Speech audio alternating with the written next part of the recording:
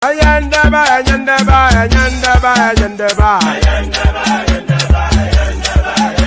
Ayandaba, ayandaba, ayandaba, ayandaba. Atima ayandaba, ayandaba, ayandaba, ayandaba. Wanama ayandaba, ayandaba, ayandaba, ayandaba. Susu, baby, subramia. Baby, subramia. Suku, sunu, baby, subramia. Soko sunu baby subramia. Soko sunu baby subramia. Ejemo, anamana. Ejemeje, anamana. Wana mejemo, anamu.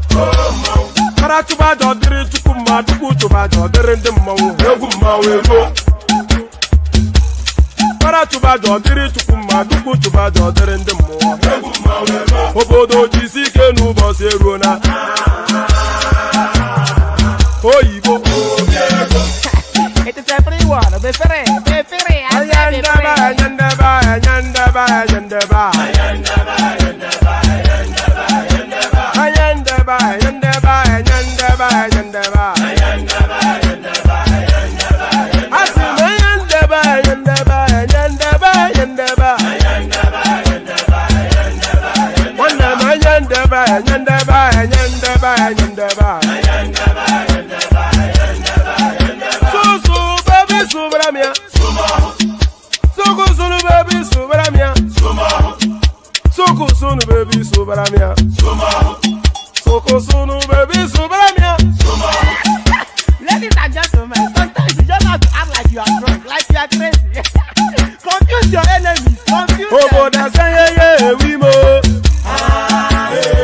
Yeah we mo. Oboda say yeah we mo. No basa ni ka ponto mo. Iye de gugeme. Okwitara kara mi wuru ma mi ga kwuru mu gwo ya baby mo. Abe Maria. Boy feeling. Ayandaba, ayandaba, ayandaba, ayandaba. Ayandaba, ayandaba, ayandaba, ayandaba. Atima ayandaba, ayandaba, ayandaba, ayandaba. Wanama ayandaba, ayandaba, ayandaba, ayandaba. Susu baby subramia. Soko sunu baby subramia. Soko sunu baby subramia. Soko sunu baby subramia. Asekwa nefo jabanye si akuna nyeze bamukambasi ozo. Since I was born, but now I am getting youth. Akuna mota nwa akuna kogabu. Ayandaba, ayandaba, ayandaba, ayandaba. No, I did not want to play that again. But since hold on, so I beg your pardon. So I did not want to play that again. But since he was born and now he's getting old, and that is the tapestry of life, you start to get old just from the moment you draw your first breath. I can't speak anymore. You start to get old just as from the moment you draw your first breath in life. So there it is, right there. So before I go to any space else, apologies for yesterday's session. My internet just collapsed completely. I restarted it countless times, and it just wouldn't work. So I think the internet provider might well have been doing some maintenance works on the system, which they did not notify anybody about. Because usually if it dips, it doesn't dip for more than 3 4 minutes and then it's back up. But it didn't actually come up till actually early in this morning. So that's why yesterday's session was abandoned. I had to get in touch with Patoski actually to come and shut it down because I just couldn't access the studio for reasons of the internet collapsing. So apologies for all that. And today again, so now this now session now it's going to be a short little snapshot session unless another host comes in to take it over, because at the top of the hour I have to leave. So it's going to be a short little snapshot session unless somebody actually comes in to take it over from me. But in this particular session, we'll be reacting, responding then to the latest outing of the Igbo Yoruba politician Chinedu Rhodes Vivour, who is now questioning the Yoruba-ness of Sanwo Olu. So without much ado, we just get straight into it. We get straight into it and we pick it up from here.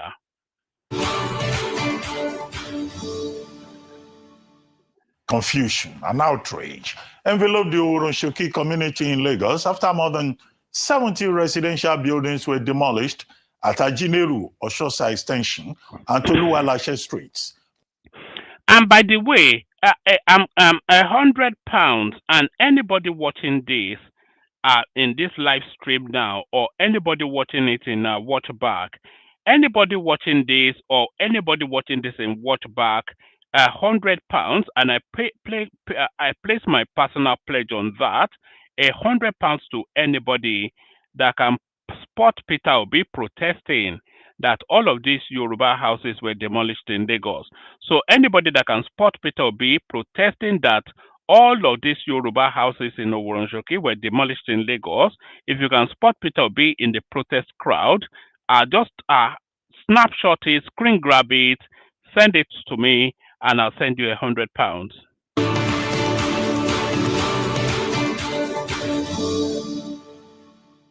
Confusion and outrage enveloped the Oronshoki community in Lagos after more than 70 residential buildings were demolished at Ajineru, Oshosa Extension, and Toluwalashe streets. More than 70 residential buildings belonging to Yoruba people were demolished in Oworonshoki. Oworonshoki, of course, being one of the middle income areas of Lagos State. So where is Peter Obi and Abaribe and the rest of the raw meat eaters? Where were they? Where are they to go and defend the rights of these Yorubas that are allegedly being vested upon unfairly? Where are they? So that's the question. So if Obi is not present here, but is present if some illegal structure belonging to an Igbo person is demolished in Lagos, if an illegal structure belonging to just one singular Igbo person is demolished in Lagos, and Obi is there chanting ethnic jingoism, then you have to then ask the question, if Obi becomes the president of Nigeria, what fate will become of people outside of his ethnic stock, especially the Yorubas? So if Peter Obi, if in excess of 70 buildings belonging to Yoruba people were demolished in Oworonshoki, and Peter Obi is not there protesting, but every single time that the Lagos state government looks at an Igbo person the wrong way, Peter Obi is there with his army of hangers on to go and do ethnic jingoism, then what manner of president will Peter Obi be? What will be the experience of the Yorubas under an Obi administration? Because Obi is nothing other than just an average everyday Nigerian now, and is already signaling his ethnic jingoism, his bias and leaning and advocation for his own ethnic stock. So if he has the power now, how do you think he's going to wield that power?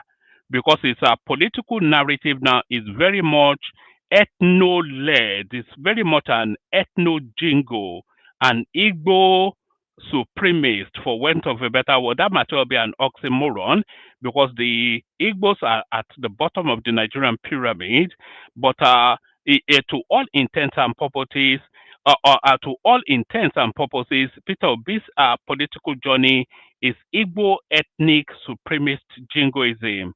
So if he has power, how he really wields that power?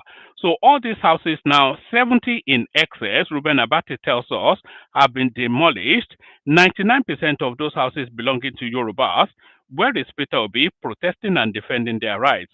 Or are the Yorubas, from Peter Obi's vantage point, are the Yorubas lesser beings than the Igbo people? Barely days after a Lagos High Court order restrained the Lagos State government and its agencies from carrying out any further demolition in the area. In a ruling delivered on October 23, 2025, Justice A.G. Balogun of the Lagos State High Court, Ikeja, granted an interim injunction restraining the Lagos State government, the Attorney General, the Commissioner for Physical Planning and Urban Development, and the Lagos State Building Control Agency, LAPSCA, from continuing with the demolition of properties allegedly belonging to members of the Tesiwaju Ajumoni Community Development Association, CDA. Joining us on this show to discuss this latest demolition by the Lagos State government is Chinedu Rhodes Vivour, the 2023 Labour Party governorship candidate in Lagos State and now a chieftain of the African Democratic Congress, ADC. Mr. Rhodes. So now, Peter Obi may well not be defending the rights of the Yoruba people in Lagos State in the same manner that he defends the right of Igbo people in Lagos State, but another Igbo man, Chinedu Rhodes Vivour, he has now put himself forward as the defender of the Yoruba race. So Chinedu Rhodes Vivour from Anambra State, curiously the same home state as Peter Obi. So Chinedu Rhodes Vivour from Anambra State now telling us now that he's the defender of the Yoruba interest. But how does he present that defense? Let's listen. Vivour, thank you very much for joining us on the morning show. Thank you. Good morning. Well, you've spoken up on X, formerly known as Twitter. You visited the Uronshuki community to identify with the people. What I've read you say is that this is anti-poor policy on the part of the Lagos State government, that this is a violation of the rule of law, a court of law of competent jurisdiction having given an order that there should be, a status quo maintained. 3, you say that what they are doing is to steal people's land. Yes. And that is land theft at the heart of all of this. But the Lagos State government says something different. Tokunbo Wahab, who is the commissioner for physical planning, was on this station over the weekend. And he was saying, no, it's about the state government maintaining the rule of law. And those structures are illegal structures. And that the Lagos State government has an obligation in the light of a 2013 Supreme Court ruling that the state has control over physical planning and development within its jurisdiction. But you seem to have a different opinion. Who is right? Who is wrong? First of all, I think the state government must subject itself to the rule of law. If we want to encourage development, we want to encourage investments in the state must show itself to be law-abiding and not lawless. Secondly, when you see the means by which they are enforcing these demolitions, coming at midnight to destroy people's buildings without giving them any time to take out their belongings. We've seen video footage of the police with their joint task force coming hand in hand with thugs, as we have seen when I was doing my declaration just about a month ago, and causing harm to their fellow citizens. You see a process that is not properly planned. You see a process that does not have any empathy associated with it. And then you see a charade where they're now apparently giving out payments to cushion the effect of this thing that they are doing after demolitions have happened. Surely, if you have a proper plan, right, it will start at the local government level where interactions will be done with these communities. There should be a proper proposal for how. And by the way, before we carry on, before we go any further, here are houses being, properties being demolished in Chinedu Rhodes Vivour's own home state. Anambra government vows to continue demolition of unapproved structures. This is official. So rightly, the Anambra state government, there they are right there, demolishing properties of Igbo people in Anambra state. So I'm not quite sure why Rhodes Vivour has not gone home to attack Charles Soludo, or Peter Obi gone home to attack Charles Soludo for demolishing the properties of Igbo people. Anambra government has vowed to continue demolishing unapproved structures and prosecute owners of such buildings for gross violation of the law. Do you remember that under Bosky, liquid metal, what is it called, Odumeje, his property was demolished in the same Anambra State by the same Soludo, at the headquarters of the central piece of Igbo business, which is Innocent Motors. So that is the crown in the jewel of the Igbo narrative of enterprise, is Innocent Motors. Their headquarters was demolished in Anambra State. So neither Peter Obi nor Chinedu Rhodes Vivour, both Anambrarians, and neither of them even tweeted, never mind go to Anambra State to go and attack Charles Soludo. But whenever illegal structures are destroyed in Lagos State, the people from the southeast, they run very quickly to the southwest to go and attack the governor there. Anambra government vows to continue demolition of unapproved structures. This is from officials. The Anambra State government has vowed to continue demolishing unapproved structures and prosecute owners of such buildings for gross violations of the law.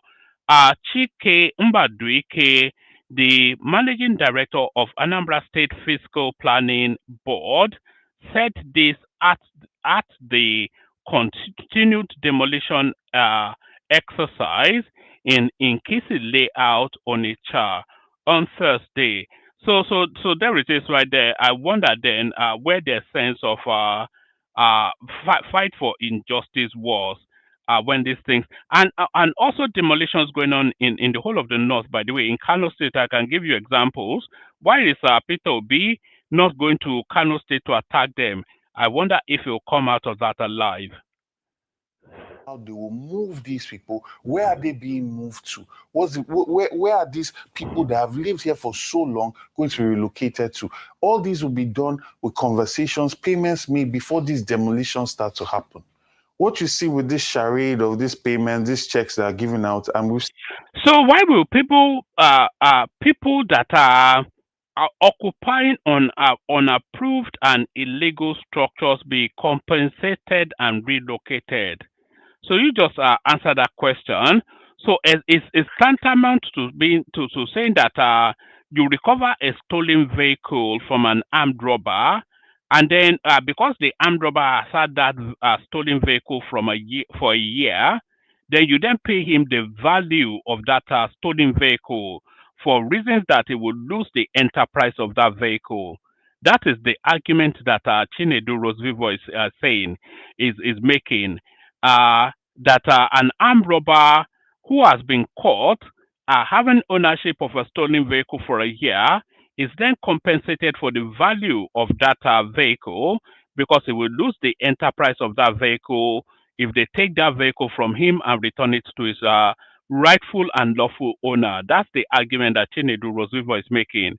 People that are occupying illegal and unapproved structures, those illegal and unapproved structures have been demolished, and by Chinedu Rhodes Vivour's reckoning, by his reasoning, those people should be compensated and relocated to be rewarded them for building illegal structures. That is logic according to how it obtained in Anambra State, where Chinedu Rhodes Vivour comes from. Seen videos of those residents coming out to say they are not part of it. The people that they've selected a small group of people to do this charade, right? So these people, a huge population reside there. And if the commissioner wants to say that the process, the buildings, they are illegal, what was Lagos State doing when the foundation and the structure started? Because I keep saying it with all these demolition situations. And by the way, if anybody wants to come in, oh, I've dropped it now. And by the way, if anybody wants to come in now. I'll be leaving at the top of the hour because I need to do school runs and all that. So if about 2 people come in, then I'll just leave them to carry on their conversation. If nobody comes in, then we abandon it at the top of the hour, which is about half an hour from now. Just about a month ago, and causing harm to their fellow citizens. You see a process that is not properly planned. You see a process that does not have any empathy associated with it. And then you see a charade where they now apparently giving out payments to cushion the effect of this thing that they are doing after demolitions have happened. Surely, if you have a proper plan, right, it will start at the local government level where interactions will be done with these communities. There should be a proper proposal for how they will move these people. Where are they being moved to? Where are these people that have lived here for so long going to be relocated to? All these will be done with conversations, payments made before these demolitions start to happen. What you see with this charade of this payment, these checks that are given out, and we've seen videos of those residents coming out to say they are not part of it. The people that they've selected a small group of people to do this charade, right? So these people, a huge population reside there. And if the commissioner wants to say that the process, the buildings, they are illegal, what was Lagos State doing when the foundation and the structure started? Because I keep saying it with all these demolition situations, there is no way you are going to build in Lagos, even in the bush in Ekpe, that somebody representative from government will not come and ask what is going on here, seek some kind of compensation or seek some. And by the way, this guy Chinedu, this guy speaking right here, Chinedu Rhodes Vivour, he has no known discernible work history.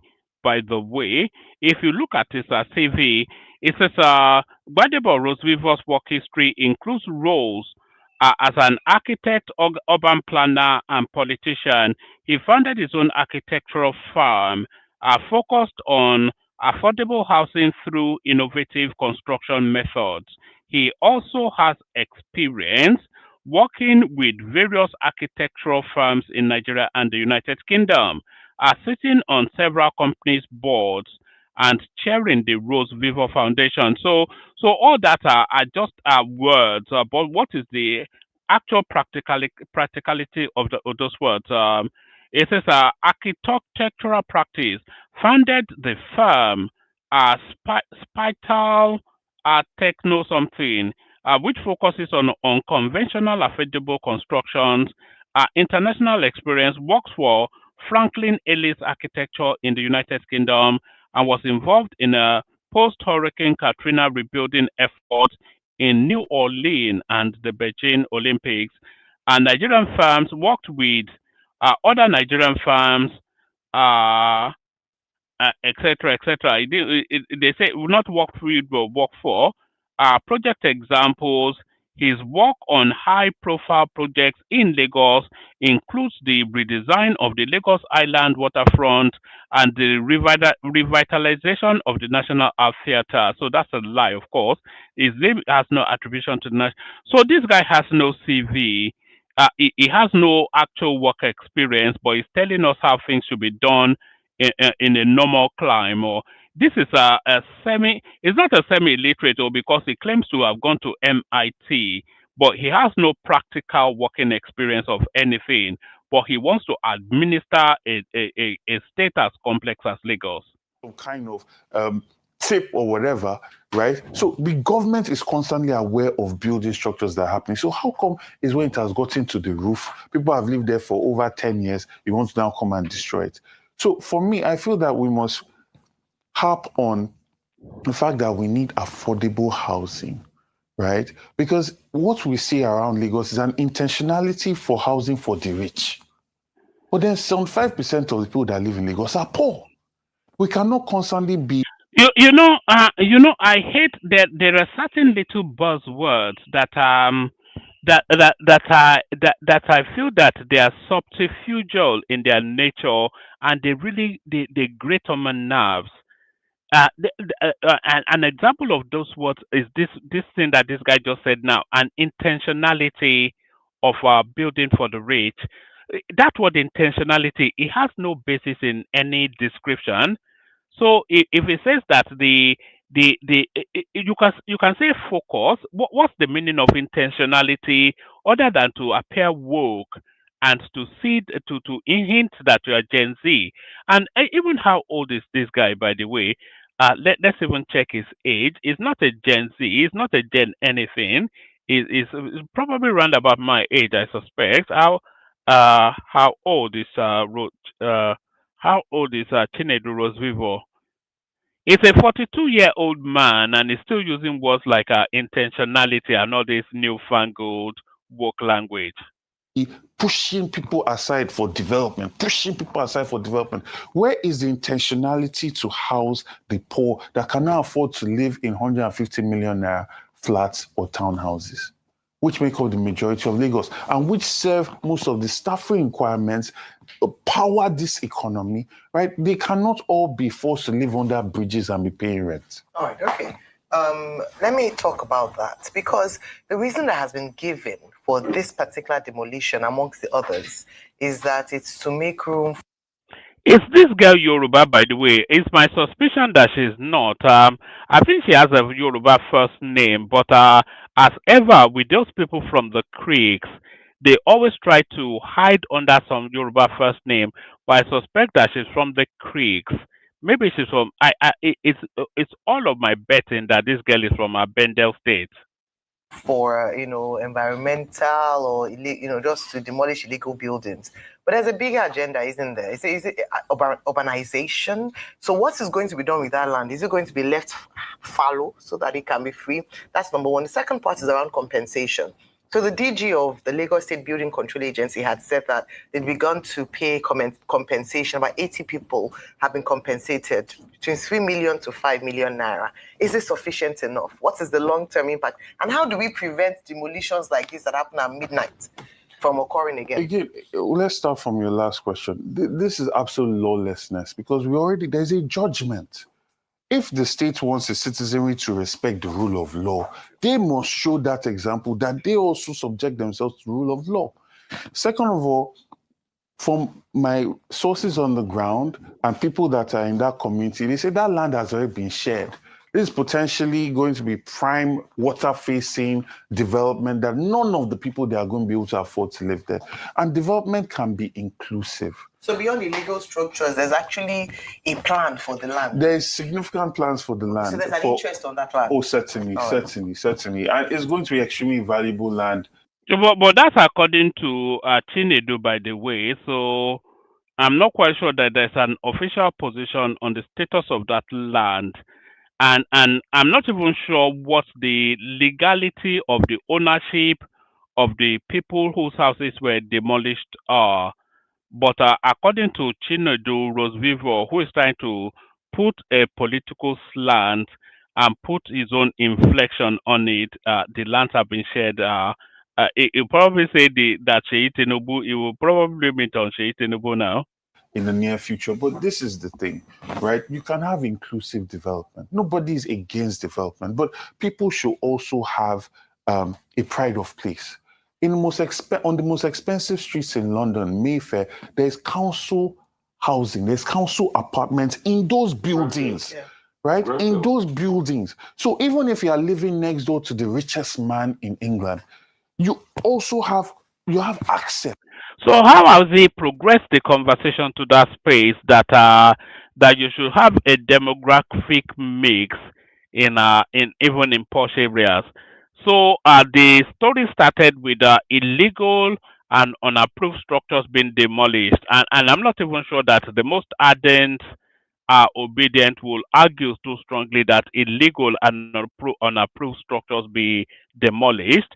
So he's now introduced his own bias on the conversation and is now leveraging that bias to then go into a space of moral sanctimony.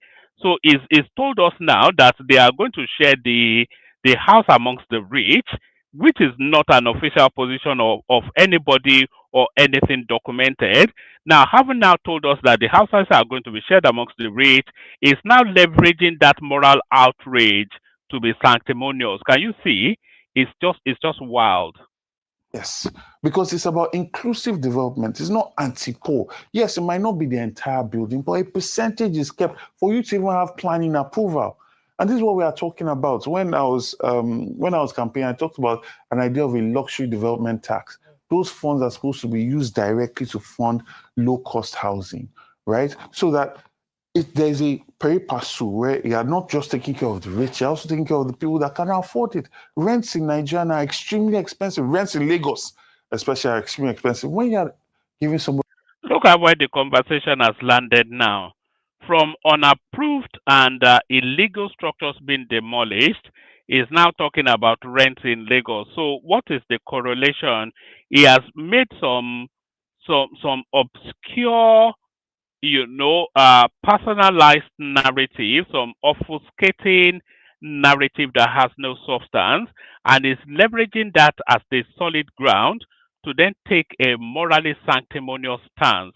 Can you see? It's just it's beyond. It's almost like an art form.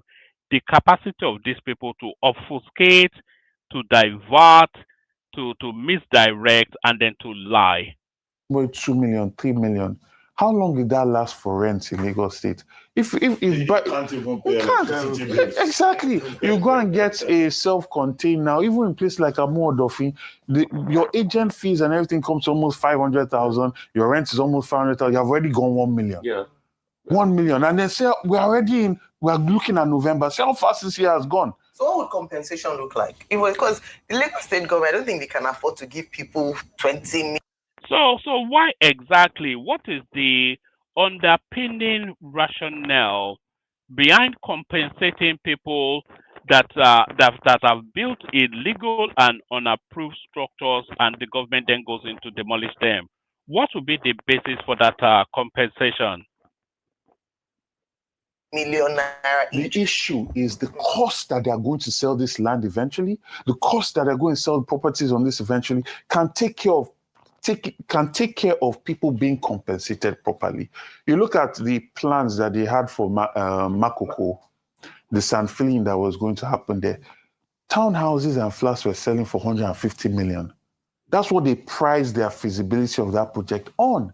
So if you are going to sell properties for that price, and you see how much developments cost in Nigeria now, in Lagos, go and check price of housing, then surely if you are going to evict or move people out, compensate them properly. You can.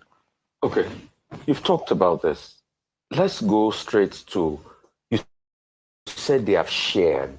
Yeah. Who did they share this property to? Do we have people involved that they shared this property to? What? Secondly, can you tell us more about that judgment? Because I think Frim Falan also spoke about the judgment that the government is violating.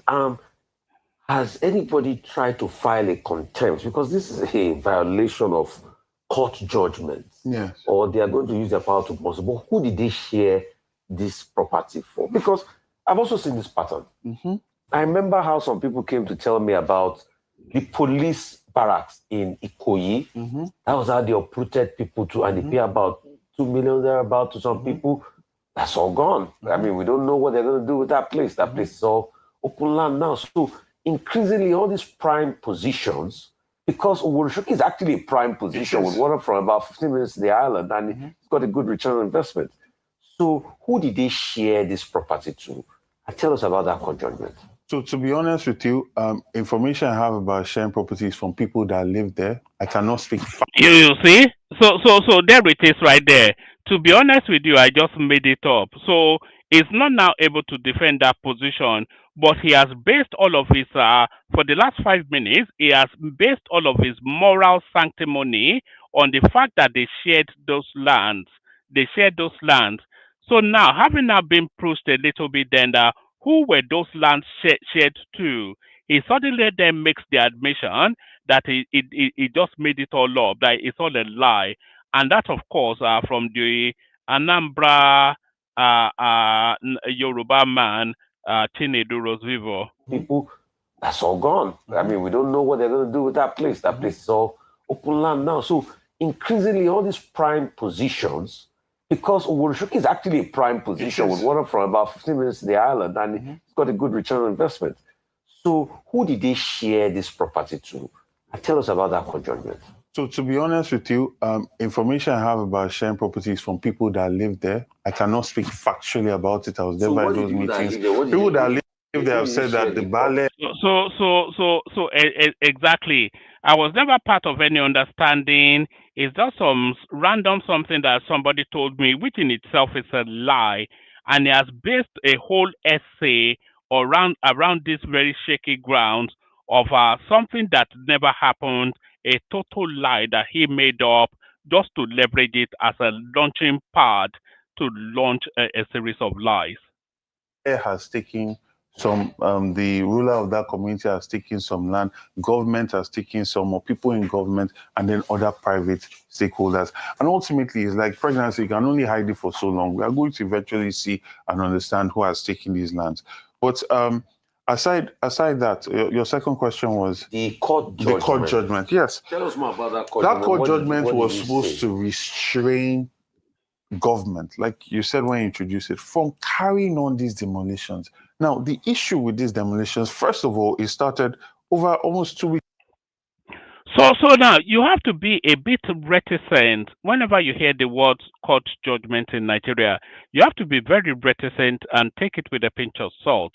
So when they say court judgment, then your next question is to ask if that is the latest court judgment. And I have my reasons. We have antecedents in this. So if you go to the Nnamdi Kanu space for a micro moment, the Nnamdi Kanu space will tell you that, oh, the court have released Nnamdi Kanu, but the government refused to adhere to that court judgment because they are violators of the law and they have no respect for the courts. But that's not strictly true. The appeal court may have inferred that Nnamdi Kanu should be released, but the Supreme Court has now told Nnamdi Kanu to go back to the lower court and address his case. So that is the latest, most preeminent, that is the active court judgment in play, the court judgment of the Supreme Court. So the Nnamdi Kanu space will tell you that the courts have released him, which is somewhat of a 1% truth in terms of the course of his journey through the court system, but the active court judgment in play does not release Nnamdi Kanu. It actually sends him back to the lower court to go and face his trial. So whenever you hear the word court judgment within the Nigerian paradigm, take it with a pinch of salt. Weeks ago, where people, even more than that, when people were coming at night and demolishing people's buildings, right? And you had people, I remember when I went there was a gentleman that was talking about how he's a foundational member of APC and everything he has in his life was in that building and it was completely destroyed. Like everything he had in life was in that building, completely destroyed. So there was a judgment that was supposed to restrain that from happening and for proper dialogue and conversation to happen that shall happen in the first place. Because I believe if you are going to compensate people that live somewhere, it's because you have already done all those processes. They've been carried along. Relocation plans have been met. Even I remember earlier or last year when they were demolishing.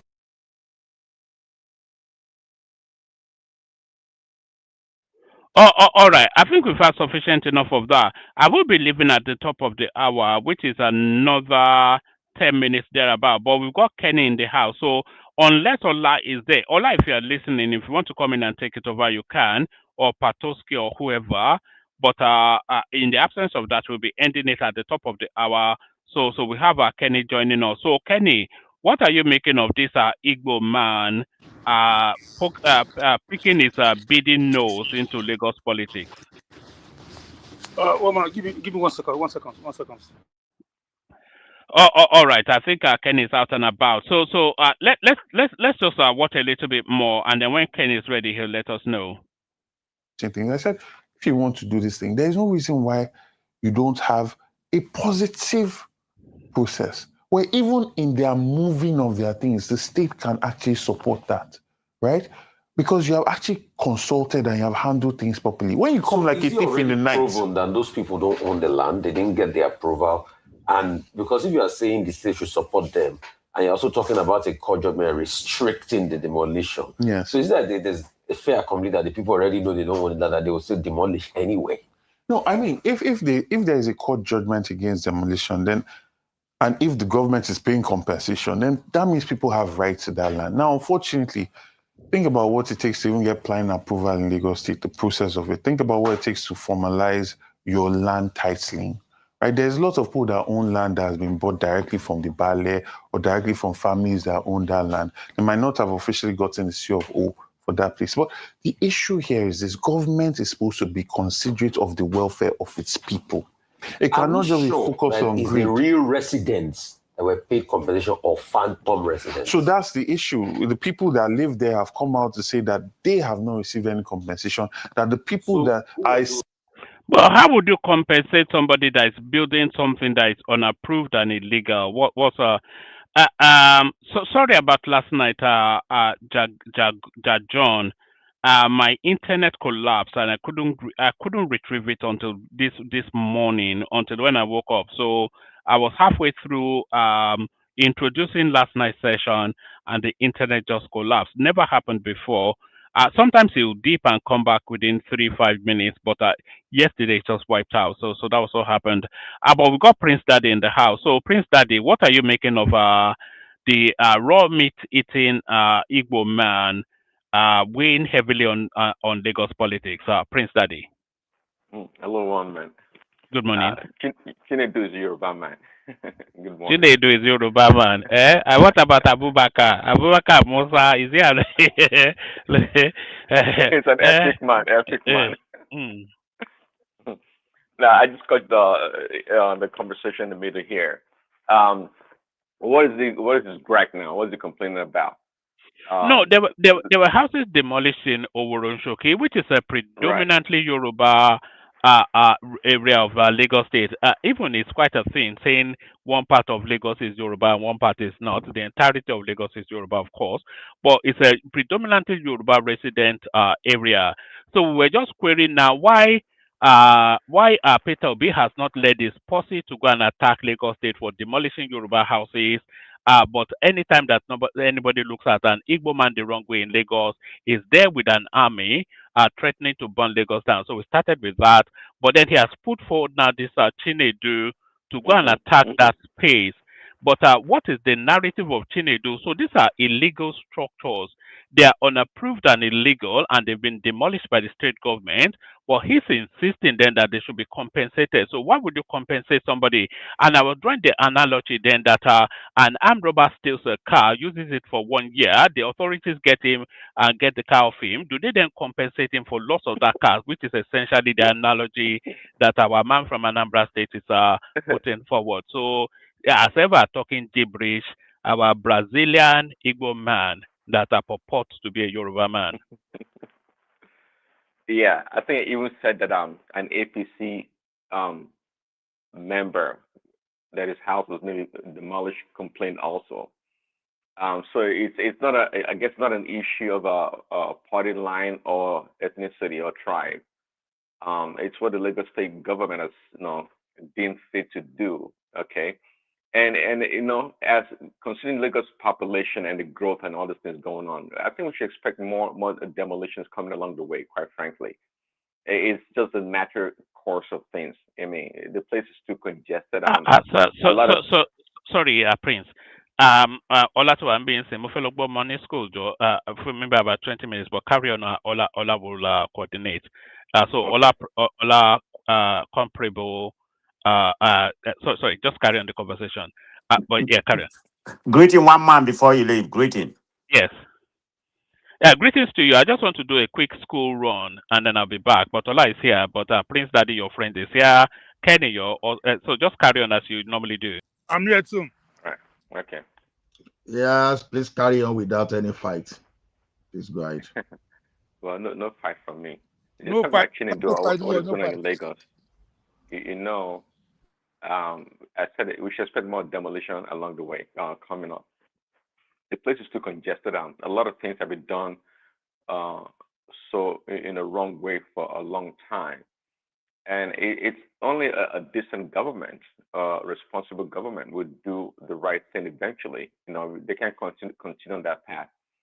The poor structures or construction done in the past, because it was done and it's been there for such a long time, doesn't mean that 10, 20, 30 What's years going later, on? No sound? nobody can hear me? We can hear you. I can think hear a you. comparable fact, he has been having challenges with the system. Since last week, we've been having challenges. Since last week. This This is California man. fake phone. He may not be using phone. Some of us use computers straight. Okay. So Right. as I was saying, Lagos State, even though those construction been there for those buildings or structures have been there for such a long time, 20, 30, 40 years, whatever, when the government feels that it's time to do something about it, I think they can go ahead and do demolish those structures, and I think that's what's going on right now. And just like I said, we should expect more demolition coming up in the near future. That place is too congested. A lot of things have been done poorly or wrongly. So, it is what's in the news right now. Quite frankly, it's to me, it's sad for those people that are going to lose that livelihood and their residents. It is sad, but it is what it is. Some daddy. Yeah. Listen, I don't know why Nigerians, especially Lagos State, I don't know why people play politics with everything, things like this. Things like this shouldn't make the headline news, and it's only Arise News that will entertain people like Rhodes Vivour. To be honest with you, like Riley said, yeah, the place is congested. There are so many places that they need to demolish without even people telling them. They need to call people to come. Look at if you go to Idumota, you see the building. It's like it's like it's going to fall down on its own. Building they'll do like 10-story building and it will bend. It's like it's going to fall on top of each other. Now, if they demolish that kind of building, people will start playing politics, start crying. Oh, they don't put human face on this. They don't do this. They should demolish all Lagos states and rebuild the place if it's necessary. You see, unfortunately, I disagree with you. To be honest, I don't necessarily agree. Okay. The thing is this: I think many of us are stakeholders in Lagos, and some of us we have properties in Lagos, and government may wake up tomorrow and find any reason, and I tell you, they will have valid reasons, even for those people that build their houses properly, to take a lot of things away. See, this is where I see it. And thankfully, we're in democracy now, and I think we should be doing things properly. And we should be delegating the real agency. A person like me, I've never been an advocate of the state having authority, even though the state is in charge of land. I think the issue of planning and supervision should be delegated to the local government, so that when people are violating right from the time they are building, they'll be able to monitor. Over times we left things unplanned in Lagos, and people just build the way they like, and government is just waking up now, which is unfortunate. So I think now going forward, the government should just make sure they do things properly. And those people that were responsible for what I said. No, where I disagree is this: when they were building all those houses, like Rhodes Vivour said, where were the government officials? It's been built, yes. So in my own childish opinion, if government want to demolish anything in Lagos today, they should compensate. Forget the idea of not doing that now is wrong. They should compensate, and when they are compensating, the compensation should be adequate. If you are demolishing someone, maybe bungalow, if it is mass low income housing you want to build somewhere and give to them in a replacement, like what that one they did, they should go ahead and do that. So I know. Go ahead. Sakeni, go ahead. I think you wanted to speak. Well, wait for Kenny. Go ahead, Kenny. Sorry, yes. You see, what me I want to talk about, yeah, it's not even about the demolition of this thing. Yeah, I'm glad that because when they demolish the building that belong to that those Igbo people are trading in trade fair, everybody was shouting. He was everywhere. Internet was you know what I mean? There's chaos everywhere. But now they demolish a place that 99.9% belongs to Yoruba people. Nobody's crying. You understand? Everybody is taking it to the chin. So why? And if those areas that they demolish now, if is there that Igbo are living, they will say they're targeting Igbo. Are they targeting Yoruba now?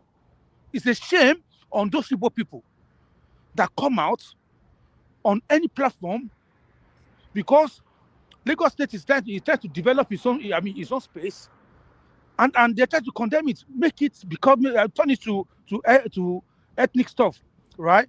Now, if the place is flooded, they'll be the first person, yeah, to turn off their camera and start making video. That see your Lagos State is flooded, see your Lagos State, they'll make it all sorts of videos. It's a shame on them. You know what I mean? Lagos State prove them wrong that they are not biased when it comes to them do the right thing. I'm in support of this 100%. This is not about you be Yibo or you be Hausa or you be. But it's only those people that always come out and talk rubbish. You understand? It's only them. Shame on them, all of them, from beginning to the end, including Obi. They're all hypocrites. They're idiots. You understand? I'll be expecting Obi to come out and carry his own people from House of Rep and the Senate and start marching the street of Oroshoki and say, look at now. But it's a shame. It's a pity that people believe in that idiot. It's a pity that people are still following him. Is the kind of people that are going to put in place to rule us? People that they only believe in themselves only. Anything but not Igbos. Anything but Igbos. You know what I mean? It's so sad. That's why when you see me, I speak this way because it's a sad story to see a portion of my country, of people of my country coming out when even if they kill a fly, a common fly, or kill a sissy, all you do, they will come out. They will come out and complain. No, they don't kill it. Why you do? Why? Why must you descend so low to this level? Because of what? Because of politics. Because you want to become president. We say you can never be. And today now, you're going to see people, they will come on this line or this live now and start talking gibberish, talking rubbish. You know what I'm saying? It's so sad. I'm happy that this happened in Oroshoki and they're still going to do more. So shame, I'm repeating again, shame on you, the Igbos. Shame on you. I'll stop at that. Okay. Prince Daddy, you wanted to say something? Yeah. So I didn't know they are compensating these people actually. I thought if the structures were put there illegally, why is the government compensating the owners? I mean, am I mistaken here? I mean, what is the basis for compensation? If the structure was there illegally, unless the government is trying to take the land for public use, of course they have to compensate the people. But if those structures are there illegally in the first place, why are they taking taxpayers' money to pay for it? Okay. You know? Trump Daddy, government is just being government. They are just putting human face to it. Just to compensate you feel your pain. Let's look at it this way. You understand?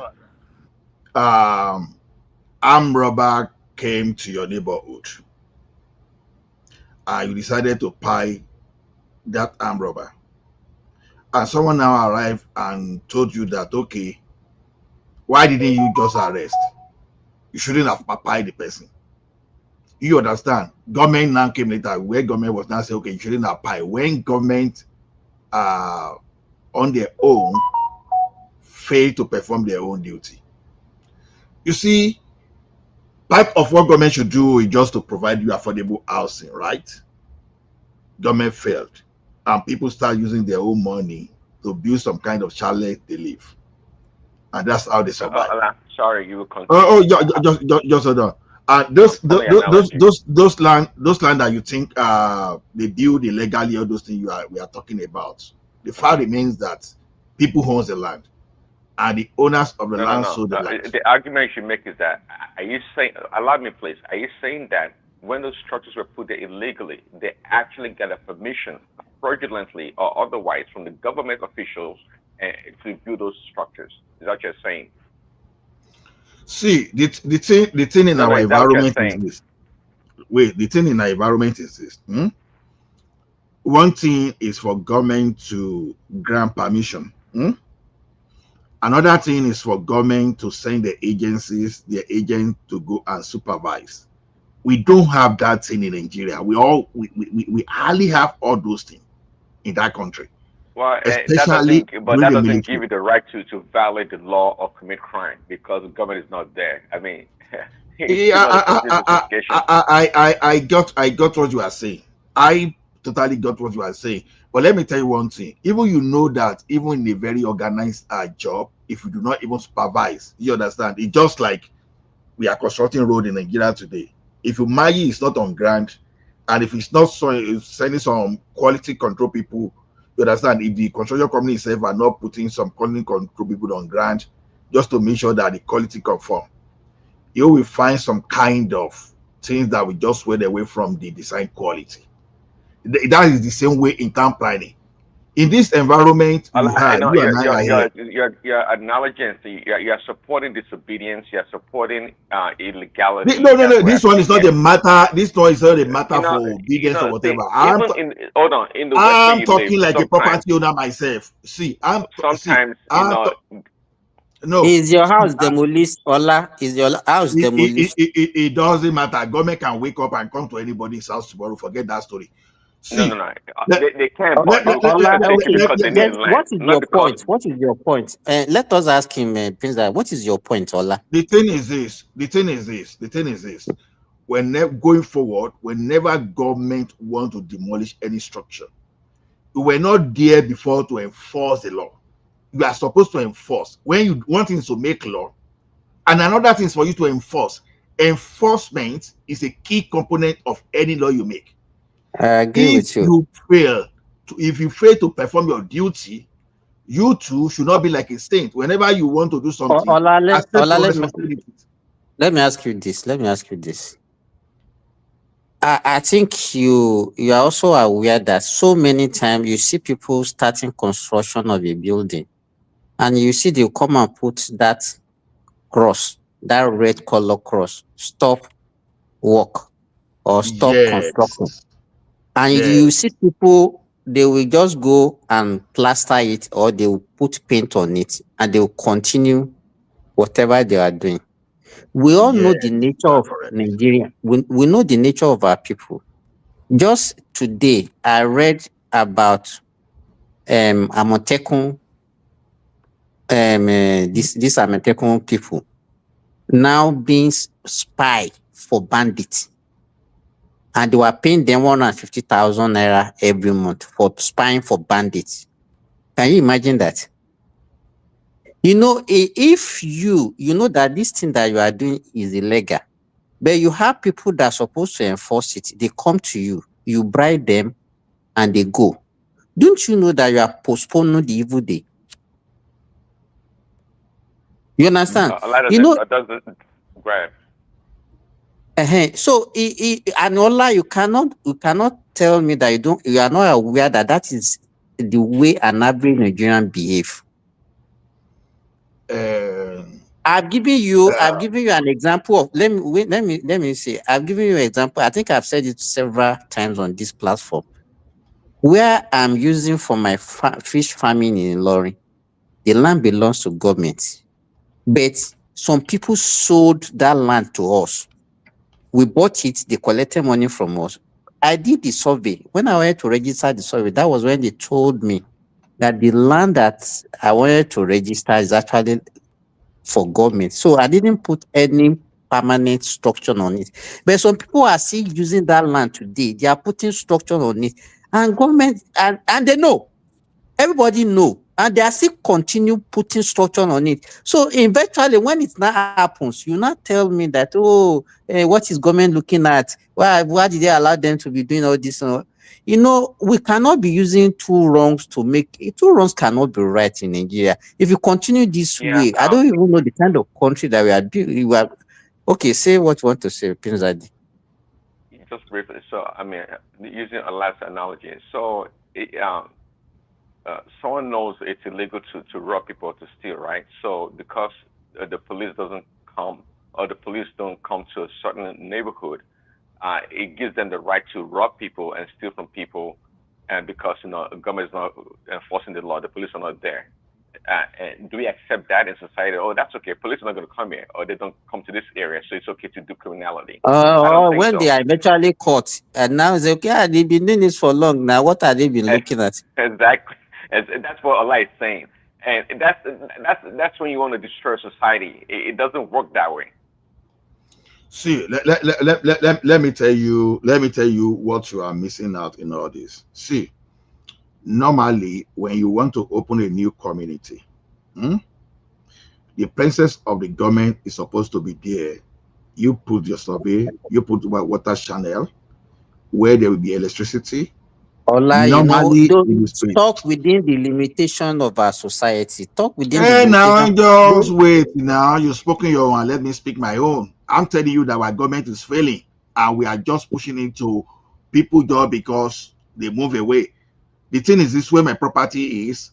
The likelihood of government going there to demolish is almost non-existent, except maybe they want to use it for the purpose of because maybe there's natural disaster or whatever. But then if there's anybody that has spoken that the entire Lagos over time will be reconstructed because of the future economic danger, I've said that in here. I've been saying it for more than 3 years. But we have to start even holding government responsible for them not to be there for the people. Because look at it this way. Normally, part of the duties of the government is to provide accommodation, like a housing security for the people, but they are never there. Even if you are waiting for them, they are not likely to come. So even if you try to present your approval in some cases, you have to use money to even push through approval for them to even approve a plan for you. Hold on, sir. Let me just round off this one. So what I'm saying is this: governments will just disappear when they are doing this thing. You understand? And just appear any day government want to use something. You understand? This government we are talking about, they don't forget that, like someone said, they are collecting taxes from this area for them to even know that all these structures are illegal. What I'm saying is that our government too should be helping the citizens to make sure that they should not be putting structure where they are not supposed to put structure. That's what I'm saying. So the blames go to both the citizen and the government. So we don't have But Ola, if you Can I come in, Ola, please? no, let me finish what I want to say, please. Well, can you hear me? Comparable. Comparable is not hearing. It's not hearing us. That's the challenge. No, I can hear you. I can hear you. I keep on getting it. I'm keep on getting a phone call from my phone interrupting me. I can hear you. I just want to talk, but whenever you give me the time, please. Ola, you blame the government now. Ola, why should people know that you are doing something that you know that it can backfire later? Why do you need to do it? Then later on, you now be blaming government for not for allowing you to do it. Why should you behave like that? See, I keep telling you something. If everybody will behave very well, there will be no enforcement, there will be no penalty. So we just be living. It is just because these problems exist within our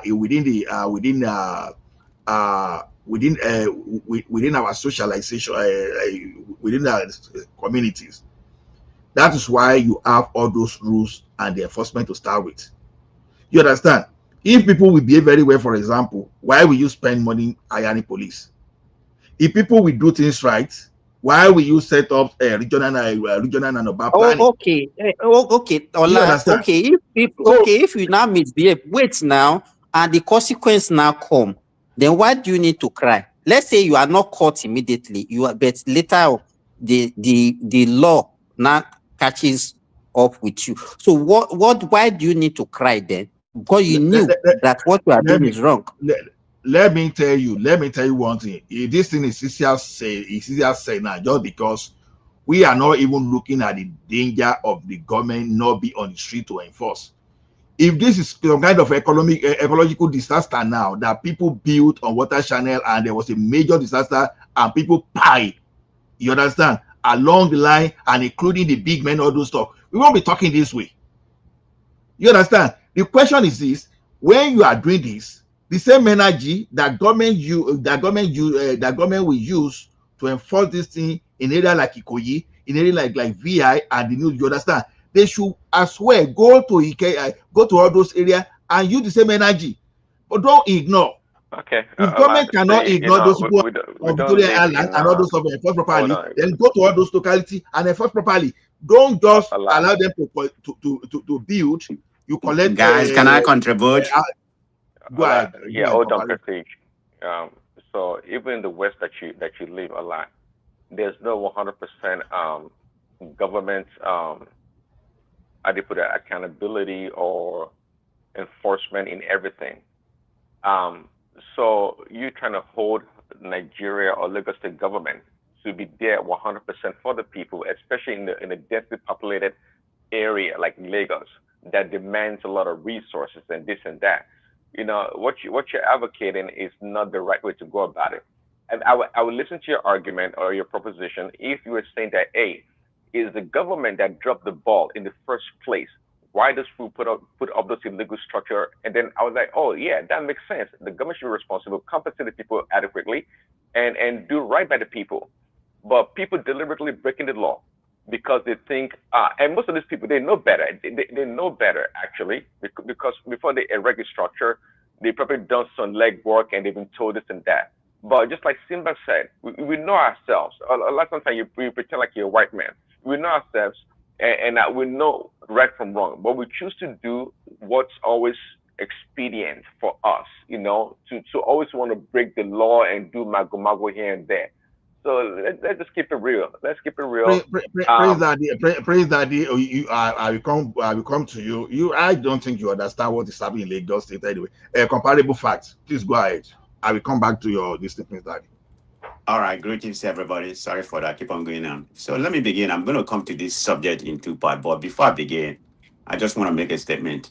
I think some people, don't look at things in the lens of what we are talking about. They're still living in their bigotry life and something like that. This is the subject we're talking about. This particular area, my understanding is being occupied predominantly Yoruba, the Awori, the Ebites. So that should have been the subject we're talking about. But some people are not very happy, with themselves. So whenever they come to a national platform, they want to, they want to verse out they want to verse out their unhappy life to a platform to spew nonsense instead of directing the point to what we are talking about. So let's go. Like I said, I'm gonna come to this to do this different point.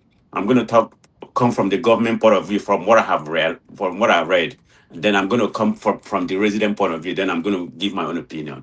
So what actually the government says is that the demolition was necessary because many of the structures, were illegally built without proper approval. They talk about drainage, waterway, and some other, obstructions.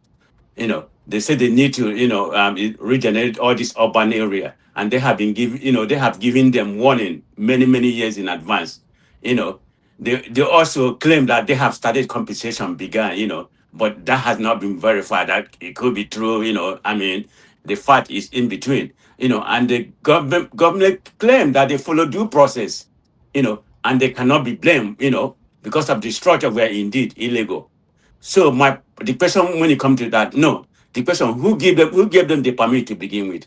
But another issue when it comes to the resident, they say the way this demolition was carried at night when people are still sleeping, that's when all this is going on. And there had been a court, there has been a court injunction, almost about 80 residents, but the government, this is the problem with Nigeria, they don't obey the law. The government went ahead, and start their, start the demolition. I mean, even people claim that, the affected people, the occupants, who have a deep tie to this area, they did not receive any, they did not receive any warning. They wasn't informed. And they claim there's no compensation going on. So this is a two-pole. We don't know who is right. But when it comes to Nigeria, who do I believe when it comes to something like that? I don't trust Nigerian government in all ramifications. And I'm gonna give you an example later, about what's actually going on with our football, the scandal that is rocking Nigeria right now when it comes to money that fever and cap donated, they have not used the money. So that's a different subject. I will talk on that later. But let me talk about my opinion. Is it legitimate for what they are doing?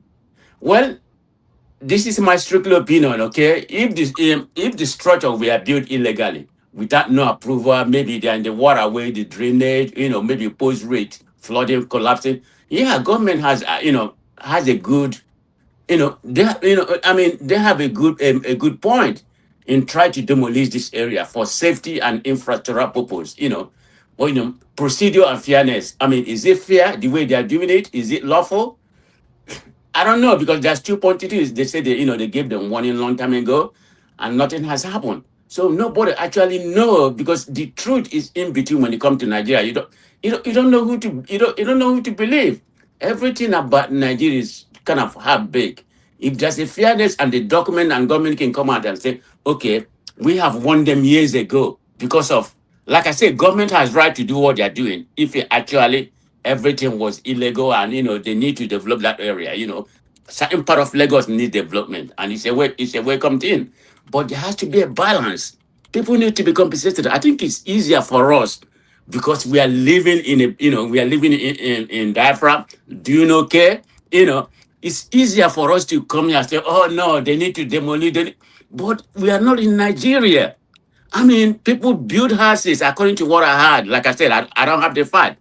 Most of the houses, they demolished like about 2 million, 3 million. And how much are they being compensated? Some of them said about 800 naira or whatever, something like that. So are they going to be duly compensated?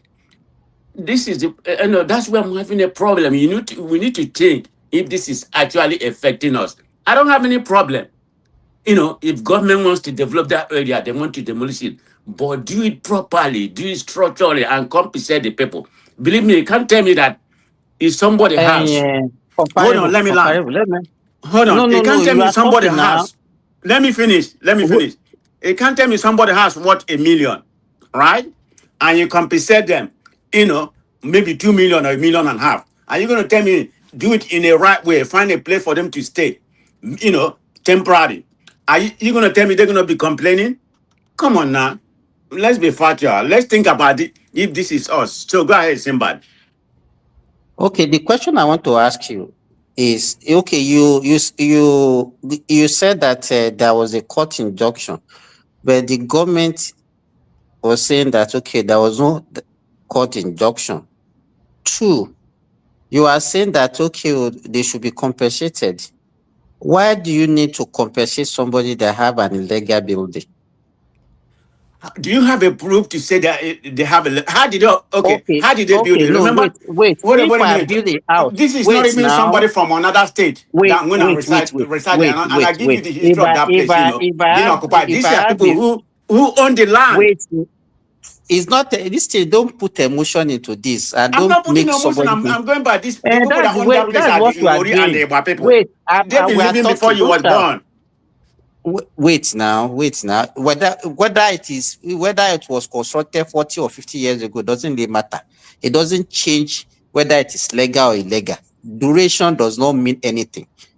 What I'm asking you is that if I have documents that back up my claim, if somebody demolished my house illegally, I will take the person to court. It's not for me to come which court? Here. Nigerian court? Come on now. No, don't make me laugh. You see what you are saying now. Why can't you be There's no, objective in no, whatever I you don't are believe saying? in Nigerian court. Judiciary in Nigerian court is Simba, let me tell you something. Let me tell you something. Some people are missing it. You see, where they demolish buildings, sometimes you would think all of them they are illegal. It's not always true. It's not always true.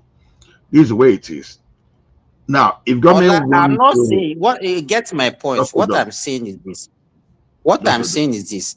If hold you think your building was demolished wrongly by government and you have all the documents, let me give you for example when Aregbe was actually demolishing houses in Osun State, people were shouting, and what he said is that if you want to be compensated, bring all your documents.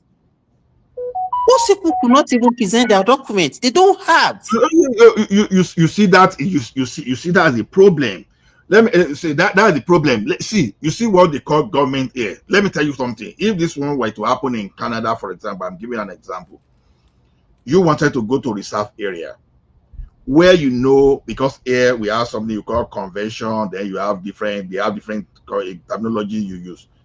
Now, if you want to go to the reserve, assuming those reserves now are where the indigenous people live, and maybe they be doing their things for a very long time, that they be building their houses within their own area, that okay, their cultural things just to build anyhow. Any day government want to get to that place and say these structures are not okay, just because you've not enforced anything there, government will not just go there, where are your papers, and you start demolishing. Now, in that Ogun State we are talking about now, some people, they've got their house since 50s. You understand? If you go to my own village in Ekiti as we speak today, now you understand, the existence of building approval it's non-existent. Even when you want to even get approval, the maximum you are going to get in some area is that maybe you just get an architect to build your house for you and to design for you, and your structural engineer. In most cases, you won't see the existence of government giving you approval to build there. Now, let's assume that someone now wake up in maybe 30 years time now. I want to demolish houses in my village. It's not asking for paper. These are the things that the people in that my hometown, they are not used to. So we need to understand how we exist in that country before we are now just start believing that we just want to start saying bringing some kind of some high level discipline. Well, I don't know. I don't know what you are when you are. It's right from me. As even when I was born, I've been growing up. I've been seeing people having. I know that there was a sense of town planning. People who go and have plans for their house and all those things. So I don't know at what point in Nigeria. Maybe you are talking about the 18 something that you are talking about. My grandpa house. Okay, Simba, let me ask you something. Let's talk about timing and So, transparency. but you cannot be using what happened in your village to compare Lagos now. That's not the point. That's not the point. We're talking about his village. We're talking about the current subject. So stick with the present subject, okay? Are you listening, Simba? We're having a good conversation. Are you listening? Hold on, comparative facts. Prince Daddy went Simba with a narrative that your this is so don't start again because you don't even hear us. Simba, you are not even your system is failing you. So Simba, the Prince Daddy went I'm listening. that I don't want him to. Okay, I don't know what's going on, whether it's my phone. But if you listen, let me know. Can you hear me? So can you hear us? That's the question. Can you hear us? Yes, I can hear you. Then if you can hear us, we can hear you. So you are okay then. So let's go. Let me ask you a question. I mean, in terms of timing and transparency, okay?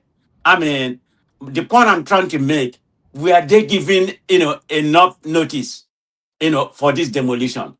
And how can you say you start demolition before payment when people has already been displaced? How is that right way to do it? Is that constitutional? The payment, Even at all, the payment let's assume that it's they an are illegal making. structure. Is that the right way to do it? Let me ask you. The payment they are making, are they saying that they are paying them for the house demolished, or government is just assisting them to maybe How do just token government for doesn't them even to. have any accountability? Which houses are illegal and No, which houses why are are you not shifting? illegal? They just Why are you they saying just put everybody together. wait now? You ask a question. You Okay. said they are compensating. What the money that they are giving them? Did they say that okay, this money is for the house demolished? It's supposed to be. Is that not what's supposed to be? When you Don't demolish my assume property. now. Why are you just assuming? They did I don't not. know, but I'm Government did not. asking you. Is Wait that not now. supposed to be for Government the did house not demolished? claim. They did not say they are compensating them for the house demolished. Why? Why do you? Why is it reasonable for somebody to be giving somebody 1 million or 2 million naira for a whole house in Lagos? So your point is that because it's illegal, they should not be due for compensation. Is that your point? Oh, so you want them to, because if you build an illegal house and government demolish it, you still want to be compensated for that? That's human. That's human. In this situation of humanity, let's compensate people. Oh, okay. Come on now, Okay, you Simba. want Don't rule take of yourself. law. Think about other people because you are doing okay. I mean, What you are doing is not something that is no. supposed to You be need to, said. Don't put Simba. You need to emotion. have a human compassion. We are Okay. talking. It's not about emotion. It's not about It's emotion not now. about emotion. It's about human compassion. Human compassion. You don't have that. So if anybody that does wrong, so should be compensated in Nigeria, and that is why we are where we are. So you thief, bandit, to kidnappers, to terrorists, to everybody, you just the can everybody free for all. Continue if that is what is the kind of nation that you are clamoring for. But my point is about fairness. You need Good to. point. I It's mean, not, but is there anything fair in doing something that is illegal? but how do you? Government doesn't even have any data to back yourself up to say, okay, this particular one is illegal and this You are particular one is basing not your illegal. argument They on just so many they just assumptions. put everything together. That's my problem. You are just basing your argument. That was why I said earlier that if I find myself in that kind of situation and I have all my document approval and everything that is genuine, I will take them to court. But when I say take them, they say, no, the court will not work. I don't even know your argument now. So what do you want, Seth? What do you want?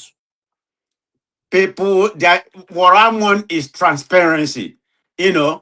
People should be compensated, based on the house that was built in those places legally. I'm not saying you should compensate somebody that built something illegally, but government has not been able to prove or document or show us these people And built what something there that's information? illegal. Let me ask you. What information?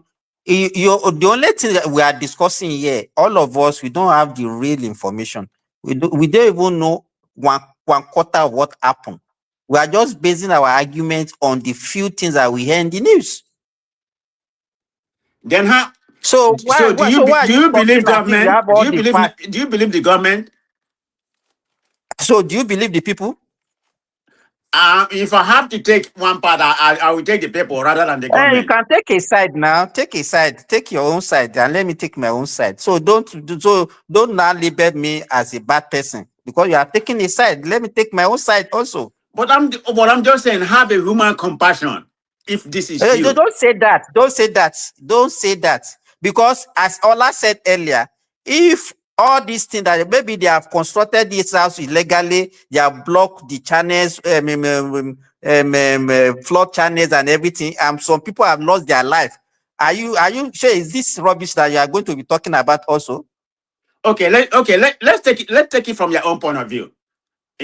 They say they claim they are compensating people that they have, their structure was illegally erected, erected in that place. So that's the only people they are compensate, they are going to compensate it. But as when this one is recorded, I don't when did understand. this compensation What did you started? say? No, It sorry. started What from did the you just say? 23rd to the 24th, and they have already What started did you just say? demolition. Is that What fair? did you What did you just say? Repeat yourself, please. I said, okay, let's just assume what you said. There's illegal and legal. You can't tell me up the whole house is there. Everybody build house that they're all illegal. You can't claim that. there has to be people that build their house legally, obtain permit and everything. That among the means. Now you claiming you compensate, you started compensation. Let's talk to that part of the compensation. You started this compensation on the 23rd when when you're about to demolish the house. How does that make sense?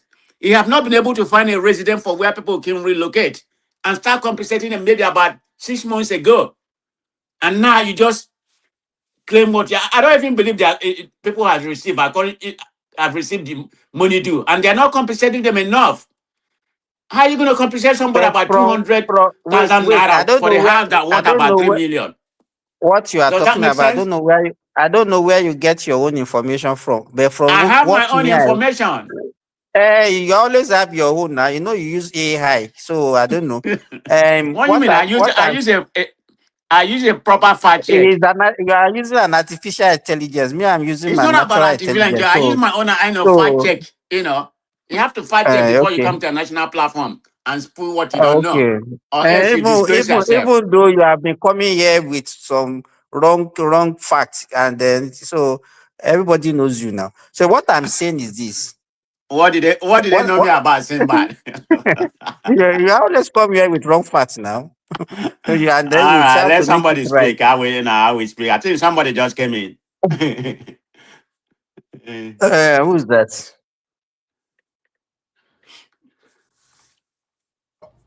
Boss said, yeah, this now if you want to speak, you may come on like this. Okay, good afternoon, everyone. Oh, lady in the house. Yeah, good afternoon, everyone. Yeah, my own submission is just to buttress what other people has been saying. One thing is that illegality cannot be compensated. It is not right. Our people are very stubborn. I'm sure we all know that. I'll give you an example. I bought a land in Abeokuta, and I bought it for farming. And I really want to, do a lot of research. I actually get a lawyer that I paid $1 million to. After paying that, the lawyer did not do the right thing, because I said I want to register the land, and he was toasting me here and there. Then I asked my brother, go. I want to know, do the right thing on this land. I don't want any situation later. So we have to pay somebody that now went into the, I don't know what they call them, and they did a The land printout. registry. Land registry. Thank you, my brother. They now did a printout for us. The owner of the land, we were the owner, but there is a government accusation on the land. And the printout clearly said, do not build anything on this land, any permanent structure on this land. Do not build it until this is clarified. Okay, that has been given to me. If I now go ahead and start building something on it, thinking that, maybe in the next few years, government will not do anything, I will not show what I've already known. I will be lying that I didn't know there's government acquisition on it, even though the lawyer did not do the right thing. But I went ahead to make sure I know what is on that land. So I already know the truth. But some people will still go ahead and do the wrong thing. You see, our people, many of them do that. I went to, I forgot where this place was called in Ikorodu. It's a government estate. Estate has already been built, road have already been mapped out. And you will not believe some people start building on where there was meant to be road. I didn't want to mention the tribe of the person so that it won't look at being tribalism. And a block where there was meant to be an access. So I was telling my cousin, I said, God forbid if there's any fire. How would fire engine? Because where it's supposed to be road, somebody has blocked it and build house on it. If government go to that area later and start demolishing houses, they will say government does not have people's face on it. I saw something on YouTube recently. This Mr. Tokumbo Wahab went on Okwebi Link Bridge that just been built. They have not even commissioned this place. People were already under that bridge selling. They're already cooking now. They are cooking. They are cooking under the bridge now. Some people are already living under. Now, if government go there, throw them away with what they are selling. They will say government does not have people's space on their whatever. You will not believe that many people will have built on that place without even approval to build on it. And this is what our people do, thinking that they will override it later. There is a road in Ibejuleki. The new chairman went on, I don't know the name of the road, but they show it on YouTube. I was looking at it. And there is a mosque built on that road. The mosque was built beyond where it was meant to be. Most of the houses on that road, they were bungalow or one story building. This mosque is about 5 stories building. Who gave permission for that? You will not believe that maybe that mosque was only been given permission to build a bungalow. But you need to see a gigantic mosque that was built on that road. First of all, a mosque, a height building like that, on a house surrounded by 1 story building, a bungalow, you'll be invading people's privacy, because people on the top of that mosque will be able to see other houses, and you invading their privacy. So what are we talking about? If you have done something illegal, they should do it. I've seen a place I live in UK. This contractor, they build blocks of flat in Woolwich. Is it Woolwich? Sorry, in Woolwich. Part of what they got the approval for, they went beyond it. They brought the house down. Some people were saying, okay, my sister, let me tell you something. Just like some of us that we did private project, and some of us that we came to this type of allocation within Lagos. You see, the thing I'm saying is this. Now, there was a time in that country. You Is she understand? still talking? No, I'm just interjecting. Hello? Go and do something He's about like this. Your system, because comparable. I'll be He's having problem with his system. I don't know what is wrong. Can you you hear me? go and throw away your system and get a new system, please. Every time when he comes there, it causes problem. So Simbad, can you hear me? The thing is this. We can hear you. Can you hear us? Yeah, I can hear you. So can I say something? No, hold on. Ola Why is did you hear talking. me? Hold on. Ola is talking. And our sister has not finished talking. He's just Okay, interjecting. maybe I need to go to my laptop. I don't know what's going on with my Go this to your laptop is mesh phone better. that I got, and it's a new Stop phone. using Crazy. fake phone. You'll be using phone of $40. No wonder. So No, maybe it's a China phone that is using. So that's okay. So the thing is this. I can't even hear Ola. Let me go to my until laptop. Maybe that would be better. Until recently, those things you see were not digitalized. So let me speak from experience of working for one of the most corrupt government parastatal in the history. You understand? You know those days when people even paid genuinely for meters, there are some crook meter readers. They will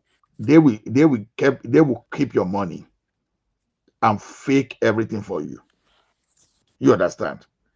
And by the time we're doing tax force those days, you understand, we didn't want to, nobody was ready among even the officials of NEPA to recognize.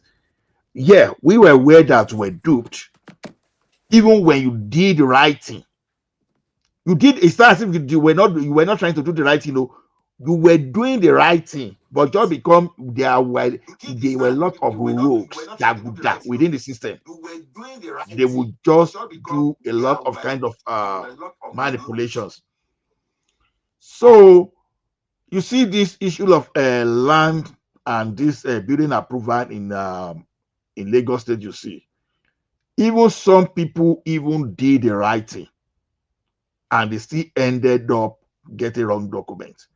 That was why when the person, like when I was doing a project in Ogun State, I went to that Ministry of Finance myself to pay everything because I didn't want. I don't, because I'm my own. I'm risk averse. You understand? Because there was a husband to a colleague of mine then. His own papa did the right thing just for this man when this man was just around 82 to know that what he did like almost 50 years ago was fake.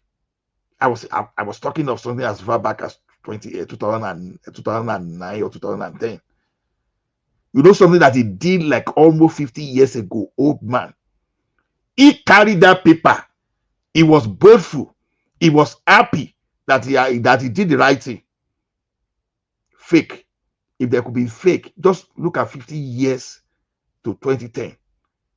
When Nigeria was COKO, they still managed to give this man fake. So the point of this discussion is this: government cannot be said to be totally innocent in this thing. That's my point. So where government is not totally innocent, at least they should find a way for compensating the people. I'm a Nigerian. Everything you all are saying, I understand. But at the same time, Abba. So all the I'm not talking from Igbo side or whatever, because what I'm even looking at is this: when Jack Onde wanted to relocate some people, he built some kind of low cost housing estate and relocate those people. That was a proper administration. If you have anything as a government, you should even make some kind of provision. You can't just you neglected your duty and only roared when the thing is needed.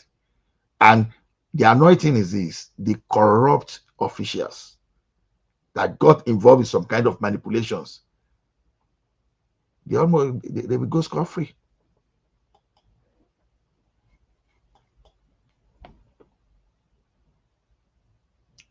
So anybody that want to speak can continue. Let me come in. Can you hear me? I can hear you. Okay. Can you take off the one that I have a cap on, Ola? Take off the first one off. There's no one. Okay. Which one should I leave? Leave the last one. Take the first one off. Okay. Go ahead. Good. Thank you very much. I'm on the laptop right now. I don't know what's going on with my phone. So the sister that came here, Bosse that came here. Okay, I understand what you mean, because I bought a land in Aja area. That was about 2 years ago. I don't want to go the intricate of the reason why I didn't keep the land or whatever. I have to just take it. I have to just take whatever I can get. It involves some illegality. So let me leave it at that. So yeah. Your point is well taken. I understand some people just intentionally do something illegal in order to obtain the culture or something like that, not knowing. But the problem I have with this, I'm not saying the government doesn't have a right, to do what they are doing, but I'm concerned about transparency.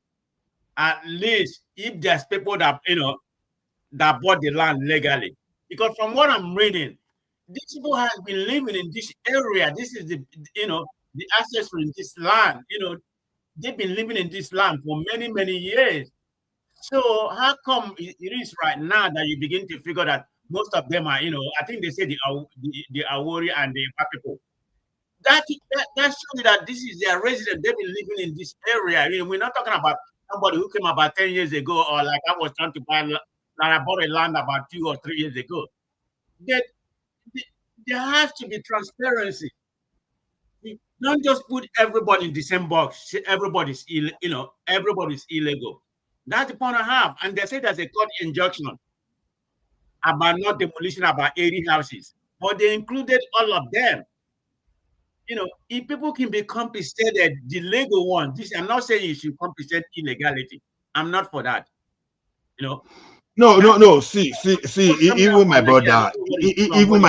What my brother, what we even call illegality sometimes, it depends on the area. Okay, just look at it now. Assuming someone now went inside the ancient Abeokuta land.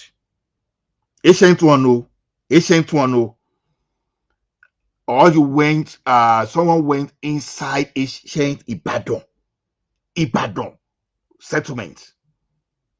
And you want to redevelop. And you start putting building down. You are not asking them there, where are your approval? Approval? We are talking of ancient cities. Like, seriously?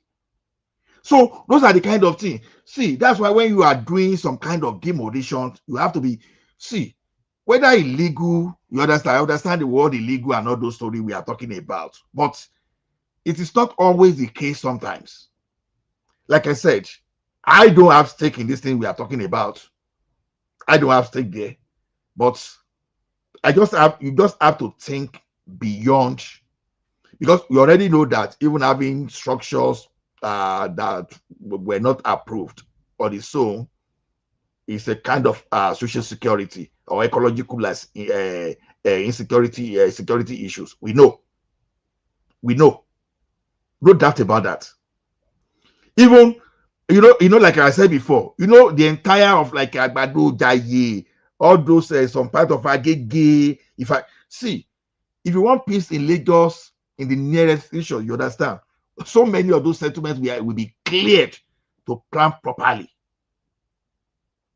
We'll be talking of so many cities, so many areas in Lagos where you don't have regular water channel, that you don't even have some kind of safety nets for people if you want to do. So more than 80% of where you call Lagos State today may need replanning in the future. Now, if people start going this way, and maybe that time comes and they start pulling down structure for people that are richer just to occupy, it's not speaking well. The question will now be is, when you are building, the government officials too, the inspectors too, they should always be going to those places. You will even see that some buildings with approval today ask whether those people that were supposed to be inspecting those buildings when they were building all those things were there. You will find out that it was just approval in the office and nobody cares about what is going on site. All those things are wrong. We should start doing the right thing now. This one is not even about, of course, we are going to demolish buildings that are not well built, that maybe they constitute some kind of security risk, all those stuff. We are not saying you won't do that. But Abba, there will be need for you to do some kind of compensations. Some people build they build all those structures based on their last penny they got from the government while working or from the place of their work. So once you demolish all those stuff, they have nothing left. You may be destroying some generation, even trying to do some kind of a demolition. You have to be very careful. That's exactly what I'm saying. So is okay, go ahead, boss. Oh, sorry. Okay, what I wanted to say is that I think the what we should be promoting more is to enlighten people to always do the right thing. Because if you do the right thing, you have leg to stand on in terms of compensation and the rest. Because I heard that they are compensating some people in Orushoki. But some people will not get anything, especially those that just build a blank houses. People just build houses anyway. Some of them are just, they don't have right to be there, but they were there. Yeah, I think we should be promoting more people doing the right thing. I was looking at when they went to Festac Town. I've been to Festac Town years ago, and I knew how the place were properly laid out. Everything was so beautiful. And they were showing how houses has been built, scattered everywhere. You will feel so sad when you see all those beautiful houses being brought down. And there was one house, they were trying to, leave some houses, and there was one standing right at the end. Massive, beautiful house. You will know that the government have no choice than to bring that house down. because this house was built right on the way of the channel. Totally, standing in a way where there should be a road or a channel of drainage. What do you expect government to do in that sense? That person cannot tell me that he was building in the wrong place. So I think what government, you are very right that there are a lot of criminals in government officials. Most of them are criminals. Let me tell you one story. There was a time I wanted to be taking paracetamol and direct to Nigeria. And they were saying there's a way we have to go through the NDNA. We have to have pharmacists within our team and this and that. And when I called them to know about the process, what I needed to do, one guy in NDNA was telling me, I can do it. I can get the certificate for you for a pharmacist. That you don't really. And I said, sorry, I'm not ready to do kind of a thing. And that is how I pushed out. I didn't go further in it because I wasn't ready to do what is not right. But trust me, and you know, some people will have go ahead. Get the No, yeah, no, I understand you. Like that first act you made as an example now. You see, one good thing is this, sometimes neither this way nor there, but I will tell you for fact. If government goes to first act now to go and pull those structures that do not conform, they pull it down, I won't talk. Even though I know that government might have approved some of those stuff, because when you have because we have one back culture in that Lagos State, in Nigeria, that if you have people in the place in powerful position, you circumvent, you understand, those of that the government process and do all those things. Big men that is affected, I highly have pity. But average people, sometimes I am skeptical. I would like that first act now. You understand, when people were misusing power, getting approval to build, if government wake up and demolish all those things, I don't care. You understand? But when we are talking of ancient settlements, it's another thing. Now, if someone go to Lekki Phase 1 now, if someone built an illegal structure someone went to Lekki Phase 1 and we put illegal structure there just because you know someone. If governments decide to pull such kind of structure down tomorrow, I don't care. I won't even talk. You understand? But if you go to Moshalashi, Alaja, Agege, all those sides, you go to that in Northeast, you start asking for approval where the poor people are living. When you have bungalow, maybe with bungalow with just 5 rooms and about 120 people are living inside that place, you go pull all those things down. You understand?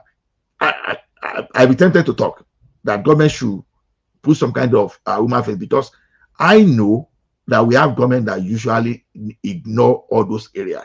You ignore them and only come when it's convenient for you. You understand? So to me, that's the kind of thing I'm talking about. You see, regardless of how we felt, whether poor people or whatever, even the Asian cities you're talking about, years ago in Nigeria when we were growing up, things were not built anyhow like that. I have my grandparents in a house in Isaleko, Erelu Lane. Yeah, they are ancient buildings. You know how houses in Isaleko are. But yet we have roads, free roads that we can pass without any blockages. And houses were built according to that area. Now, a space that should not be more than 2 bedroom or 3 bedroom, people now turn it to five stories building. No, I see all those one. If government decide to pull all those one, that I won't talk. That you understand? You understand? I won't talk. You understand? You got approval for a story building. I built 2-story building. As a matter of fact, if I live on that street, I will even be one of those people to even report you. I don't have problem with that. That is what is happening in Lagos Island now. You understand? When I go to Isaleko, that is what I see. Lights everywhere. But area like Mowe, all those Ibafo, all those Makogi, Magoro, all those sides that you nearly you hardly feel the impact of the government there. You understand? Some of them now they will take their approval to those people to approve it, and they will approve. In fact, there was a confusion though at a particular point that people didn't know whether it was state that was supposed to approve or the local government. I'm telling you, that confusion happened in Ogun State. People were confused who will approve their building between Ogun State government and the relative and the relative or the concerned local government. It was not that bad in Ogun State. So now, if tomorrow now, Ogun State government just woke up and said, okay, I want to demolish, it'd be unfair to those people. Because even those people that wanted to do the right thing at that time, there was a confusion. Some went to get approval from the state. Some went to get approval. Is it the Owode, whatever around that place that control that place? They went to the local government. Some got local approval from local government. Some got approval from the state government in the same state. So tomorrow, if some people are around Makoki now, maybe someone is saying, okay, the state government is saying you don't have approval. Whereas you got approval from the local government. And you know what government will tell you? Say, no, local government was not responsible. You see all those kind of confusion. So I don't know exactly what is happening in Lagos because someone is saying most of the landlords will be compensated. That's kind of thing I want to hear. If you are really compensating, then there's no problem. But the people are just saying those people should be ignored. You are ignoring something because some actions will escalate insecurity within your community. We have to be very careful of what we support sometimes. Now, you send some people, you demolish some people build houses. They now turn themselves to street urchin. They will be the one to be snatching your phone. They will be the one to be doing some kind of nefarious activities, just because coming from the consequences of what government is doing. That's where I'm speaking from. So to me, okay, this is my opinion. We know as Nigerians, we are not law-abiding, people. We don't like to obey the law. Of course, I know. Everybody here, we're in Biafra. We know where we're coming from. We disobey the law. We're not law-abiding people, and a lot of Nigerians are wicked against each other. So, what happens to that? This is my assessment, and I'm just going to put everything together and how I conclude to what we are talking about. Okay. The government, said they are making effort. They have commenced compensation scheme, right, to identify, the beneficiaries that are tied to, this new plan they are doing. Okay, that's a good plan. I mean, that's a positive. There's nothing wrong with it. But significant question remains. Why am I saying this? The number of people they say they have compensated, about 80 or so. It seems very small compared to the amount of houses they have been demolished. We're talking about the amount the houses they have demolished runs in the hundreds. So how can you compare all this going on? How do you compare the amount of houses that have been demolished and the number of compensation they say they have been claimed? And some of these residents, say they have not gotten the money. So that's why Buffalo, when you come to Nigeria, I don't know which one is factual. Okay, let's take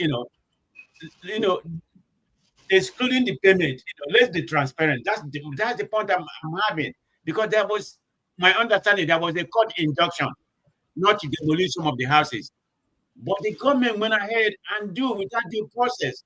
I have an issue with that. I'm not saying everybody claiming they build their house legally. A lot of them may not be legal build, and government has a right to do it, but they have to be compensated. That has to be my main focus. The competition has to be focused, to properly compensate people. I think sometimes we expect too much from Lagos state government, and that I would say is unfair. Compared to any other state in Nigeria, people inflows to Lagos state in mass, in millions. Government cannot be responsible for everybody. Even we that live. You have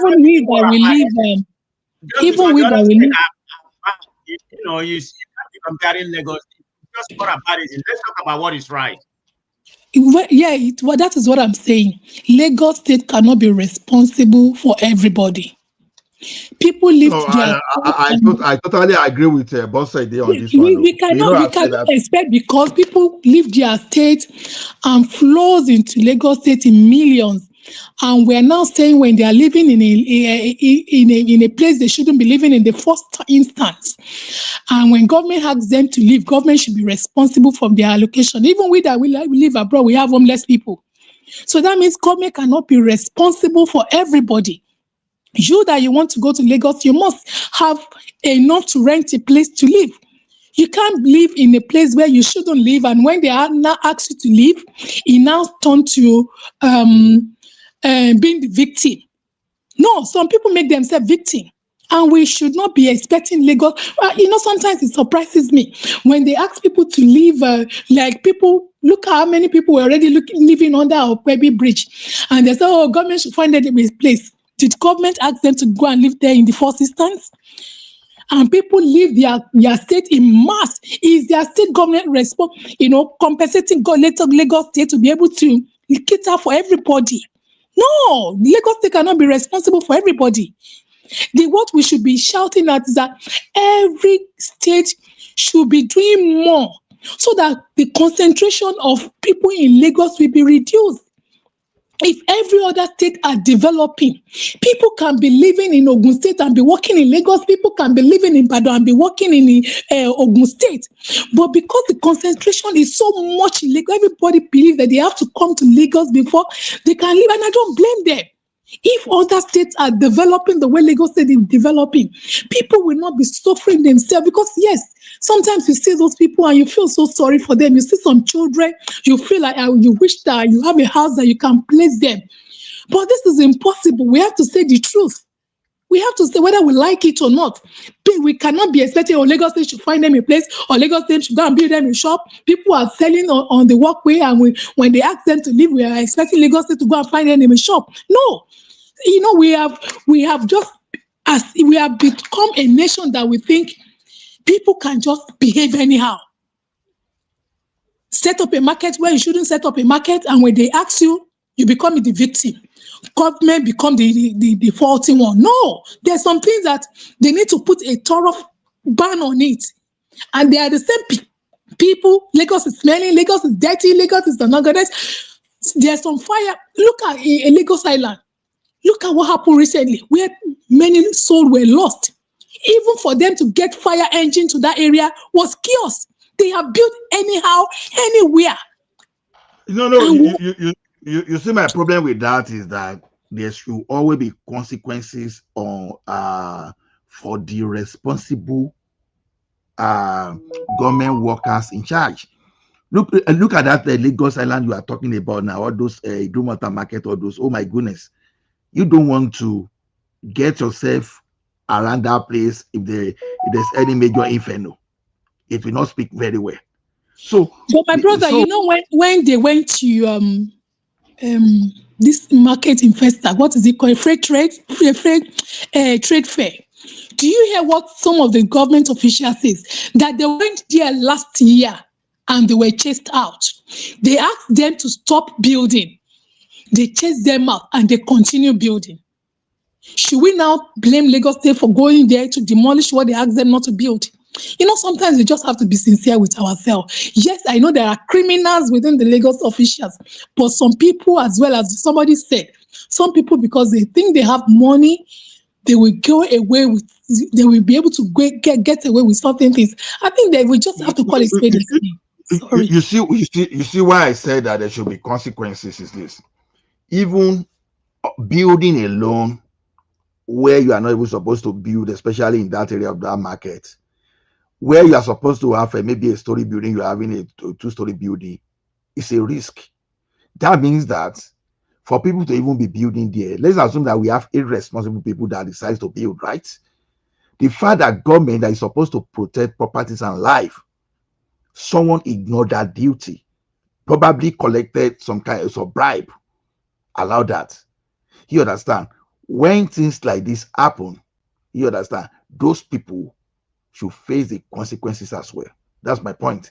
I'm not saying when it happens, don't do it, but who were those people that allowed that thing to go? You understand? Okay, some people were responsible for Idumota, but they are someone is now building like his turns 2-story building to 5-story building. The building collapsed, and they now have casualty and such kind of officer or official, those officials that were responsible, they are working free. Maybe probably some of them even got enough a bribe to even marry more wives or to even do a lot of things. You understand? But the person that built the building, you understand, were the only people facing the consequences. Then you are still sending signal to others too that they can get away. The officials can get away with anything, and they are not going to face consequences. See, if you made the officials face consequences, yeah, they are likely to enforce.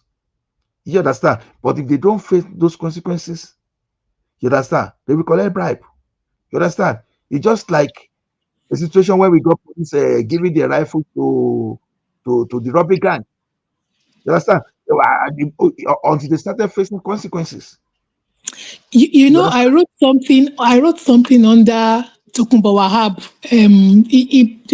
When they went to all these places where they were declaring people selling things illegally. So I wrote under what he posted. I said, for you to be able to deal with your criminal officials as well, what you should do is that have allocated officials in areas.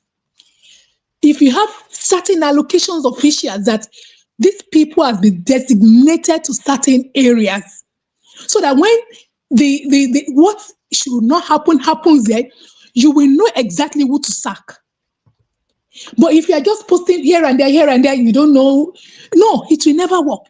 Have designated officials in different places with named officials that you know that Mr. So, this is so, they have been designated to Oshodi. These certain officials, they have been designated to Morocco, so that you know that when things happen, you don't need to look left and right before you know who to sack. I put that comment, whether they see it or not. I suggested that this is how things can be right. Because as you said, majority of this that happen, yes, we have some stubborn people that they've seen them stop building, they continue. But at the same time, many of these things that happen, officials are part of it. And there should be consequence for them as well. You should be stuck. If you start a couple of them, without anything, the rest will sit up. But if until that is done, the same thing in the next 10 years, we are still going to be saying the same story. Sorry, I just cut in. No, I'm listening to you. I'm listening. So the thing is, well, we've got to do things right in that country, because the problem we have in that country is that we've not been doing things right, and I don't think the way we do things, we should continue this way. To be honest, we shouldn't, because before things get worse, a person like me, I've always been an advocate of restructuring, and this is the type of restructuring we are talking about. Now, you can as well allow local governments maybe to supervise the way building structure is, maybe that for them to generate money, to grant approval, and if they are having some kind of structure that's not properly built, you understand, they should be able to go there on their own and demolish. And in a situation where you have the local government sharp persons that are not doing their job, there should be some kind of a state institution whereby the state can supervise them, that if they are not doing the right thing, that the state can step in. So those are the kind of things. So before things degenerate to this level, we should always be proactive. But Lagos as considered today, I think we have a lot to do in Lagos. So to me, that's just the way I see it. That's why I'm not encouraging illegality. I just wanted to know, I'm not encouraging it. And again, our problem in Nigeria is that there is no accountability. Exactly. There's no accountability. They give people role, and that is where it went. It is in this where I live that I know that everybody is accountable to somebody. you are a line manager, you are you have somebody you are line managing, you that you are line managing somebody is line managing you, somebody that is line managing the person that is like they have, everybody who they are accounted to. So there's checkmate. But the problem we have is that when they give them role, nobody's checkmating them. So they just do what they like until things are being done properly. Well, I'm afraid the same story in the next whatever we're still saying it. No, see what happened. What happened in Uroshoki? I can automatically tell you that it's still a child play compared to what is going to happen in Lagos. That's why I'm just saying that many people you will see that will be supporting, will be speaking in favor, will be supporting this thing. And you understand what many of them do not realize is when government is ready to comb their own area, they can as well be victim they can as well be victim. You understand? See, the thing now is Lagos now should start doing proper things. You start doing proper things. Not only when they feel they need a place, and not now suddenly they will revoke those things they've already gazetted before. That they will just invoke it. They should be proactive when you are seeing a building coming up where it's not supposed to come, demolish immediately. If there's a fine for you to throw those people in jail or to do community service, go do it. Don't even allow them to build. So if someone that is trying to build where it's not supposed to build in Lagos, if the person realizes that it's not possible, nothing stops you from going back to your village or where it's okay for you to go and do whatever you want to do. Like you said the other time, I keep saying, I'm an advocate of, you understand? I'm an advocate of not allowing just every Dick and Tommy or Dick and Harry just to come to Lagos because it may sound like a elitist position. You understand? Some people don't have business in Lagos. You understand? When some people have made their money, they have those money to go and build their village and enjoy their life peacefully. But people, for one reason or the other, they want to stay in Lagos. I know this is normal thing. Everybody want to stay where they think life that the life is lovely, that things are moving fast. But then you have to think about situation like this. That okay, you want to live in Lagos, then you have to do things properly. The cost of doing things properly in Lagos is another thing. It's another thing also. You understand? So to me, I think it's all about planning. In fact, to be honest with you, for Nigeria to have proper planning, there will be more than enough this Oroshoki, even beyond Lagos. You understand? What is happening in Lagos now may start happening in Ogun State tomorrow. May start happening in Oyo State, in Ibadan tomorrow as well. So it's always good. You understand? Once government say don't do this, well, for people that are not stubborn, just don't do it. You understand? Even if the government officials are even giving you some kind of courage, don't do it. But the thing is this, government too, try. Whatever you can do to help people, try to help them. That's the way I see. So to me, I'm not just going to say, okay, Washoki, okay, they've done the thing. You understand? Instead of releasing more armed robbers, more criminals to the streets, find something to do. Except you know that you can relocate them out of Lagos. Because when demolish and these people have no means of living, of surviving, you understand, or their means of survival, they are going to okay, Prince Daddy, you are here now. You are here. You ran away the other time.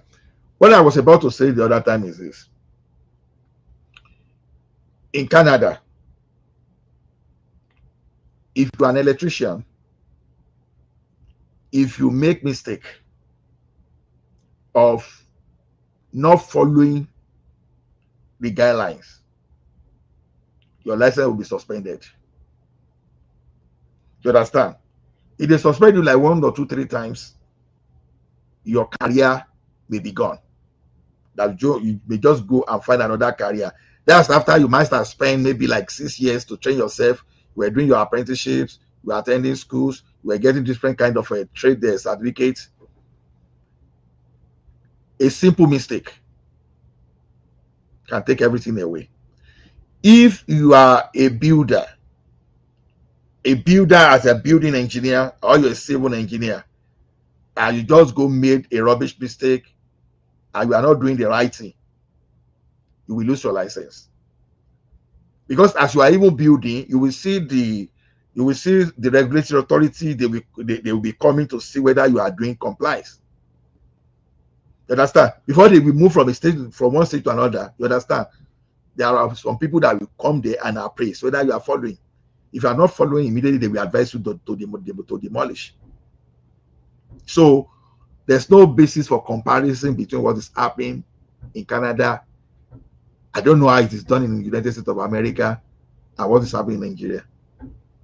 In Nigeria today, if care is not taken, they can give you approval for, let's say, a 2-story building, and eventually you will build 10-story building. Nobody, even those people that are supposed to come there, once they collect small legunge, they will just look away. You understand? They will just look away. So there's no basis for comparison, because there are consequences for the builders themselves. If you call the builder today to come and build a legal structure for you, they won't, because there are consequences. If you call an electrician today to come and do illegal electrical work for you, understand, they won't listen to you, because there are consequences. But if you call a builder in Nigeria today, even the one that is certified to build the legal structure for you, all they are after is their money. They will build it for you. No consequence. Those are the things. So it is time that even our apprenticeship system and all those stuff, government should look into everything in such a way that even bricklayers, everybody, whether you are learned or not learned, they should be certified, and they should give them the conditions of service. You understand? Those are the kind of things I advocate for, in such a way that even if someone wants to build a legal structure and you are contacted, you will be afraid to even support the person. So it's not about those people that decided to build that illegal structure themselves. You understand? All the trade unions, all the professional bodies, they should be engaged in this kind of things. So the punishment should start from the regulatory bodies, the trade bodies, and all those stuff, to start awarding punishments to those that will not allow a better and safe society, because illegal structure is a security issue. It may sound, as much as we are looking at it, that people are, it's a security issue too. You build a structure that the government cannot trace properly, or you build a structure that maybe a criminal runs into your street and the police cannot, and the police they won't know where to position themselves to block you, just because the place is not properly planned. So we should look at so many. So government, I give 85% of the fault to the government here. That's the way I see it. Praise Daddy. How many percentage fault to the government, you say? I will give 85% of the fault to the government.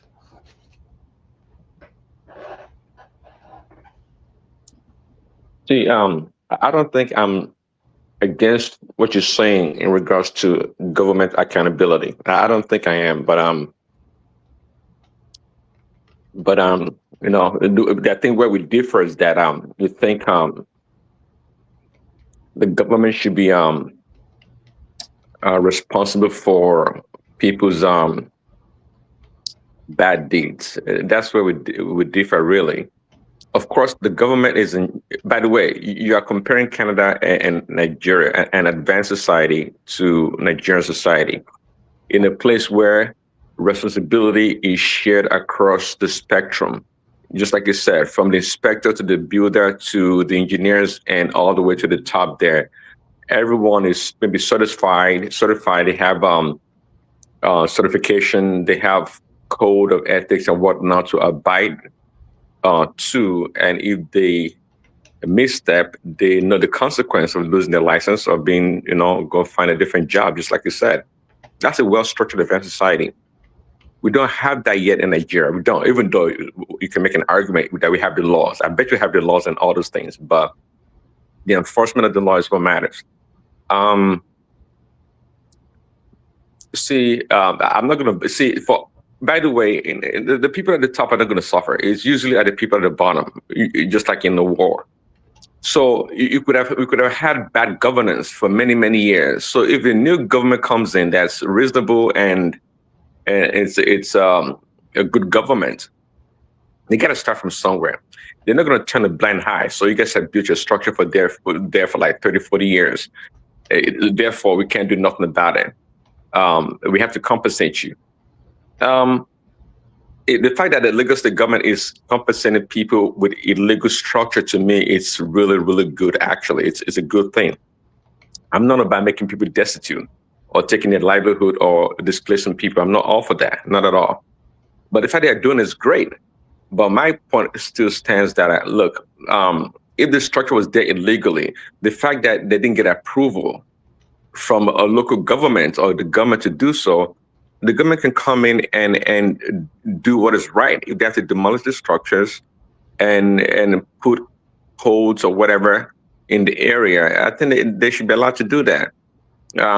If they don't have the funds to compensate the people, they don't have to. That's the way I see it. So what you're talking about a lot, it's an ideal society, a well-structured society in which we're not there yet. As much as you like to claim that we this and that, we're not there yet as a society. Individually, yeah, we can claim that. But as a society, it takes time. It takes time. It takes effort and resources to get it to a certain point in an advanced society. And that's what a lot of people don't know. Even in the West that we talk about here, they didn't get there overnight. It took them time with leadership and people buy in. And that's how they got to where they are today. Even though some people can make an argument that it's declining, which is true. When you have foreigners, immigrants come to your society and they don't want to assimilate, they bring their own ways of life. Well, you should gradually see the degradation of that society. And that is what is happening in the West right now, in many places, America, Canada, actually. So back to Nigeria. I'm not like the one like Simba and Remy that likes to blame the people. I don't like to blame people. When something goes wrong, I go straight to the government. This and this is happening because the government is not doing their job. But you know very well a lot that we Nigerians or Africans, we're not straight. We know what is wrong and we still do it anyways. We like to do the same thing in the West, which we do anyways, but they have so many mechanisms and ways to catch us or discipline us. That's the problem. That's the main difference. So we're culpable in every respect. I don't want to give these people a way out and trying to blame the government. Yeah, the government's not doing its job, but it's not a sufficient justification to commit crimes or any crime in society. Because something is not there. We human beings, I mean, we don't have to quote the Bible right now, but we human beings, inherently, many of us know what is right, but we choose to do wrong. Just like an addicted person to drugs or alcohol or whatever, they know if you ask them what is right, they tell you what is right, but they don't have that strength, that inner strength or the discipline to choose what is right. In that society, we like to shortcut all the time, and just like the shortcuts that we make many times delay stuff, makes things work inefficiently, and we don't even really get the benefit of the shortcut that we try to pursue. So it's always a fine line when it comes to the government and people in society.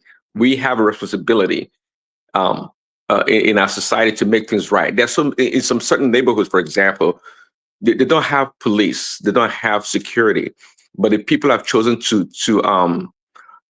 police themselves, to expose crime in their community, to call out bad things in a community.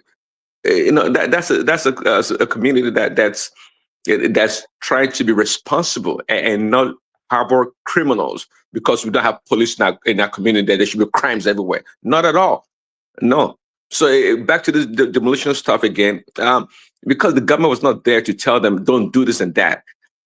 It's the people's responsibility to go inquire, and you can say, well, they don't have a local government, they don't have this and that in place. That is true. It's not like us. Again, our system is not that structured. It's not readily available to citizens sometimes that want to do the right things. But at the end of the day, when a good government comes in and wants to do the right thing, we have to start from somewhere. We have to always start from somewhere.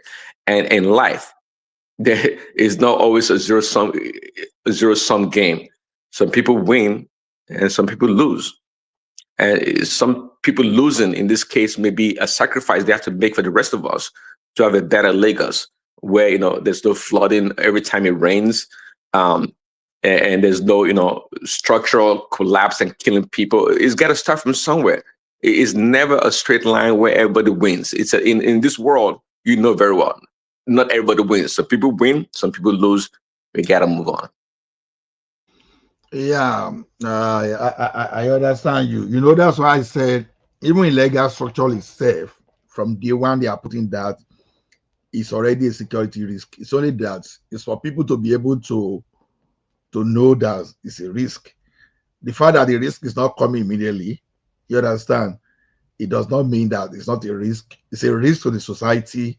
So I think then our structure, we were actually building serious structure until the military, they came to they crash everything. So when you listen to people, maybe some of these Gen Z, and even some that are not even Gen Z that are even seeing inviting military, you start wondering if they really want military in their individual life, or maybe if to say we have something to even simulate what happened during the military era in their life, and let's see whether they want. Where, like I said there the other time, that where you could be walking on the street of Lagos and someone can just pick you up and just disappear on the street, just to now go and find out that maybe you were caught and just put in one other grand area just because they suspected you of.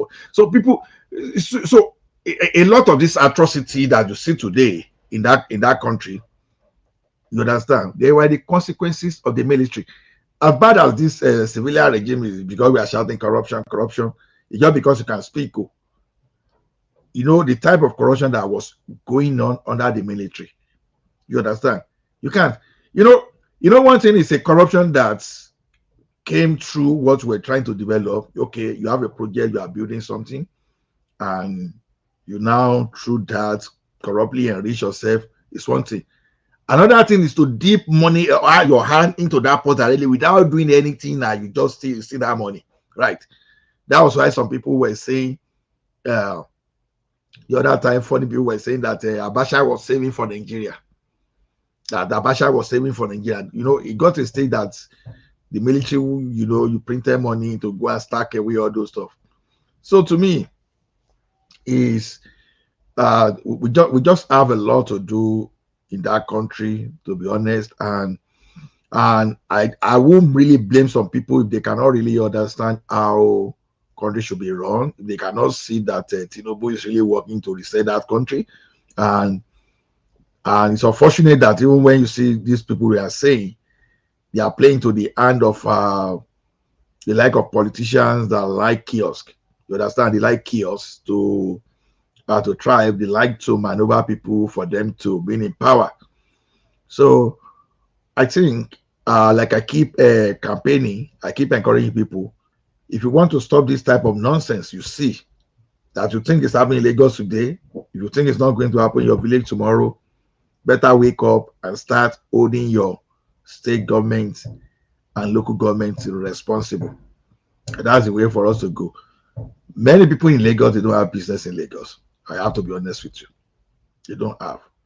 Like I said there the other time, if I were the Lagos state government, I will put some kind of policies in place that will send those people that have no business in Lagos away.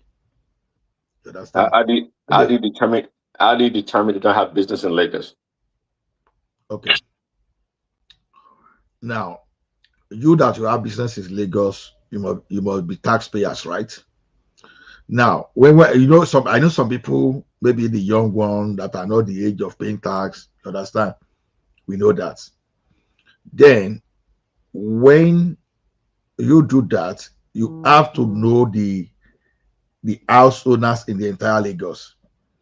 You have to find a way to connect the house owners. You have to bring them into your database. You understand? In such a way that you have a rule. You have some kind of rules that, number one, you have to have the number of tenants that can live in any house in Lagos. And you are not going to do that just by the word of mouth. You have to put enforcement in place too. You understand? You have to put some kind of enforcement in place to be able to discover that, okay, there are I know this is standing. When is Lagos law? When does Lagos law begin to infringe on the federal law, denying people the opportunity to be free in any part of the country? This is not about being free in any part of the country. You understand? Okay, let me tell you one thing. Now, if I make a law now today that you cannot have more than 5 people in a bedroom. So, and I link that to earth hazard. Are you saying your fundamental human right says you should endanger your life earthwise?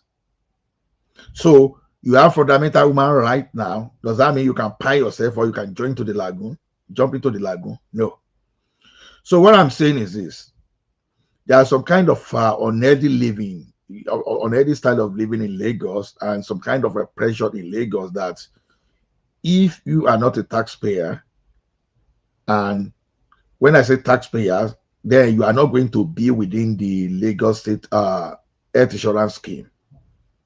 So if you are in that type of situation, you are sick, you cannot access the hospital, you cannot do all those stuff. You understand? You will go back to your village. You will go back to your village. If you cannot go to school just because you are not taxpayers in Lagos, you will go back to your village. I'm just saying. I'm not saying they should. Allow me. So, indigenous Lagosians, for example, that let's say have it's just 5 children, wife and a husband living in an hazardous building or room that's in violation of the Lagos State code, for example. Where do you send those people to? You have a point. You understand? You have a very good point. But like I said, what I'm saying is just a suggestion. You know, when you brainstorm, you know how to deal with the situation. And one of the situations is this now. If you're a Lagosian, you understand. If your national identity is carrying, let's say, Nasarawa, but once you stay in Lagos for more than a month, you understand, it may be required. Although it's a national, a lot anyway, a lot. I think probably Lagos State will have to have their own identity card or whatever. There shall just be a way to restrict people, you understand. Problems are meant to be solved. You understand? Problems are meant to be solved. And if you want to develop that country, one of the awareness we can create is we have to find a way to redistribute the population. We've talked about this before. When it comes to population control or people moving around, I think you and I are on the same page. I'm not against what you're saying, but of course, we have to find a way to go about it. Yeah. It's difficult. It's difficult, but we just have to find a way. Because the idea behind my own is this: security and development. You can't come from Ekiti now, for example. You come from Ondo State. Your governors getting money every month instead of doing the rural roads that can let you farm, that can develop your area. Your governor will carry the money and will go and buy a house in America or in United Kingdom, but you will come every month, every day to come and be shouting about Tinubu. Whereas the money that is meant for your state, that's meant to develop your state, someone is sitting on that money. So all this idea is just to be able to make our people to live up to our expectation as citizens of that country. We are not doing that. We are not doing that. All we are good at doing is some cunning and clever politicians that keep pointing us to that Abuja. The reason we are so fragmented in that country that we have so much ethnicity and tribal, the tribal problem is just because everybody think Abuja is where the development is. Whereas the development is in your local government, it's in your state, in such a way that if we have a very bad government tomorrow, like Buhari, for example, your state should still have some level of buffer. You understand? I was saying something here yesterday that even during the period that they said S-men were going to people's farm, there are some farms they don't go near. There are some farms they don't go near. Just because the governments have some kind of farm settlement. And the people there too, they enlist the right security personnel there. When those people buy those errand or nonsense S-men, sometimes you don't get to hear all those stuff. And those things don't necessarily become issues because they are big men that gather themselves there, that they are paying, that they are enlisting the regular police. You understand? As a side there also, you understand, to go and join in defending the environment. So what I'm just saying is, we just need people to start running into something they think is convenient. Instead of you facing your problem, you run to another place to go and create a problem. That's what I'm saying. That's what I'm saying. I'm not necessarily saying people should not go to Lagos. If you want to go to Lagos, you must be contributing. You can't go to Lagos and be sleeping under the bridge. You can't go to Lagos without having business there, and you want to make it by force. And someone is accommodating you in his house. You understand? They know you as a human being during the day, and you are an armed robber in the night. That is the idea behind that. People should be restricted to the state. If you don't have business in Lagos, there should be a way to discourage you from coming to Lagos. That's just my point. I know that if they sit down and brainstorm, the idea will come. That's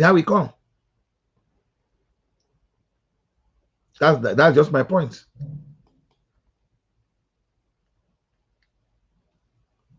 Yeah, well, I see the point. It's I think we need to have a national migration or immigration policy, really.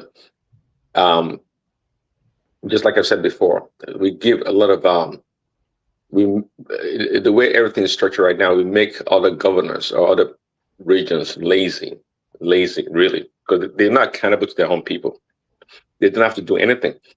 And it's natural for human beings to migrate or go to places where they have opportunity. It's always been that from forever. I mean, go back to even Asian history and whatever you want to look at. People migrate. They go to places they have opportunity or they think they can improve themselves. And we should not deny people that opportunity. I don't think we should, regardless of their ethnic or tribal, background.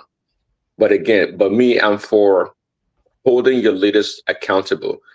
If the leaders know in other state know that, hey, just like you said, I can take the money, go buy houses in France and do whatever I want to do.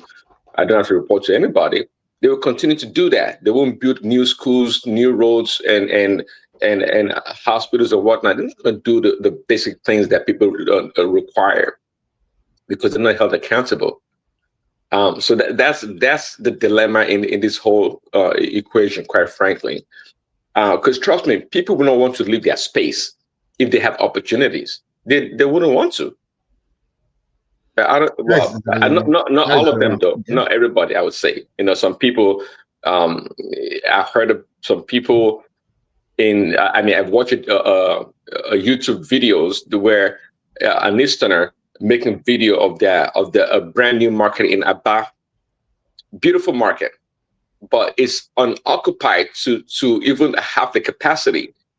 The traders rather go to other parts of the country and not in their own locality, their own state or community to trade. And I was asking somebody of that extraction, and like, because we like to, what was it the person said? We like to move around or stuff like that. Yeah, okay, people like to move around, but it's fascinating. I mean, how the reasons why people migrate or go around the world, it's really fascinating. You can't put your finger on it. You can hear the most ridiculous reasons why they would move. But it has been, but by the way, a lot, and the rest of the people on the panel, it's not only the nomads, the Fulani people that go around cattle herding, even non-cattle herders, like our brothers and sisters from the East, they like to move around a lot. So it is what it is, that people move around for whatever reason. No. What I'm saying is this, because I got you right. You understand? Like, if you now, I'm not saying let's say there is an Igbo guy now coming from let's say Anambra State now. You are coming with investment worth 100 million, 200 million to Lagos. A kind of guy, that guy is viable to stay in Lagos. But someone now woke up inside the bush one day, you have nothing. You don't even have skills for you to survive in Lagos. You head towards Lagos. It's a security problem. You understand? Whereas maybe if you remain within your state, maybe it is granite or it is corn or it's palm oil they produce in your state, that you have some kind of factory and value chain around that place that can employ you as a factory worker within your state. Stay there and live. When you are even paying rent, you even be able to live good life. You don't come to Lagos and look for the same warehouse job. Or why do you want to curb people's aspiration? I get what you're saying, but it's some of the things they can go to Lagos and become a millionaire in like a year or two, than stay in that damn locality and work at the factory. Did you listen to what I said? You don't have any skill, you are going to Lagos. It's you that you're saying it. You have to put human psychology to the equation. It's you that you're saying they have skills, but they can hustle. What's it? Yeah, I'm saying naturally. What is the skill? I'm for saying hustling? you should discourage. I'm saying you should discourage them. You understand? Discourage means that the discouragement I mean is this. I think we have to find a way. I don't know how it is. We have to find a way to make all those 36 crooks that are governors to do their job, to keep the people within their region. That's all. See, you can see that I'm even finding it difficult to even give the right suggestion how to handle it. But all I want is I want people to stay within their region. It's not excluding Ekiti man staying in Ekiti. Get me right? It's not excluding Ibadan man staying in Ibadan. You understand? The whole idea is wherever you belong to, you should be able to develop your space without. Okay, look at it now. Lagos is messed. It's messed up. If people stay in their area, for example, do you think Lagos will be as messed as it is today? It won't. A person like me, I grew up in Ekiti. You understand? Just imagine if my parents did not move back to Ekiti that time to grow up, how will we even survive Lagos? To be honest, how are we even going to survive Lagos? Why do you think? Why do you think you have some? When you want to talk of home of corruption today, you can't compete with Lagos. You want to talk of home of corruption today? Talk of any kind of corruption. prostitution, the official corruption, the one in the private sector, all those stuff. Apart from government, federal government, that is Abuja is the main thing. You can't be more. So why do you think people who now want to resort into committing some kind of serious crime? They want to survive in the expensive Lagos. But so the thing is this: there should be a way that someone will just wake up in the morning. You want to become multi-billionaire, you'll be looking at I can make it in my state or in my local government. That's what I'm talking about. You understand? I don't blame those people that are coming to Lagos that are proper businessmen. That you go to China, you bring your product, all those people. I don't want to blame them in the sense that, number one, you go to where you have population. That's understandable. You put your shop, you stock your shop with maybe a good with goods worth like 100, 200, 200 million. You go to where you have people. That's understandable. Some of them will go to the bank and borrow money at a very high interest rate. So you don't want to go to where you will just have some kind of sales about 10 sales in a month. But you want to stay where you will have 100 of them. I agree, no problem with that. But those that do not have the means, that can still live effectively and efficiently in their locality, we should have a way to encourage them. Let me use the word encouragement now, so that I won't be too harsh, to stay within their locality. But you're making a lot of assumptions. You're assuming in that locality they have the opportunity readily available to accommodate all of them. Okay, do you have why a person like me would want to make such kind of assumption? You understand? I didn't grow up in a city. I grew up in a village. And farming was like an opportunity. You understand? For some people there. But a person like me, just because of my background and I got a job in Lagos, you understand, I moved there.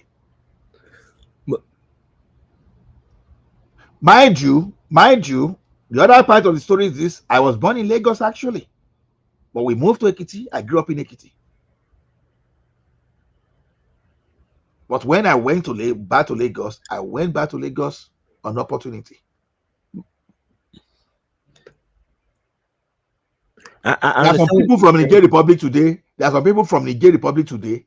on the street of Lagos.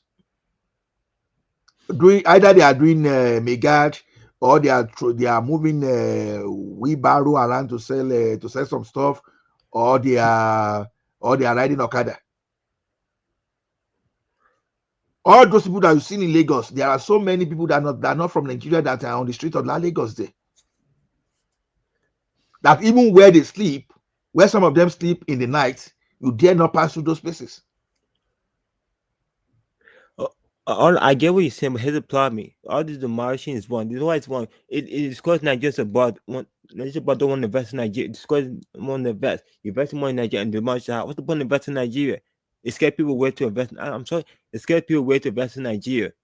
When you demolish people's houses, people don't want to invest in Nigeria because the money is wasted money. That's why a lot of Nigerians scared to invest in Nigeria. You build something and demolish. It happens all Nigeria, and it's sad.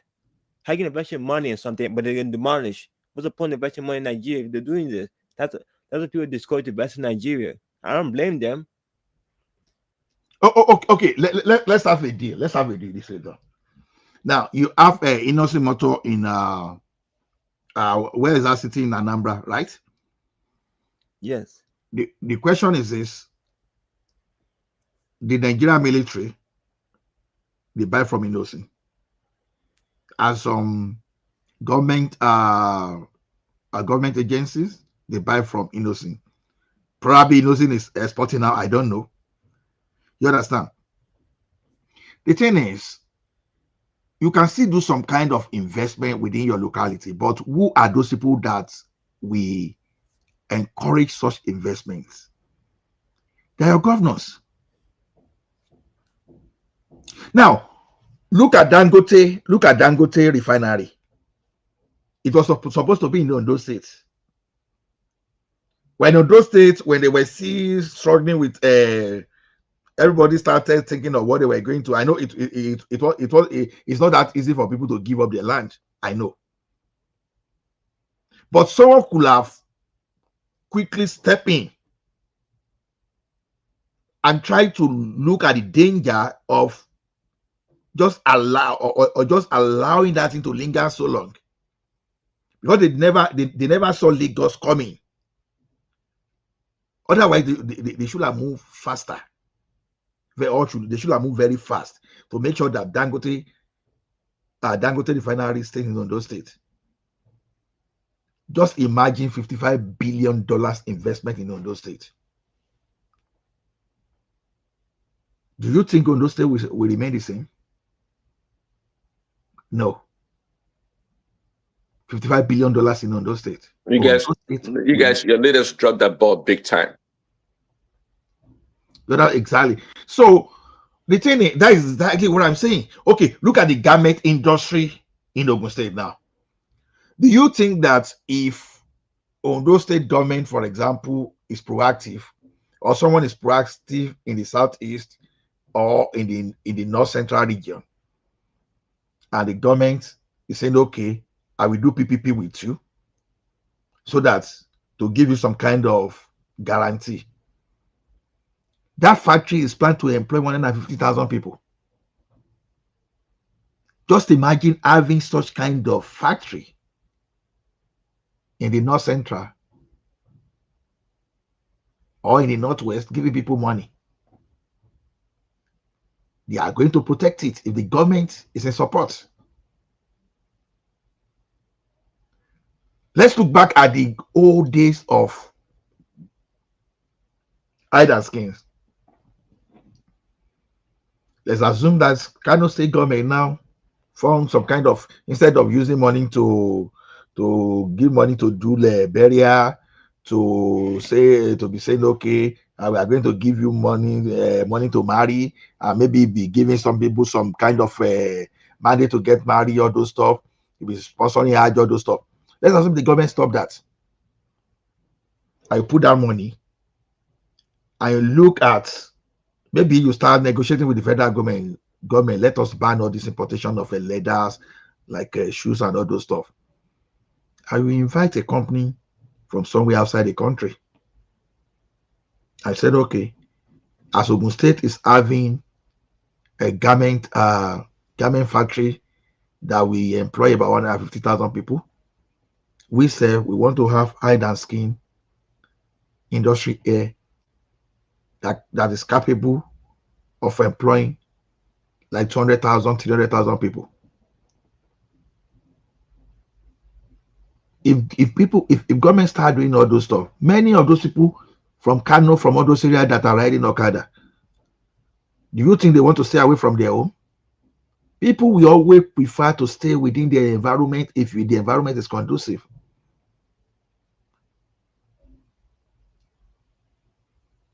Probably Osun, or if someone from Osun will still want to stay within his environment where he can drink palm wine and just enjoy the freshness of this environment, than going and be squatting in a room where there are about 10 people in the same room in Lagos.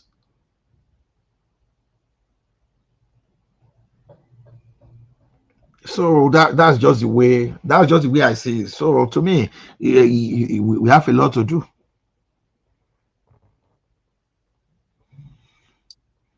Yeah, we sure do. But Nigeria's problem,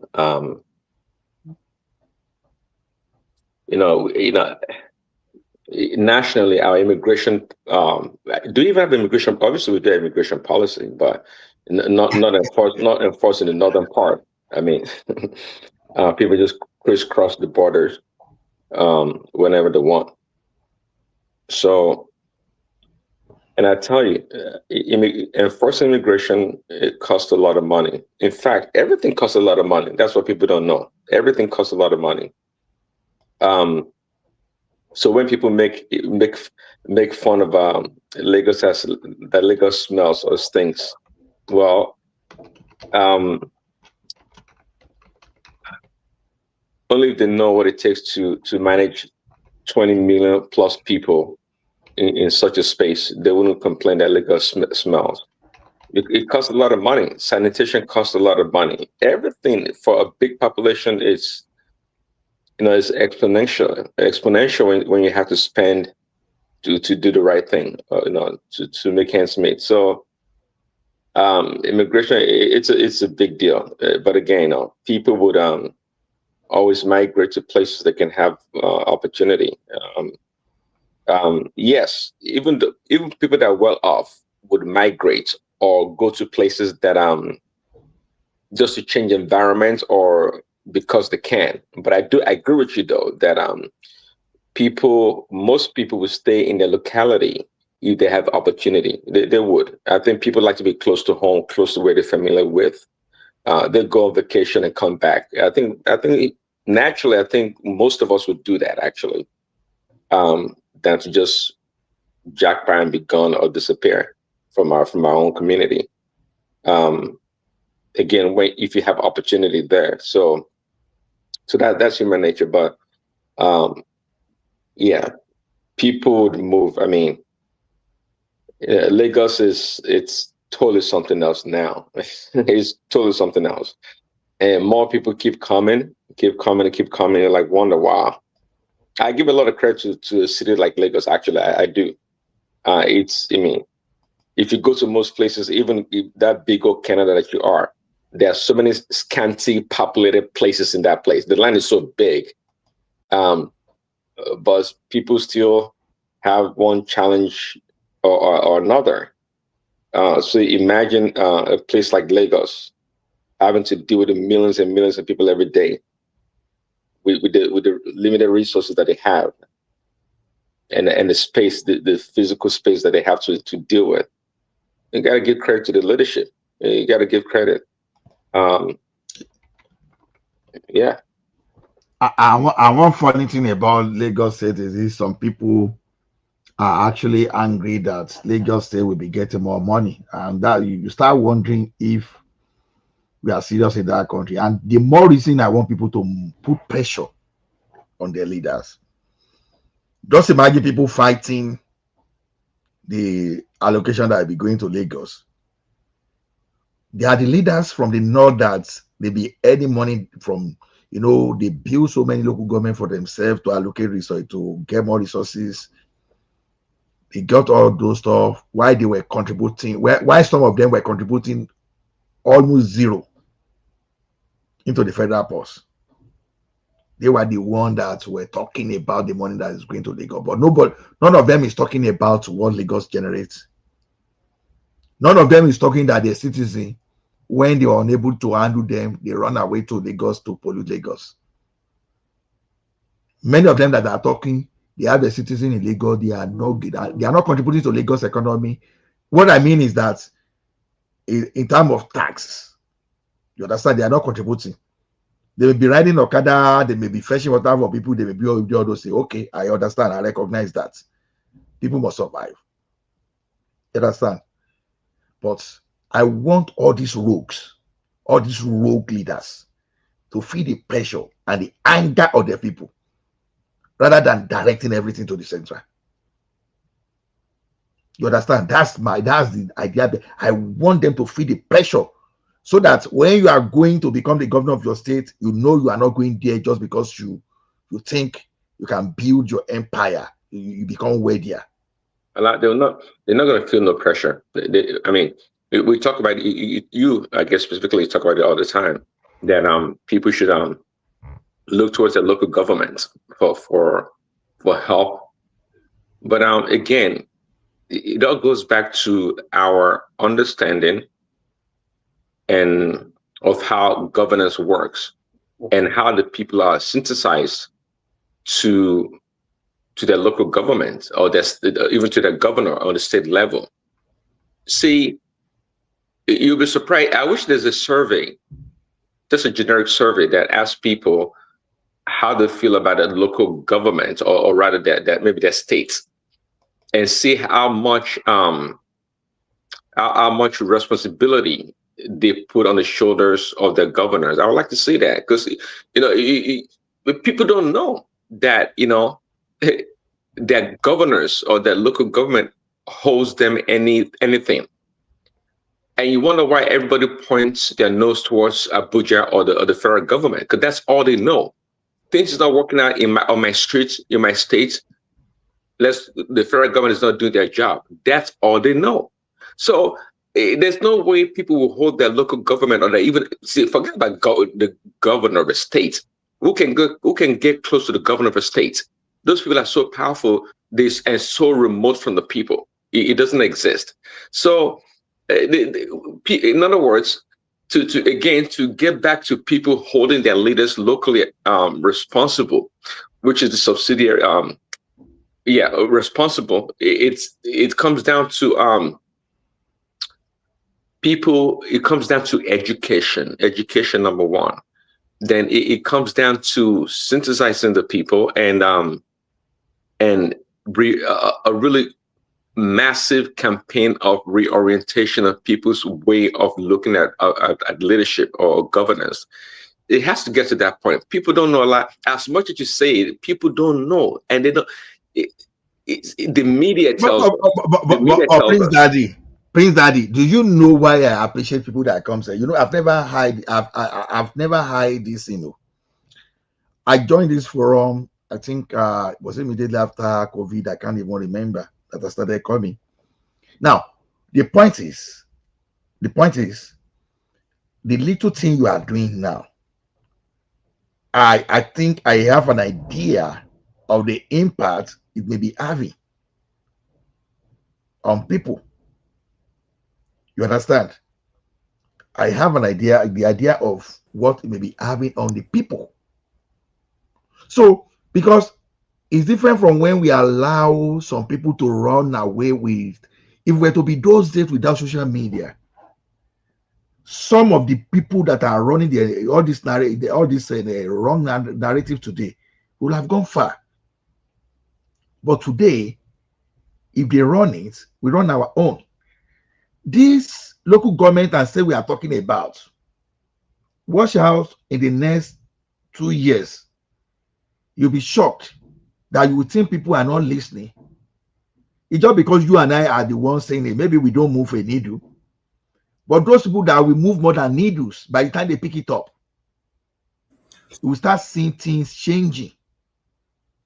That's why that the little we are contributing now that you think is not that is not effective, don't be surprised. Ola, good Yeah. morning. Quick Good morning, question bro. for Prince Daddy. Are you there, Prince Daddy? Can you hear me, Prince? Yeah, I'm here. Yes. There. Good morning. Word. Where was the compassion? Where is the compassion for those that have died as a result of illegal building on the channels? Where is the compassion for those that have lost their businesses from the flooding caused directly by people building illegally in those channels? Do we care about them? I actually came up for our friend from California because I don't know why he was making all these emotional takes without any fact. Do we care about people that are dying as a result of people building anyhow? Do we care about those people? So how dare you ask for compensation for somebody that built illegally? As a matter of fact, they should be in jail. They should be in prison. But in Nigeria, we have this anyhow mentality. He spent 10 billion on the property now. Why we take it down? In when I was living in Austin, if they remove any property from anywhere in Texas back in the days, you will actually pay the government for them cleaning it up. You will pay for that. They will charge you you will pay for the cleanup. But you want them to then compensate you for what? I don't know where that came from, Prince. I honestly don't know why Nigerians believe that way. You clearly committed a crime. It's a criminal act, by the way, but you still want government to compensate you for committing a crime. And don't tell me all this. How people come online and say, "Oh, they give us 2 months notice or 10 minutes notice." People that commit this crime, they know exactly what they're doing, but they think that they can get away with it by bribing somebody in the government. Why do we believe this way, Prince? Honestly. Because I refuse to believe that you have no idea of what you're doing. You cannot claim ignorance, spending almost 100 million naira now, Prince. You cannot claim ignorance. You know exactly what you're doing. Yeah, to my point. We're on the same page on this issue. That's what arguing Ola. And I know Prestige. I'm not sure where Prestige is coming from, but I said that's what I said. Look, the fact they compensated these people in the first place, to me, it's noble actually. that the government is doing Lagos State government is compensating these people for doing something illegal in the first place. I thought that was quite noble, if you ask me. But just like you said, I don't think they should be compensated. They've done something wrong. And to your point, actually, those people that died as a result of flooding and all those collapsed building and whatnot, what about those people? And now that a government has come about wanting to do the right thing, people are complaining. People like Prestigious being emotional about, people spending millions and millions of dollars building their structure. Therefore, we should not do the right thing according to the law. So this is the challenge we face. They don't know face reality, to improve the society. They don't want to do that. They always want to point finger and make things too personal or emotional. But Prince, do you think that Lagos can sustain this? Because I was driving in when I heard you talk about people complain about Lagos being dirty, and you talk about how difficult it is to manage Lagos with the teeming population of the state. And people are, by the way, trooping in their hundreds on a daily basis. And based on what I read, Lagos is going to be about 42 million by 2040. That's the projection. Huh? Really? Wow. Yeah. So that's unsustainable, right? It's unsustainable. So Lagos they are suffering from their own failure, or from their own success. That's what I can put it. So the failure of the other state is what is kind of compounding their problem in Lagos. So as Lagos continues to progress, and you have the remaining regressing, so do you know? Now look at this. Now Lagos is building their green line, right? They already have a blue line. They want to build the red line phase 2. They are expanding their own tracks. They have the Lagos Calabar Railway. If Lagos can get power, so imagine Lagos with power and transportation, and 42 million people in that city, but yet you don't want to pay taxes. So how are they supposed to clean up the city if you don't pay taxes? So I don't understand Nigerians. You don't want to pay taxes. You are trooping in that state in millions on a yearly basis. And when they ask you to pay, you start complaining about tribalism, about the poor. But yet you bring up SA, Germany, UK, America, and London. Is it for free in New York? I mean, we can use a NY as an example, right, of what Lagos will look like if they get themselves together. But is it very cheap to live in to live in New York City? It's not. I'm sure you a bit, Prince. Of course not. It's not cheap. No. So don't be using your as an example.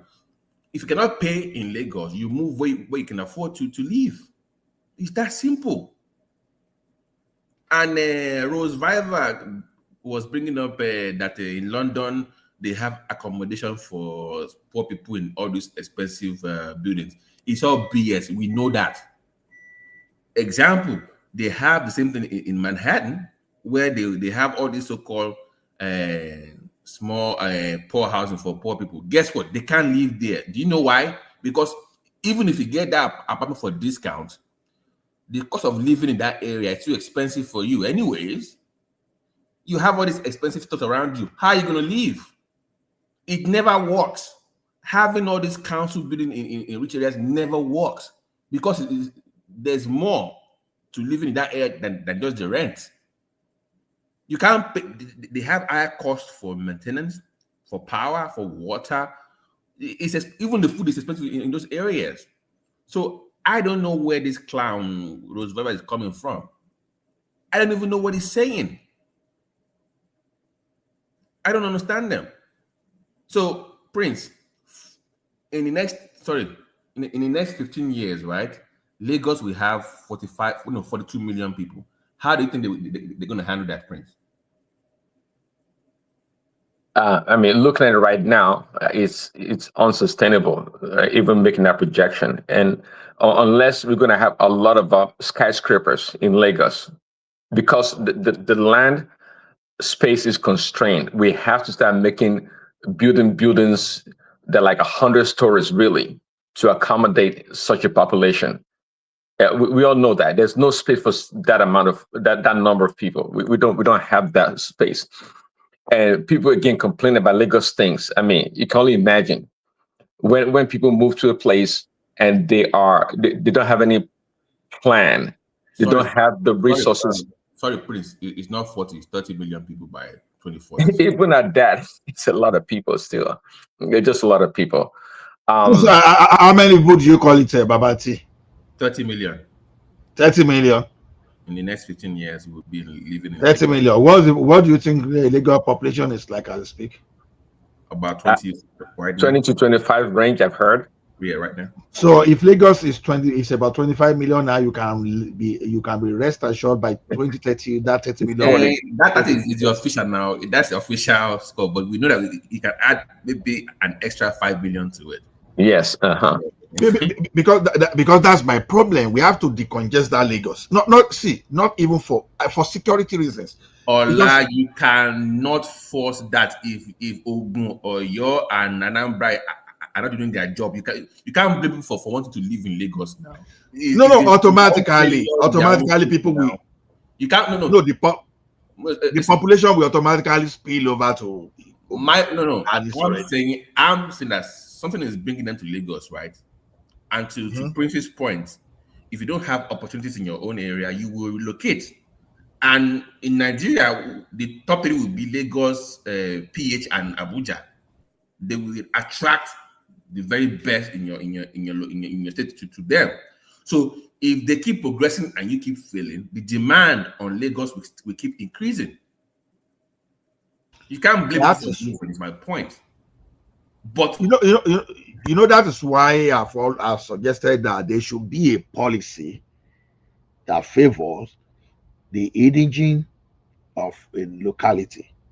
You understand? It's not because I know when I say this, the people are thinking it's not wickedness. Because if you live in Arizona and you want to study in Illinois, so you are likely going to pay like ×3 of that. Okay, because let me just give an example of what I know. That is a situation that if you want to go to this is in Atlanta. What's the name of this school in it's not Georgia.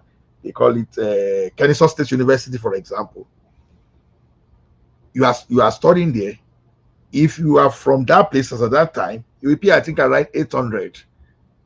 No, that is just that's just for the first 1 year. The first 1 year. No, even this is even at graduate level, right? At graduate level. No. Now you not leading G, you not resident, you'll be paying like ×3. No, for America, it's about correct me if I'm wrong, Prince. The first 1 year is when you pay more. Once you live in anything for past 1 year, then you become a resident, then you have access. But I'm saying, here's my point.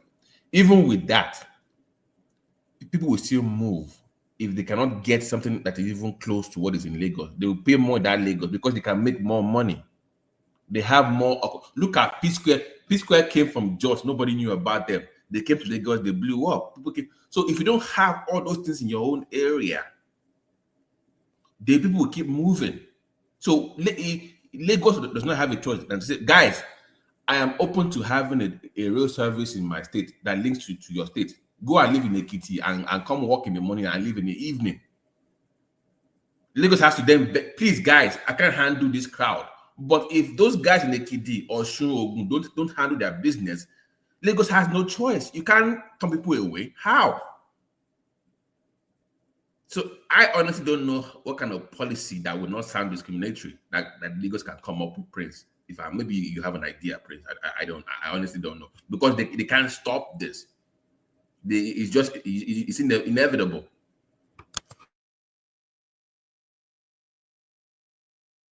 You know, that's the challenge. That's the challenge of how someone will speak without sounding too discriminative in so because it's challenging. Because there was a time that Ibadan was the main thing, right? Like Ibadan population as far back as a 1921 census. Even Wari was bubbling in the early 90s now.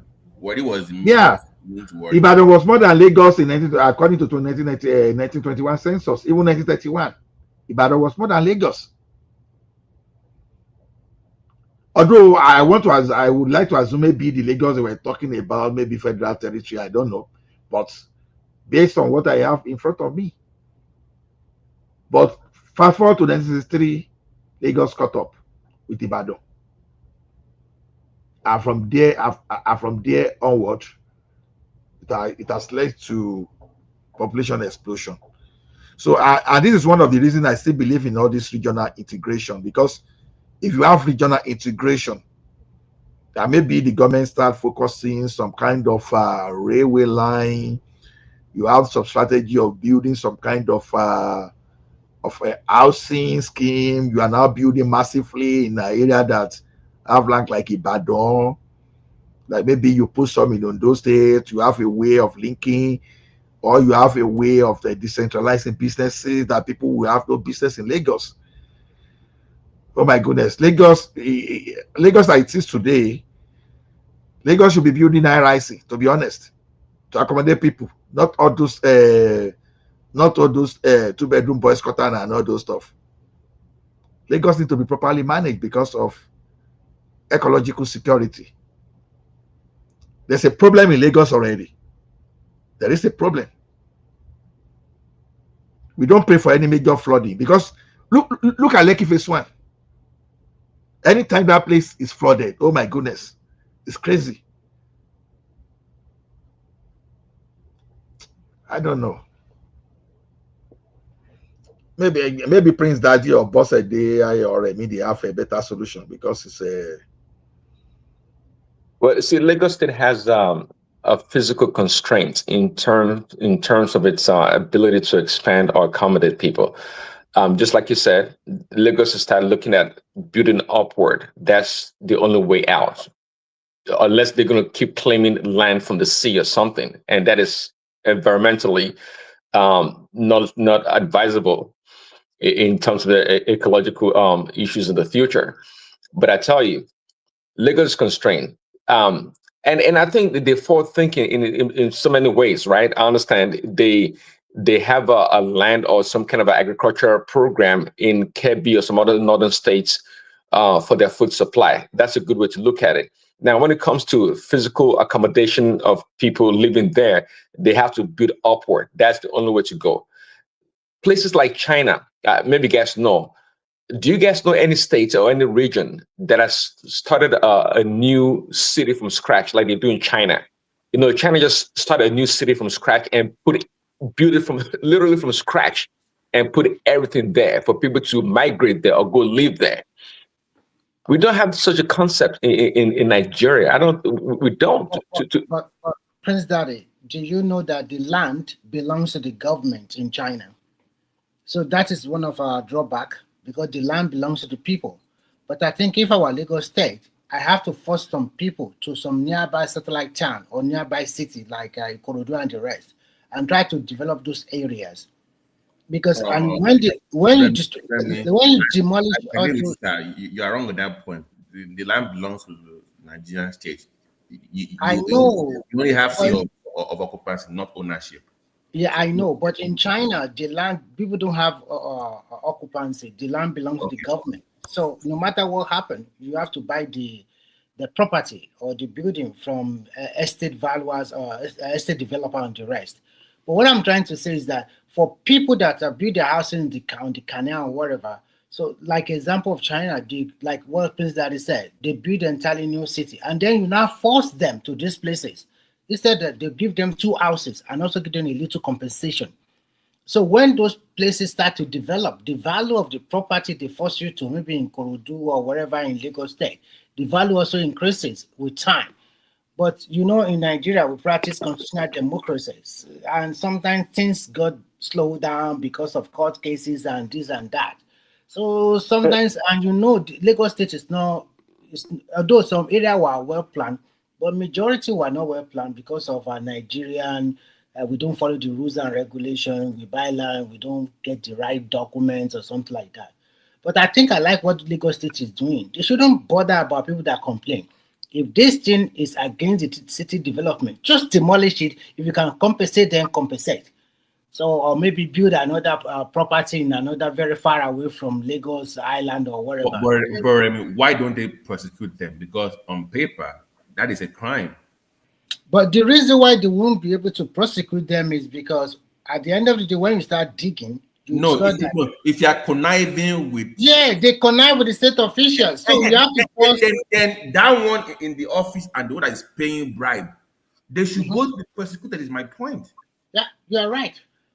You are right. But unfortunately, we are not practicing that kind of separation of power very well, whereby each state have their own power to prosecute.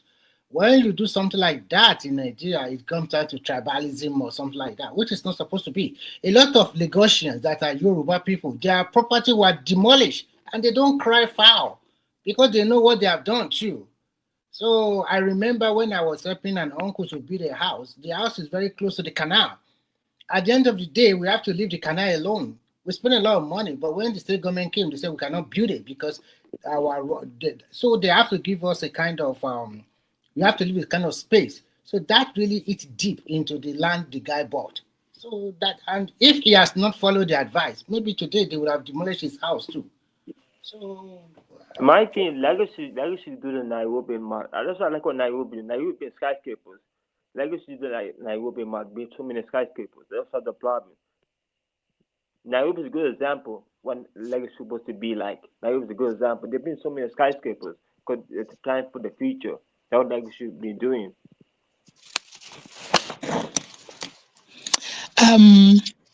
Sorry, can I talk now? Yeah, go ahead, bossy. Yeah. I think, okay, first of all, when we're talking about skyscraper, there's too much wastage in Nigeria because we lack this maintenance culture. Look at all those high rises, those houses that Jakonde built in the area they call Jakonde. Many of them like that. But because they did not maintain them, those buildings have run down. So the only choice is to bring them down. Wastage of spaces where they should have been able to allocate to people to live on. Yes, the other thing, sorry, I'm thinking of something and then I've got in the middle. I can't remember the other thing I wanted to talk about. Sorry, what did you say? Please remind me what you said last.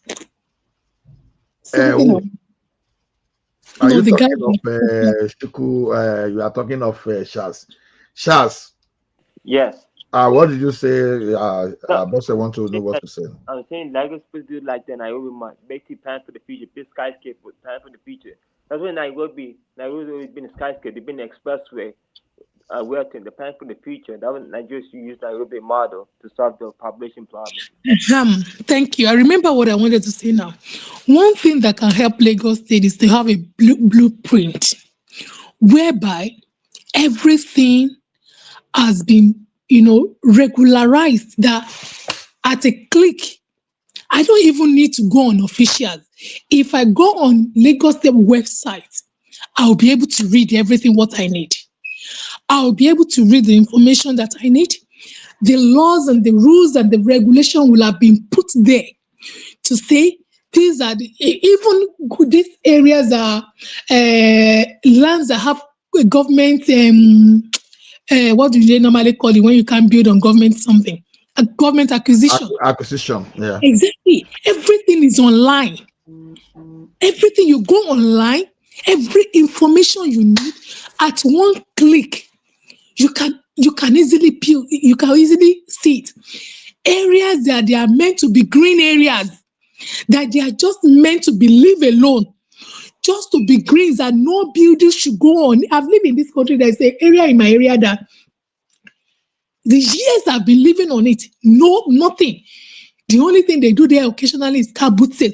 No building on it because it's meant to be like that. All those areas should be put in their system so that when people, even if I buy a land, on the click of going to the Lagos State website, I could see it myself to say, okay, this person has sold this place for me. It's not for building. It's only meant for green area. Put everything. Put the law. Put the fine. If we see anybody selling under the bridge, this is how much you are going to charge them. If you see anybody building on the waterway after we demolished your house, you are going to pay fine for us clearing it. Put everything there. You know all these excuses that people, we didn't know. They didn't tell us they're coming to demolish your house. Oh, we didn't know that we build on a waterway. Oh, we didn't know that we build on a green area. Oh, we didn't know that excuses will never be there again. Put everything on your website. At a click, people Go ahead. We have at a to. click, people can read it themselves. They will know area to build on. They will know area that is just for recreation area that you cannot build anything on it. They will know the pathway for drainage. They will know if you build on it, you don't even cry from now till next year. Nobody will listen to you because it's glaring on your face to say you cannot build here. This area is government acquisition on. This is drainage. This is only for green area. Put everything on your system so that even if your officials want to lie, when you go online yourself, you'll be able to see it. I think Lagos State need to do that. Because you know our people, the moment they now demolish their house, they didn't tell us. They only gave us one night. Which we always know is always not true. Oh, they only told us 2 days ago. They only told us 3 days ago. All those excuses will not be there. People can read all the information themselves. I think that is the only thing again that can help all this illegality. Put a fine there. We find you selling where you shouldn't be selling. Let me ask a question. Will it be too much, or will be too? We put too much burden on people if Lagos State government just come up with a policy that, okay, going forward, we will not allow individuals to build houses on their own going forward, that we are going to have some real estate developers that we have to build and you can only buy from those estate developers. Will it be too much for Lagos? No, I don't think that would be right. People should be given choice. If I want to buy from estate agent, which they are doing, I like the way they are building beautiful uniform houses. You know, it looks beautiful. But at the same time, people should be given choice to build house of their desire. You know, in the European country, you hardly see people building houses. They build, they buy. But people still build. Why I'm saying it is that you know that individual building houses on their own, that's why we even have this level of problems. But if they are supposed to be estate developers, like they normally build here that we buy. So don't you think those people are likely to follow the I don't think so. And I think the guideline should be for individuals that want to build their own house and estate agents, regardless of whichever way, whether you want to build it personally, it's not a matter of burden because you should it's a choice. I think I totally agree with what Ola is trying to say. If you want to bring more civility and you want to plan a city for the future, even if you are going to build by yourself, then you must follow the laid down rules and regulation of that. What kind of house you can build? Definitely, I agree with that. Definitely, I agree with that. If that is the case, then we are going to see more civility. But here now that, and another thing I really want to say, and this one will roughen a lot of people. I think there are some places in Lagos that Lagos they need to go and build houses for people and then rent it to them, rent to own, maybe push them out of Lagos State totally to a new settlement. That would be Lagos East. But here's the problem. They People are start doing it now. They they are are, building some they have not. houses in Ibadan. But here's the problem: Lagos has not learned the lesson from old Lagos. The demand for Lagos is now increasing, and they are making the same mistake all over again. You're not supposed to allow that to happen again once you've learned the lesson from what happened with the old side of Lagos, the Yeah. east and the central.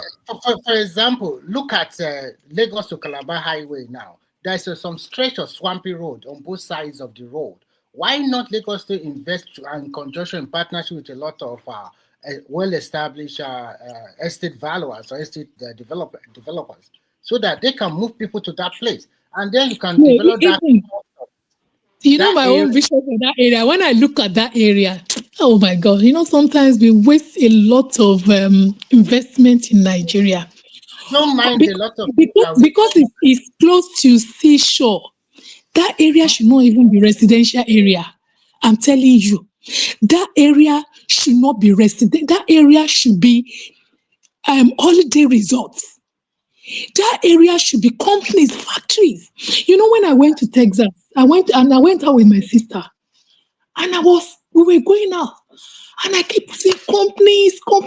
And I was saying, tell me why there will not be job in this country. In our own country, what we see more is residential houses.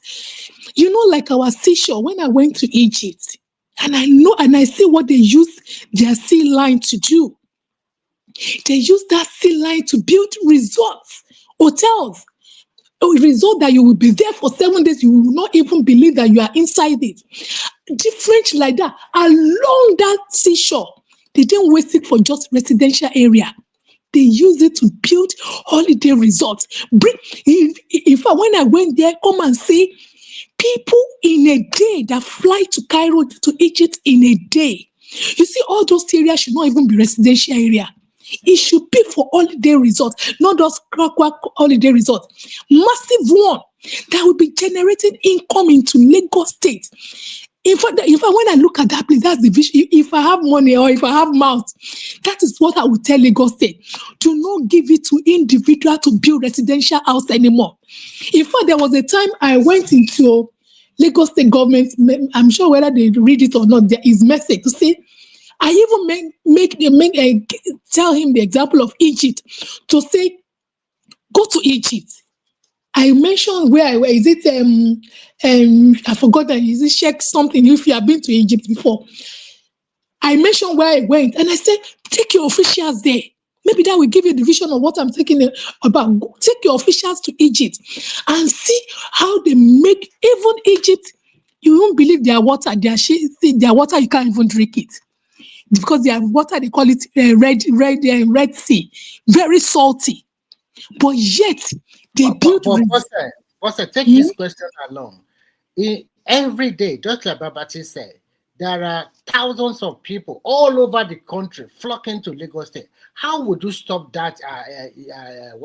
Migration from every corner of the country? Because I don't see any reason why we cannot have 6 super states like Lagos State, so that Nigerian can realize their Nigerian dream. So that's what we said now. How is it going to come? Because so many people are not doing nothing.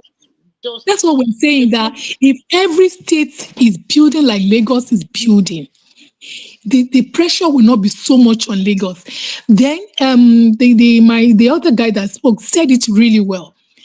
High rises, we can be building high rise, but my fear is that we lack maintenance culture. Look at all the jack on the estate they were demolishing now. Look at all those estates. These are like 10 stories building, but they did not maintain them until they run down. Everything run down. Now they have brought them down. Imagine if in UK there are high rises that they have built in the 60s and they are still standing in the 60s. In fact, most of the houses we are buying, most of them are built in the 60s. Even in the 30s. Yeah, yes, 30s. The buildings that were built, high-rising buildings in the 30s, in the late 1900. Everything is still there. Exactly. Look at all those houses, the buildings they demolished in Jakonde Estate. If they have maintain those buildings, that will have accommodated hundreds, thousands of Nigerians. Jakonde building there, but well, they look at it until when it's run down. Is it not the same thing that is happening in Festac? Is it not the same thing that is running in Festac now? Look at when Festac was built, beautiful layout, everything is running down now. So it's just, first of all, we need to have maintenance culture. Then everywhere should not be residential, please. Like all those sea lines should not be residential. They should go to where they make use of the residential. Sorry to Even the design is flawed. Guys, even the design is flawed. You're supposed to have like a walkway on that shoreline. People can walk in the evening they can sit down and just enjoy. That's the way they design. Exactly. Yes. Oh, long. I wish I know Nigeria. Can I interject a bit because my network is not so good? Can I interject a bit? Thank you guys, for this evening this discussion. And then Ola, you did a great job there tonight. I'm very happy. You open it up, and then I see how they try to battle you, to submission, but you didn't allow them to fool you. You know what I'm saying? The people who are coming here to be talking trashes all the time in their effort or attempt to defend the government that not even send a message. For example, there was a question I asked my brother there, Ken. I said, what do you want them to do for people living along the Ogunpa Strait? Do you want them to just go and kick them out without any alternative approach? So what our sister was saying is that it's like those areas, there are some areas earmarked, for green purposes or whatever, the land that are not to be sold. People are already aware. Nobody's going to buy, maybe for farming, for planting their maize in Germany. Everywhere there are some places like that. Then to the question of China, Obasanjo's third-term bid was a lost opportunity for us. If we had allowed that guy to be a live president, then we wouldn't be talking about all the failures or vacuum of government today in Nigeria. Because so the Chinese, what they did was that because we were at the same position, at the same level, about 20 years ago. So Chinese people, what they did was to try to cancel their shanty towns because that had been shown to the European people that look at how poor the Chinese people were like. So the Chinese government went there to evacuate them by force and took them to some places. Then after building high-rising buildings, like our sister said suggested just now, then they brought them back free of charge. You can't just evacuate people and then leave them to their own destiny. You don't do that because these people are part of the country. They have equal stake in the Nigeria project. You know what I'm saying? You can't just say that you want to turn Lagos into a rich man city alone. So it's just out of stupidity when we try to do that. We try to, forget that we have people that are not that so privileged in our society. So the country, like the way I grew up, I grew up in Ibadan and Benin. Big men and rich men, they live together. You see one street, you see rich man, you see poor man, you see middle age man, you see middle rich man, and all the middle class men, and so. But you can't just say that you want to turn Lagos into a rich man only, see country. You know what I'm saying? So we I don't think that we can get it again because that Obasanjo was the last chance. Because nothing wrong in doing his third term or being a life president as long as doing the right thing for us, like the Putin of Russia and the Xi Jinping they are doing. You see, so we don't have to be listening to these European people to be telling us about democracy, which is, we only bring you free speech, which is not free. After all, you know what I'm saying? So that's just what I want to add to it, I really thank you guys, I thank this madam there, I don't know your name, Daniela, thank you so much. Then Prince Daddy, I see that they are trying to deceive you now. Always stand for the right of the poor people, okay? Don't let them deceive you. You cannot evacuate people without even last night I couldn't even sleep when I heard that the Lagos state government was saying that they are giving 300,000 as compensation. I beg, maybe we divide the country so that we know where we all belong. We can restart at our various regional levels. Thank you, my people. Tony, you are doing well until you. Why did you get to breaking up the country? You were doing well. Where did you get? Let's move on. I must correct. Babati. Nigeria is not in the same pedestal with China. China is way far ahead of Nigeria. No, I said as at 20 years ago. 20 years ago, we were at the same level because hold on, please. Even at 20 years ago, you cannot compare Nigeria with China. Nigeria is far too low. No, you can compare. Let me just hold on. Go to Ben TV. Hold on. Go to Ben TV. Go to AIT of 25 years ago, 20 years ago. Go to CNN. Hold on. Is it because they are white people? We have people like myself here, like Ola, like this mother that just spoken, that know the right thing to do. You know what I'm saying? Forget about our color.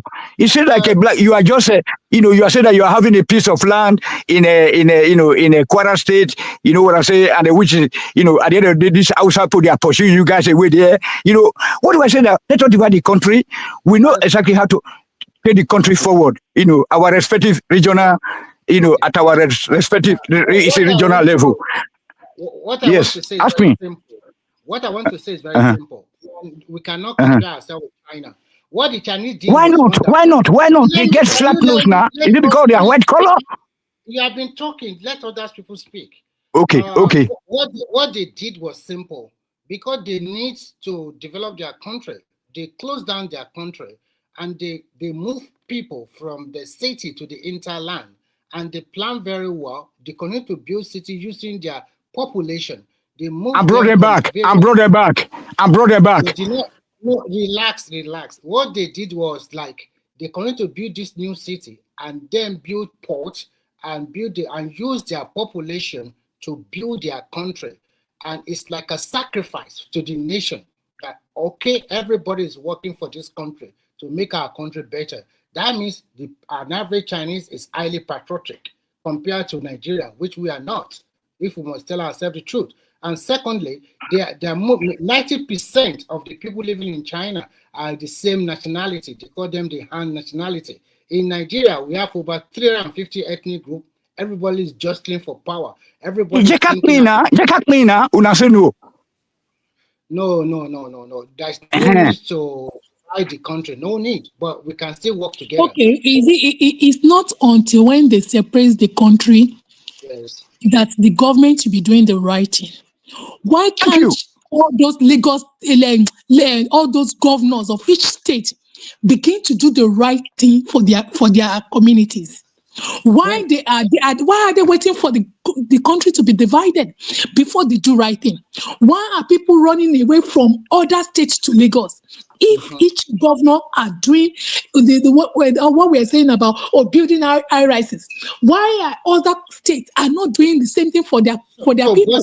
Another question you will ask is why are the people from each state of that federation they are not holding their governor accountable? Why can't they talk? Why can't they speak up? It's what we want. Immunity, and and impunity. Immunity and impunity. My sister, hold on. Sorry. It's immunity. Hold on. There is no checks and balances. So like Governor Baseki, he took money for 8 years. He didn't do anything at all. You know what I'm saying? So that's how it's like. There's some governors too. There's no checks and balances. My sister, we need a Ministry of Finance. We need a Ministry of Work. We need a Ministry of Education. They are not functioning. We don't need to divide Nigeria before governor. No. Hold on. But But that's the only solution now because hold on, my sister. The country has been damaged to a point of no return, so it's beyond repair. That is why we are saying all this. You get me? Okay. The question I want to ask you is: it until they divide Nigeria before those governors begin to do the right thing for their people? Yes, because hold on again. I want to give you a very quick answer. The administrators will be closer to us. You know what I'm saying? Like yesterday now, in Bini, they said that they captured some two Hausa men that cut somebody's arm off, and then they bring it to the police station. The DPO is an Hausa man, and then he free the guys. You know what I'm saying? So you see, sometimes we just lay some unreasonable excuses. Yes. Tinubu has fought for local chairman. So every state now they have grassroots local chairman. So what was it's not functioning. The foundation is not okay. The foundation is not there for these institutions to function. We don't have any established other states. Mr. If Lagos State is trying its best, and It's even not some functioning. of the Lagos State is not functioning. A city, hold on. A city without no running water. Hold on, my sister.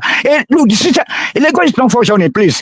It's only the rich people that are living in Lekki. What about people in Makoko? What about people in Ajegule? What about, I mean, No, I disagree with you. I Musholota. disagree with you totally. Yeah, The no local, power. the new Hold on. local chairman. Hold on. I'm sorry. You never knew me. My name is Tony Africa, DPT, my sister. What's your name, please? I know We you can know. very well. Okay, so now there is no system or ground. You can see there's no power. So what I was suggesting is that the government should have started to provide electricity, which is the basic. If you want to develop a country, so that's why the country they're just starting from top to bottom. You know, we're supposed to start from electricity power, which is look Ajakuta. We have natural resources. We cannot refine them. My sister, there's no way. Only that decentralization, let us separate the country peacefully without no war. And that's what Tinubu is doing for me right now. I really thank him. I pray for good health, for Tinubu, because he's unknowingly, because say he love power now. He love all those 150 motorcade to be running after him, whistling, but he's doing the right thing for us. I can see the outside people, they are crying. They are not even suggest that, let us share the country. They don't want to be the same country with us again. Tinubu is doing that. Forget about the, economic hardship that our people are facing. You know what I'm saying? But it's just a question of time. This is gonna go better, get better. You know what I'm saying? Tinubu is doing the right thing unknowingly. You get me, my sister? Can I just stop you? I'm sorry, Allah, everybody, BT, everyone on the platform. If you can get closer to your microphone, Alaji. Alaji, get closer to your microphone. All right. Okay, you can share me. Yeah, you can. You can make it like that. Am I doing better right now? Better, but still, you still stand far away. All right. Let me adjust the settings. How are you all doing? How is work? How is everyone? There is no money. No money. No, Haba. The only place that Nigerian youth enjoys is Canada. Canada. Yes, sir. You don't know Magneto. All these American people don't scatter ground. No, you guys are fighting Trump now, so maybe you deserve it now, according to Baba. What's his name, Prince Daddy, and the guys that So Trump is just unleashing mayhem to the world. I see that he is in an egoistical battle with because of something that is even trivial. He's decided to sanction Canada and all that, and you guys have some sort of liberal kind of is it liberal or deranged kind of government? I can't even say. However, one thing that I would say, even as bad as Canada is, at least you guys have a better standard of living than the Americans. At least your freedoms are better. At least there's some sort of moral control at the top echelons of leadership. But America is just a disgrace right now. It's just a disgrace. The only people who adhere to America. Prince Daddy, Prince Daddy is here.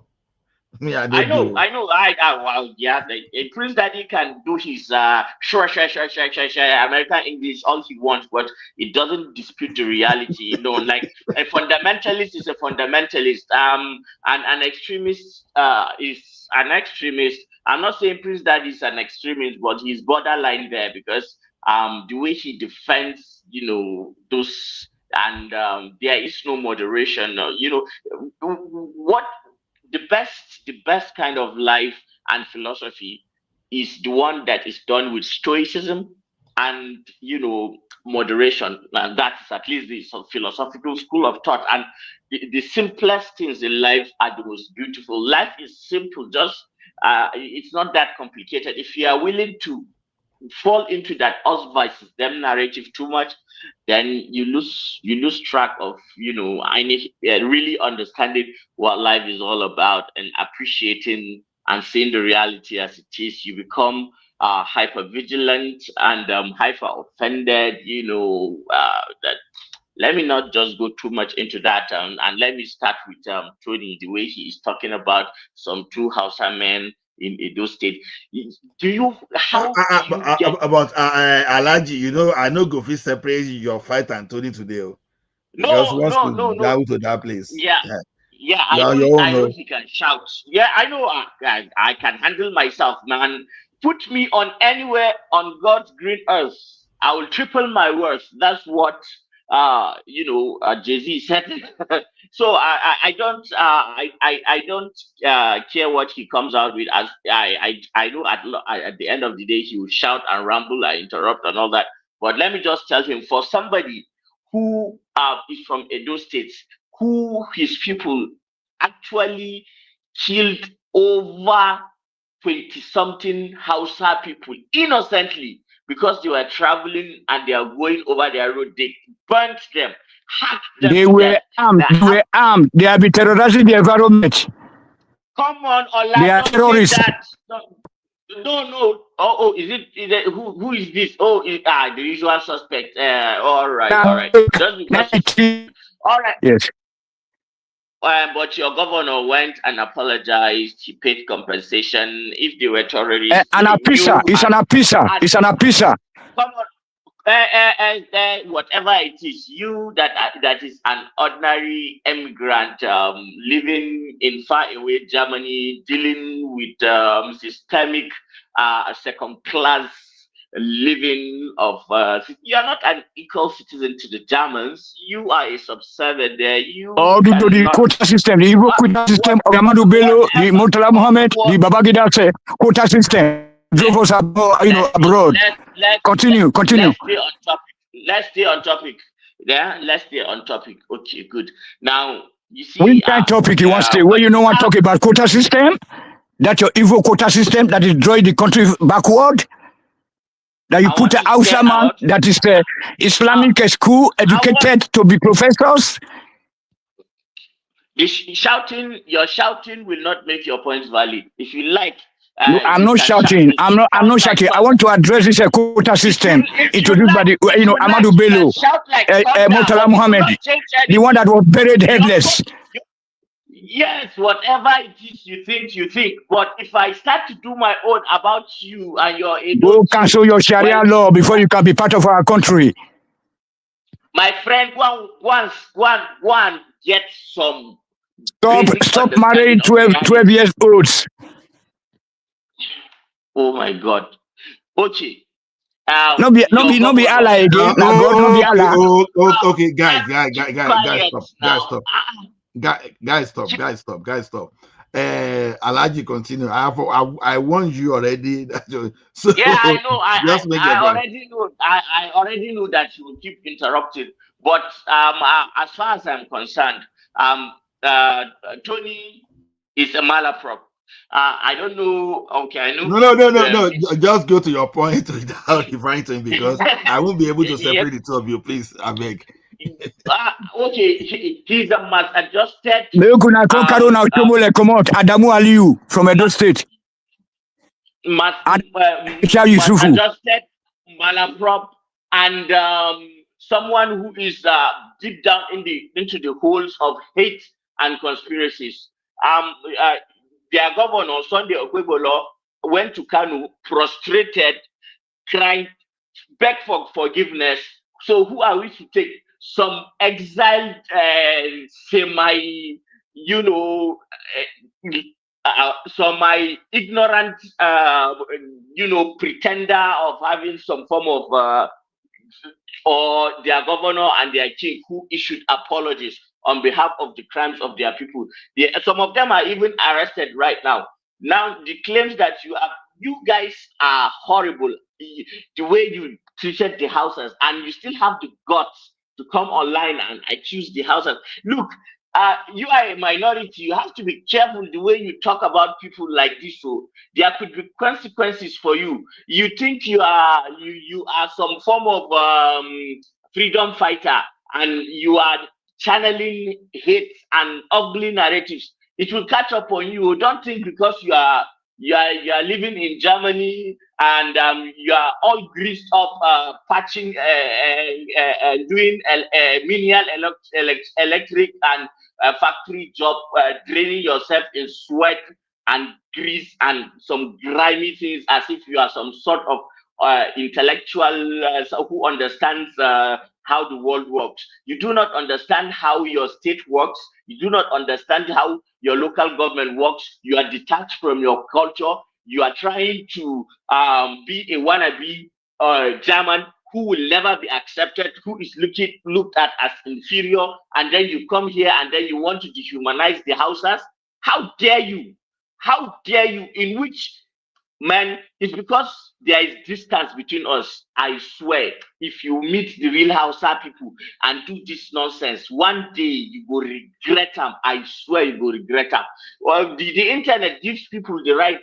You cannot say some things in the face of people, but the internet has given you the audacity to keep saying all these things. Maybe the only thing that will save you, it is only human that if somebody is mentally disabled, or somebody is mentally, not there, so you have to cut him a slack, because if a dog barks at you and then you bark back, then you are the dog, you are the more stupid one. And therefore, I will decide to disengage right now and focus on other rather important issues. You can shout and harangue and hawk but your selective justice just puts you out there as the malaprop that you are. And if you don't know what a malaprop is, maybe try and go and read some more. But I still doubt if you know what that will mean in the next 15 years. By then, you would have been an old, grimy, sulking, intolerant, dying, degrading old man who has lived his life all consumed by hate and never ever wishes anything good to other people, and do not see people in their humanity, and who only leans into hate and generalizations. Man, you are in for one big surprise. So you can't answer them. Can you cancel your Sharia if you want to be part of our country? And I think that Tinubu is serving you guys right. You guys miscalculated. You miscalculated Tinubu. You underrated him. You underestimated him. He's dealing with you guys, and he's carrying out my agenda unknowingly, for that matter. Right on. We listen to you. You don't ever see Tinubu with your two korokoro eyes. You don't ever talk to Tinubu with your two korokoro eyes. How many wives you don't marry? How many 8 years old? Say when they don't begin to get titties, they don't begin to marry them. Come on, shut up, listen. I have met Tinubu. I have talked with Tinubu one-on-one. You don't give answer. I will prove it to you. I will prove it to you first, but we'll have to make a bet that this Tinubu that you are saying is doing your agenda, that I have met with him and I've interacted with him and I can prove it to you. But I want you to put some money before I prove it to you. Ola, can you intercede so that I shut this wannabe intellectual? No, Elijah, see, I don't want you to shop Tony's money. So, so let's just stay on the topic. Because I know, don't let us go there. You will shop his money. I don't want that. Somebody has to come in. But Tony. No. Let's just go back to the topic. Ola, you can only chop money that is there. Money that is not there, how can you chop money that is not there? Hold on, Azan, hold on. Okay. Are you saying Tony doesn't have money? Are you saying Tony doesn't have money? Where is he going to get the money from? Okay. This Hassan now main version of hold on, Tony, hold on. You spoken. Let Azan speak. Azan, I beg, as much as possible, avoid Tony. Let's just go back to the topic.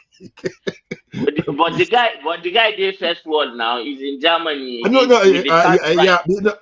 no. That's why I warned you. I warned you that if you, Okay, I warned okay, you this I'll kind of okay, thing. Come carry I'll you, give bribe I'll give me. you pointers. Bribe me through ya. Hey, Tony, Eh. that's enough, Okay, please. That's enough. let bygone That's be enough. bygone. Let's That's bygone be enough. bygone.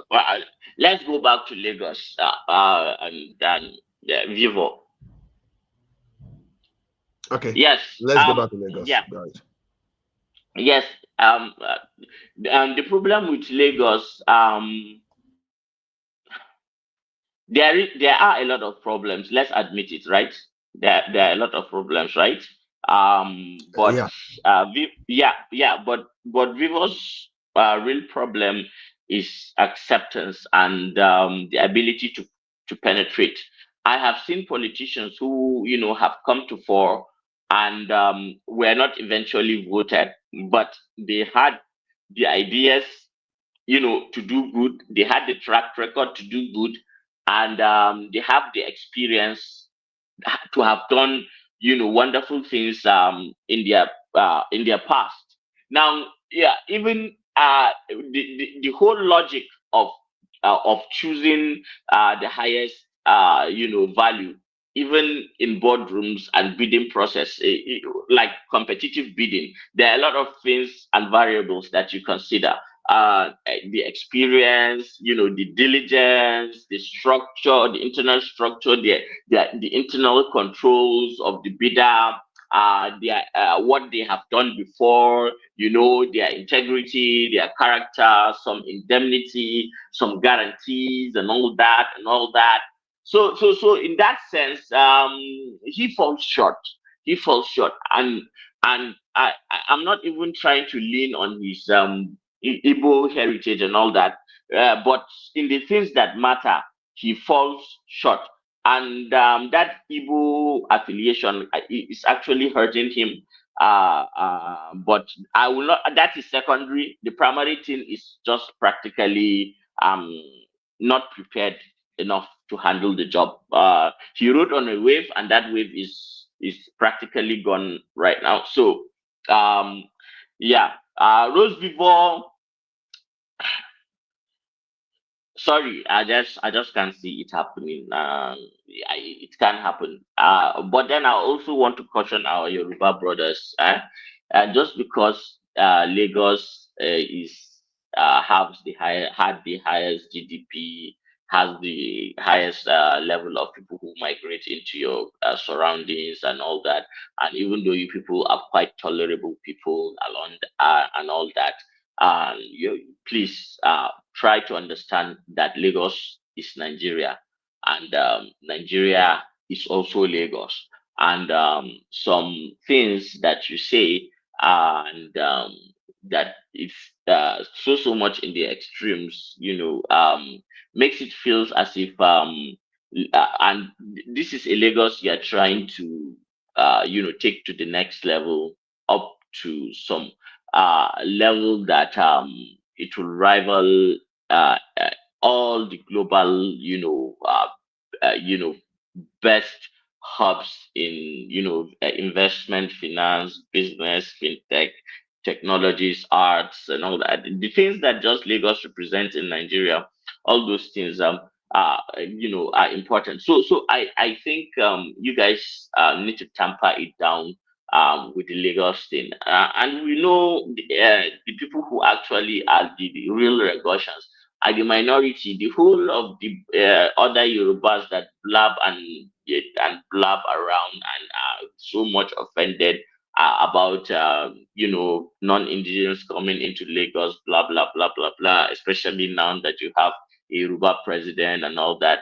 In this, the way Nigeria is structured, she will go eventually, and you don't want to do too much that you create resentment so much. I know that the for the other people, the by the people that are saying they are people of prestige, that are of acumen, of wearing uh, is red is red clothes with the insignia of the lion and red caps and all that.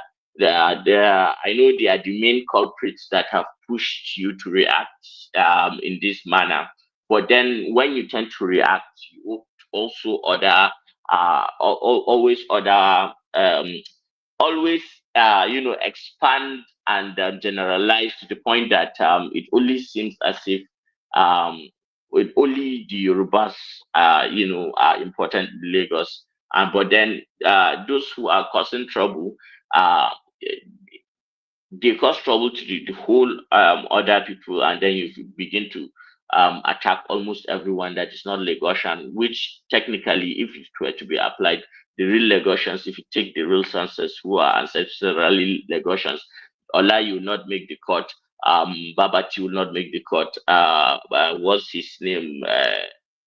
One man will not make the cut. A lot of people that come on this platform and extol and say Do I make the cut? Lagos. Who is that?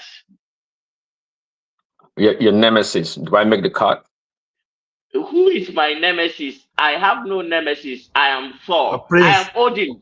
I am Prince Odin. Daddy. But I'm Odin. You know who Odin is? No, who's that? No. Okay, Prince Daddy, you be Thor. I will be Odin. Call me the omnipotent. Okay. I don't know whether anybody is a nerd here and you understand the the reference, but yeah, it is what it is. Prince Daddy, I don't want to consider you because you are so far away detached from that. I'm sorry, my brother. You are Nigerian. You understand Yoruba. But I'm sorry.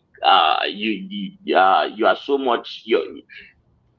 You interpret our realities too much from a Western American perspective, so much so that it is so diluted and watered down that it does not fit our context.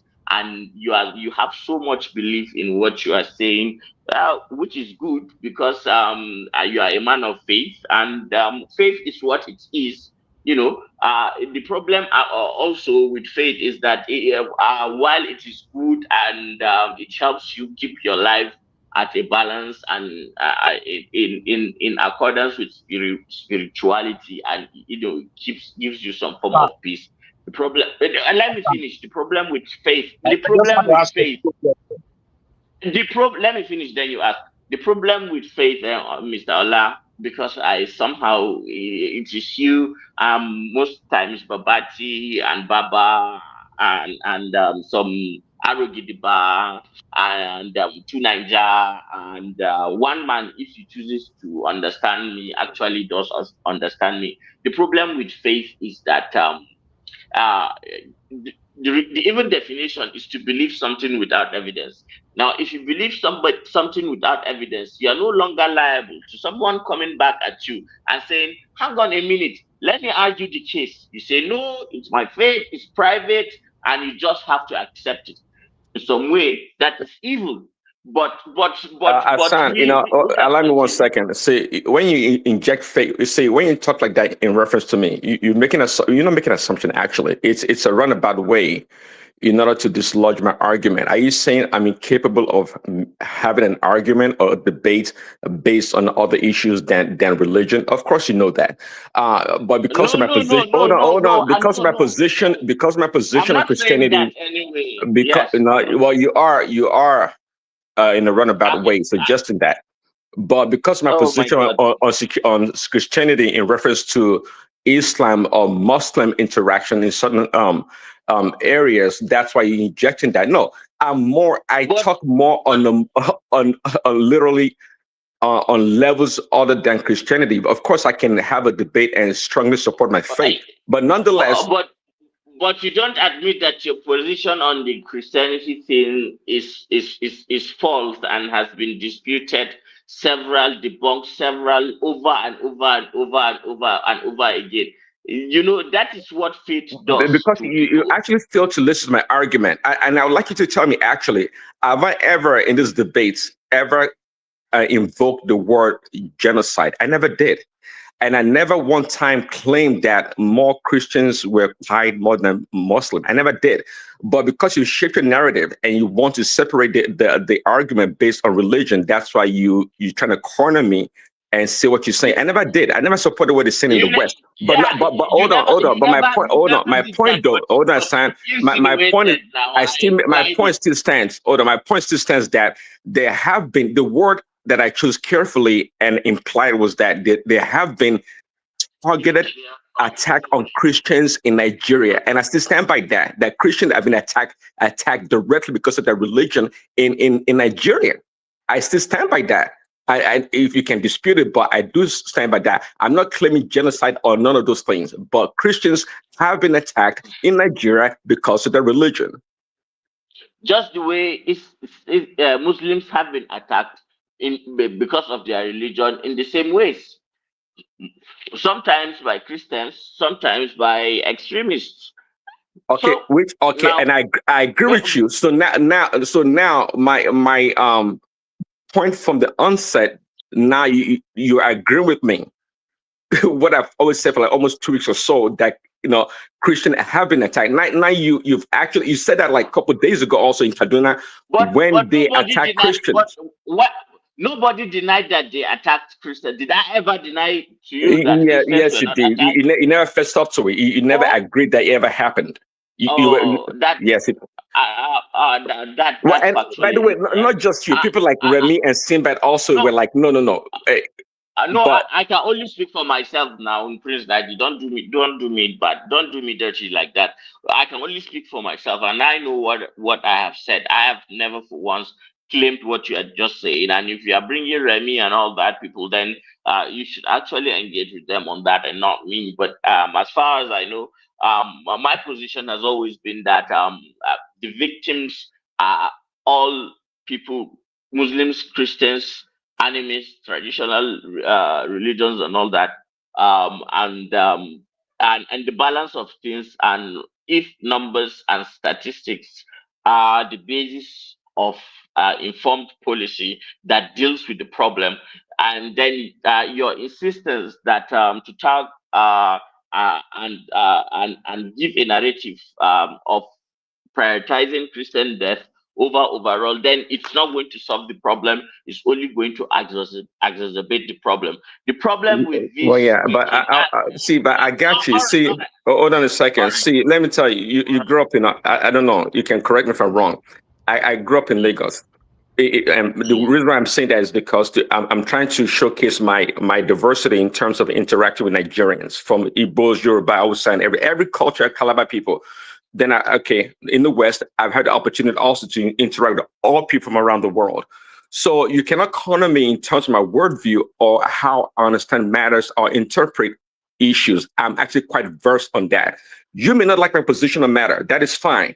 But I am capable of having an argument or debate because I'm actually well exposed on Nigerian scene and internationally. So Do you you know don't have what, to agree with me, Babaji? but I do. I can make an argument.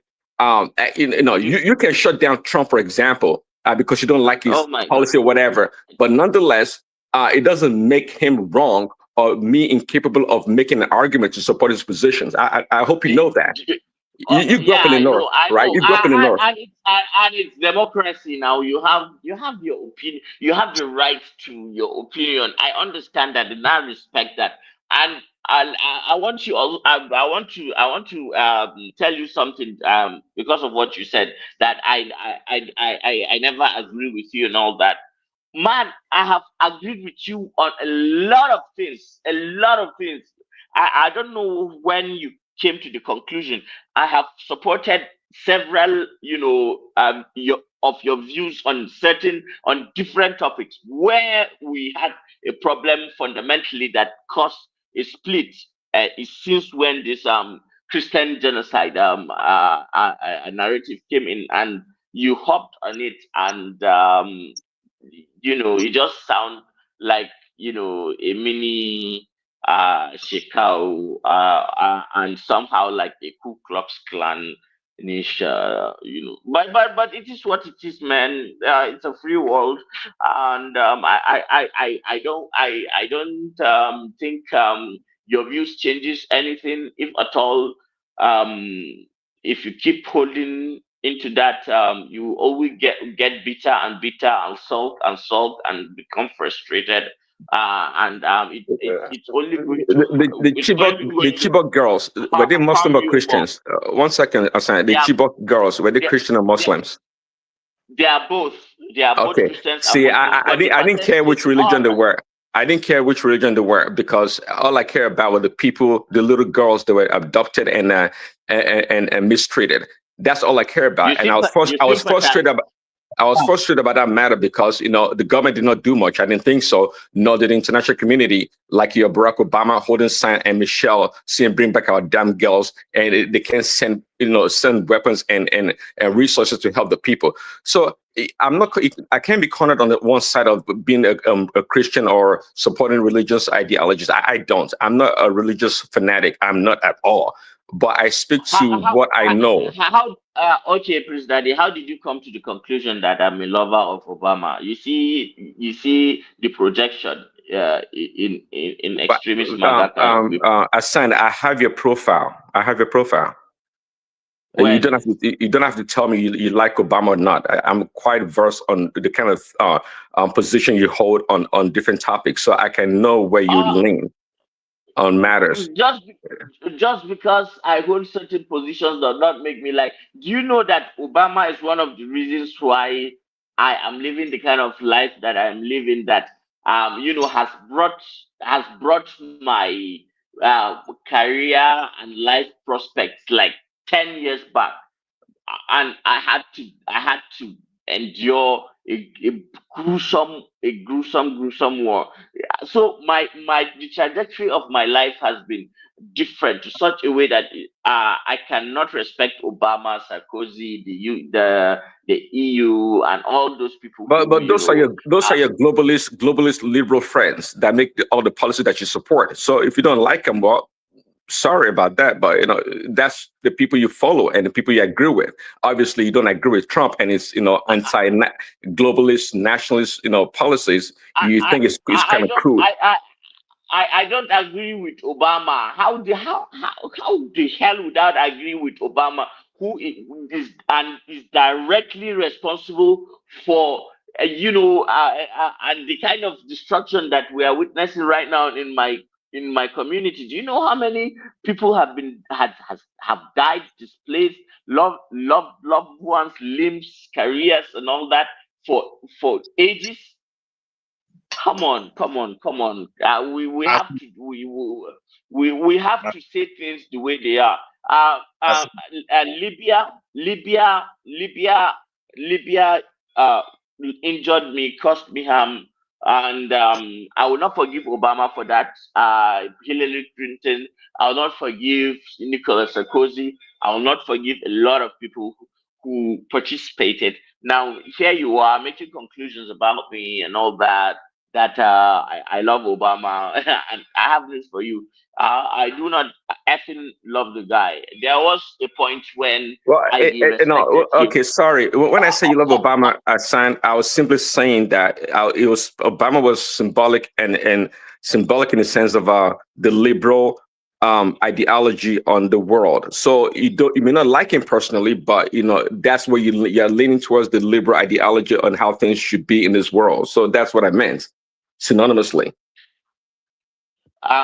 If between the liberals and the conservatives in America and the kind of options that they present to you, and which you guys are so blinded that to think that you have a democracy and that you have some sort of choice, and that you're actually shaping the policies that rules your life and all that, then I think you are quite naive. You're quite naive because I'll tell you the reason.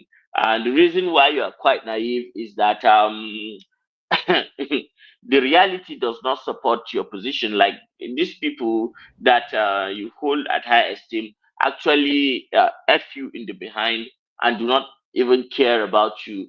The evidence is all there. You can lick their not sack all you want, and but then they come out and spit on your face, and especially Latinos, black people, and brown people who love MAGA because of Christianity. Those are the ones that I think. Well, I'm a faithful man. Okay, Ola, can we move can I to? correct something? Let me correct Oh no, something. hold on. If what you are Because correcting Hassan is always Obama, give a wrong figure. Anytime wait, here, he's kind of wait, disingenuous. comparable fact. Wait, comparable fact. Let's go to Nigeria matter. Some guys are complaining already. They want Nigeria matter.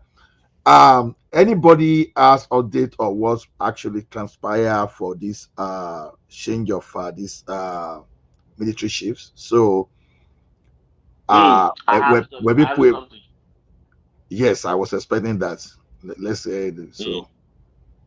Yeah, Ola, I've said this several times that CG Musa is one of my is a favorite person for me. Um, I don't want to disclose it here, but fuck, F it. He's already gone. They've already, he's already gone. So, he's my oga, my boss. I have worked with him for a long time, and when he was in Maiduguri, this is a soldier. This is someone who takes soldiering so seriously, and somebody who micromanages. In football, there are some coaches like Sir Alex Ferguson or Arsene Wenger or Carlo Ancelotti, who just when the match starts, they sit down and just observe the match, say nothing, just say one or two things. But then there are other coaches like Pep Guardiola, Mourinho, Mikel Arteta, Simeone, who for the 90 minutes are on the touchline, gesturing, gesticulating, shouting orders. They hardly sit down, and they are micromanaging every pass, every inch of space, shouting at their players and all that. Now you can understand that reference, and look at where I'm coming from, right? Yeah, like I got you. Yeah, I got you. Sure. All right. This is someone who has done very well because he was theater commander here in Borno, and oh my god, the kind of work that he did, the kind of trail of Boko Haram blood that he took and that he destroyed, that he helped, you know, significantly diminish. Is so much that we cannot just close our eyes and not wish this guy well wherever he is, whatever he chooses to do with his life and all that. He may have fallen a victim of circumstances that are beyond his control.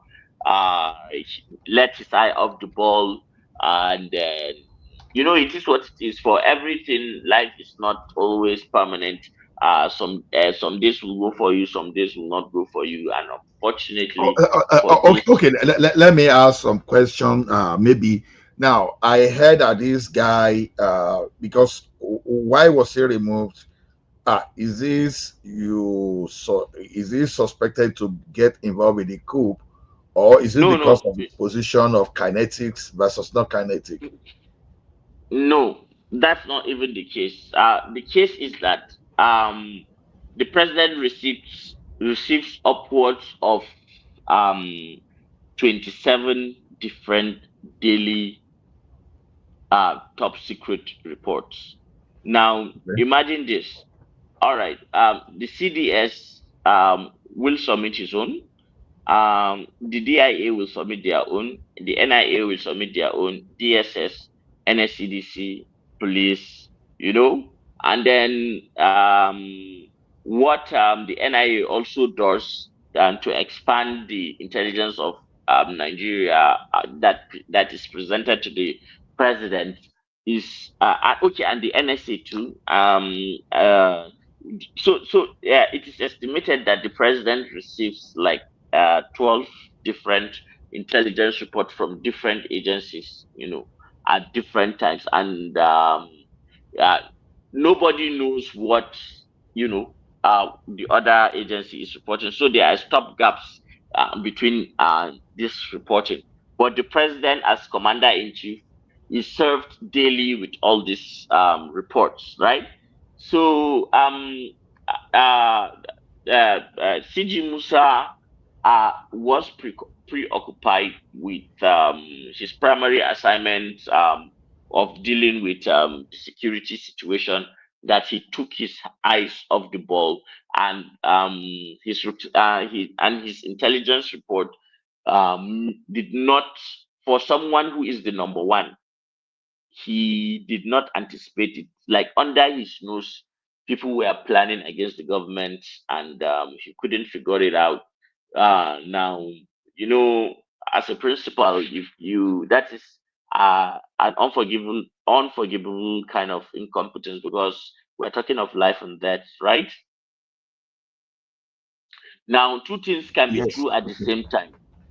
The fact that she heard, and she is human, and was not privy to the information that he gave the president that was right about, because they at the coupists will be careful now not to let the CDS know, but then the DIA got information, and we are now hearing that there were a rumor that the soldiers were attached to Ribado, but Yeah, that's what we heard. We heard yeah, about the yeah. concurrent arrests made by Interpol at different African countries. So continue. Let me shock you. Let me shock you. And when the reshuffle was made, Ribado was spared, and the chief of the DIA was also spared. And somebody was telling me off the record that the reason why that Ribado was even spared before the chief of the DIA, because Ribado was the first to alert the president. It was Ribado's, security report, intelligence report to the president that actually first divulged the information to the president, and then was confirmed later by the DIA. You get it? Yeah. Let me ask Hassan a question, please. Yes. Yeah. So sorry, everybody. You are free. Hold on, Azan. Progressive Oriade. You are free to ask questions also. Please don't make it no monologue. Remy, so you are free to ask questions. You made a comment earlier about the Chibo girls. Wait. Who is this? This is comparable fact. Because Prince Daddy asked you a question about the Petrol Chibo don't girls. call me, but I be lighter.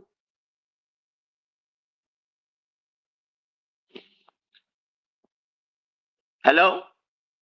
Yeah, can you repeat what you said about the Chibo girls?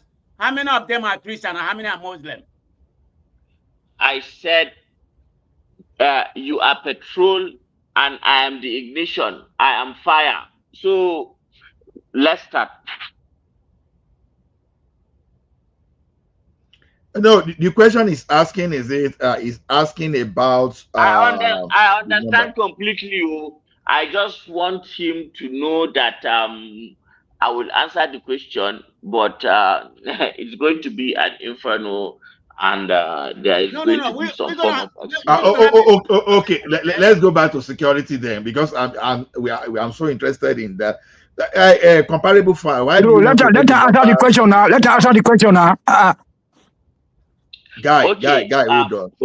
And Azan, hold on. Even if Azan is going to answer, you should know that he was not the journalist that covered that. that will tell you the number of Christian and number of Muslim in Chibok. So I don't know why that type of I even know because I did cover the story, so I know. Okay. Okay. Tell us then. Tell us. All right, and there are more Christians than Muslims, so the ratio is 3-1. Okay, but the context is, which is very important, which people of this of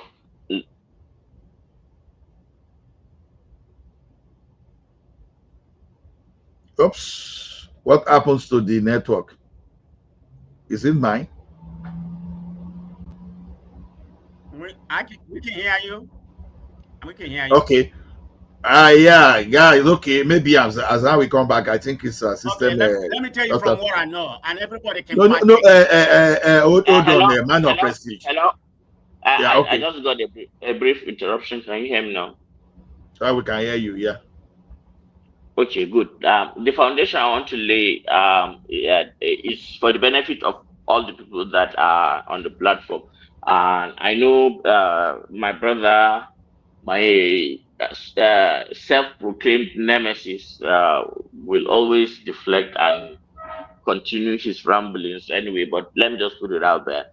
Now, the problem, why there were more Christians is the fact that.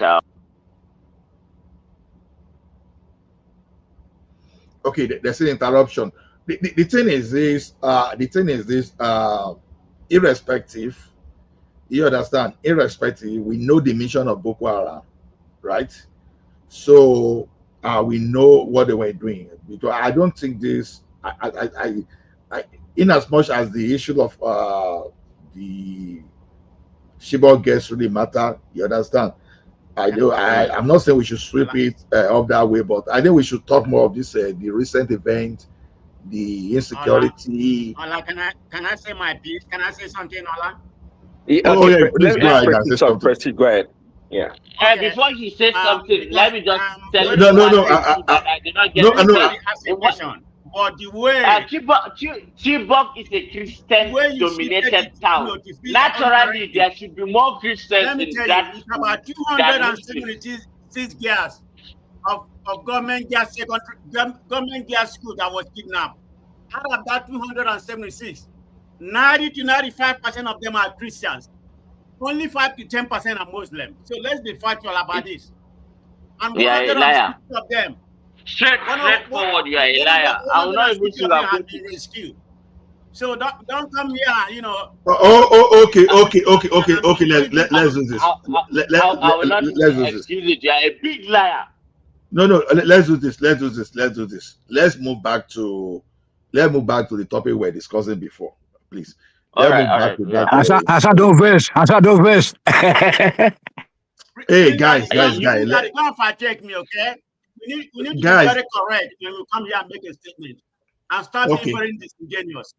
Let's go back to that issue of coup and this insecurity and how we are going to solve it. Let's just, because I had information about that coup and about the arrest of some. But that is part of the security discussion now. Let me answer that now. Worry now. Hold on, Tony. We've seen people in the forum that say, you can't just change topic. And I'm sure some of the audience were not happy with the way the topic just changed. So, Allah, relax. You know, sometimes we free flow, topics change, we get back to it. It's not a big deal. People are not gonna Continue. No problem. Continue. Yeah, I understand. Thank you. Daddy. Yeah, it's a valid point, Prince Daddy.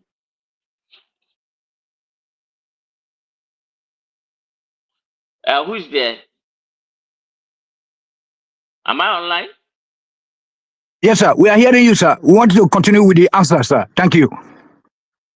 On which one? The Chibok girls or the Chibok?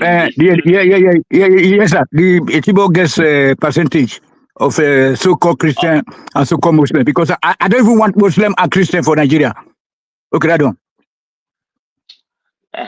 That is becoming too boring. That your complete talk about. Let's stick to the issues that we're discussing. I beg. Nigeria is not going to break. Let's go ahead with the security matter then. Please go ahead.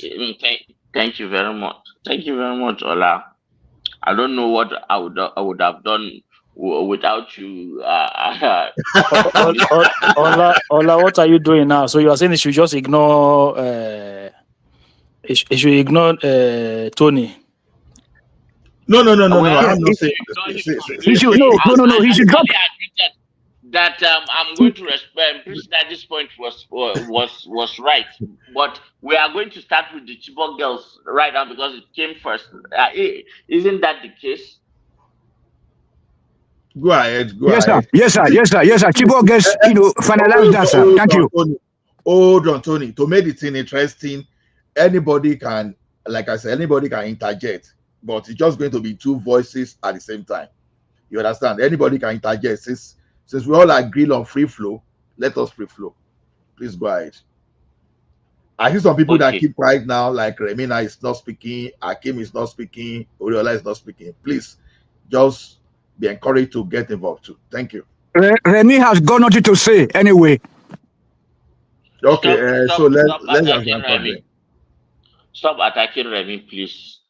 Hey, Remy loves Tinubu to the fault, but then sometimes he also the thing that we all Nigerians do, but there are people who do it worse than us, and it's too extreme. But it is what it is. I don't blame him, please. I beg. All right, and so Chibok. If you go to the people of Chibok, they answer names similar to the names of Kanuri people. You hear names like Ghana, you hear names Bulama, you hear names as very poor people, but they were converted to Christianity by missionaries. And then they also have a tiny military, Islamic population. Now, okay, and they intermarry. So if you go to Chibok families, you'll find a Muslim man with a Christian wife and their children. Some will be Christians, some will be Muslims. That kind of life. I know a lot of people who have not come to the north and see the way Northerners live. In some pockets will never understand this. That Northerners are marrying from different religions and they are doing quite well for themselves. And the insinuation always from people like Tony is that there are somehow some superior people, and that we are all the North is the problem of Nigeria and all that. That is an intellectually lazy way of looking at things, and it does nothing but create more cracks, more fault lines for that will hinder common ground that we need to proceed in this country. So Chibok, as it is, its demographics is majority Christian, minority Muslims, all the same people, the same ancestry, tribe, religion, culture, and all that. Chibok, uh, a local government quite big, I would say, bigger than some state in where man of prestige is coming from. Has an almost 70% Christian population and a 30% Christian population. So that is the average, that wherever you go, whether in schools, whether in markets, whether that's what you see. 32. So if there were to be an attack, then it is only rational and reasonable that the majority of people who fall victim are going to be Christians. But if it were that they came and then took all the Christians and left the Muslims, then people can shout to the high heavens, and I also will, uh, fight back and fight for them, and also try to resolve the issues. But that was not the case. This convenience of always just seeing a life that is worth living because it has an affiliation with you only is the pitfall and is the early signs of somebody going into the abyss and hubris of philosophical hatred and no return. Some on this platform are on different degrees of that, and if they don't get the necessarily rehabilitation, their futures may not just be uh, uh, good, and they will not leave any legacy that is worth emulating. Yeah, if you look at history and the people who are celebrated, they are people who actually are human beings at the core, and they live by certain universal indispensable principles: justice, fairness, equity, you know um, and all that. Now, Tony, if you go to our courts, like there is a blindfolded statue of a woman with her hands, her arms straight wide, and she's holding something that is so balanced. Have you noticed that?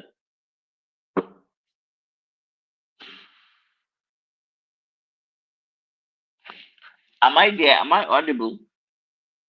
No, I am expecting Tony to respond to you. That's why, since you mentioned Tony. Yeah, yes, I was expecting him to speak. So now, yeah, thank you, sir. I have a question for you, sir, my brother, from my fellow African brother. You know, yeah. So I wanted to look at the elephant in the room. Yes, sir. Yeah. Hello. Senu Divo, we added a greeter. So, my brother, I want you to address this elephant in the room because I had you on the, you and Prince Daddy, you talking about. So, I want to ask you a very simple question: who is attacking who? Who is attacking who? Because no, you told me that Muslims are being hurt and Christians are being hurt, but whose group is hurting who?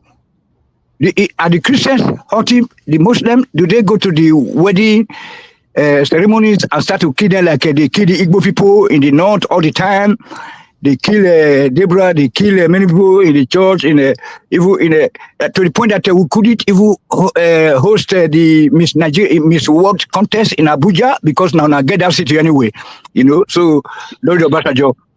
Okay. So by your logic, Your ideology, ideologically speaking. Let me answer now. You did not even answer my last question. You are throwing me another. I'm trying to answer and still interjecting me. What kind of thing is this now? Listen now, come on. Sorry. At the chop at the yam. Hey, God, my God. Hey, I will need paracetamol if I finish this session. No. Sorry. So let me ask, why is Hassan the only one? Is it the case of don't ask. Let me finish first. Don't ask. Let me finish. No, let me finish. No, Azan, wait. See, I said, comparative fact, I said this is not a monologue session. Anybody that wants to come in can always come in. I said but he's not going to allow anybody to come in because he's been talking for They're asking me questions and I'm answering. What the heck do you want me to do? But if I don't answer it, you misconstrue me. And if I answer it and it's beyond and it's not what you want to hear, you bring another manipulative, inconsistent, illogical, irrational, almost like female-like, crying crocodile tears to just make people accept their irresponsible positions. Let me answer my questions, please. Then I will get to you and face you frontally. No. But the point I'm trying to make, Ola, people should have their turn. It's not a matter of taking their question. The only You reason guys why I'm have telling been But he you, already here told you guys for you can hours. interject. It's a free flow. Let him answer now. Why you dey disturb him? Oh God. No, she said it's my nemesis, but nemesis online. If she were to stand in front of me, in real life, that would it's not quickly about you and change. I don't have anything to do with you.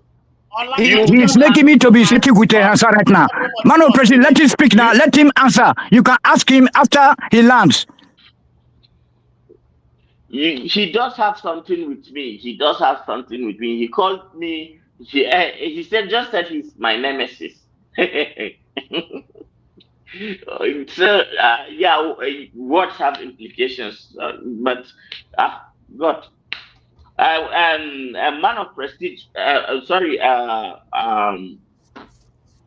what's that? Your name, Tony? Where was I? I even lost my change Tony of Africa, sir. train of thought. Tony Africa, sir. Yeah, you was about to furnish me some answers regarding who is killing who. Who is killing who in the north? Because I know that the so-called Christians are not Yes, yes, yes, just yes, going to kill yes. people. Tony, Oh, Tony, use word five. I Use remember word now. five. I remember. I remember now. Okay. What I wanted to answer you is that okay, you are saying that it is Muslims that kill the Christians in Chibok and abducted them. They did No, not no, kill no, no, them. no, no, no, no, no, no, no. No, I said that the Muslims are the one killing Christians and they are the one killing Muslims also. Those Muslims they consider to be moderate. For example, my brother, please, Oga, please. You know, for example, where I grew up in Ibadan and Benin and Lagos. The Muslim marries each other, Christian, Muslim. Then Sunday, the husband will drive his wife to the church. Then on Friday, the wife will drive the husband to the mosque. Do you do that in your place there? That's what we are saying. So who is killing? So who is killing who? All right. We all agree that it is the Muslims that are All, killing both the Muslims and the Christians. Right on, sir. Thank you. okay. All right.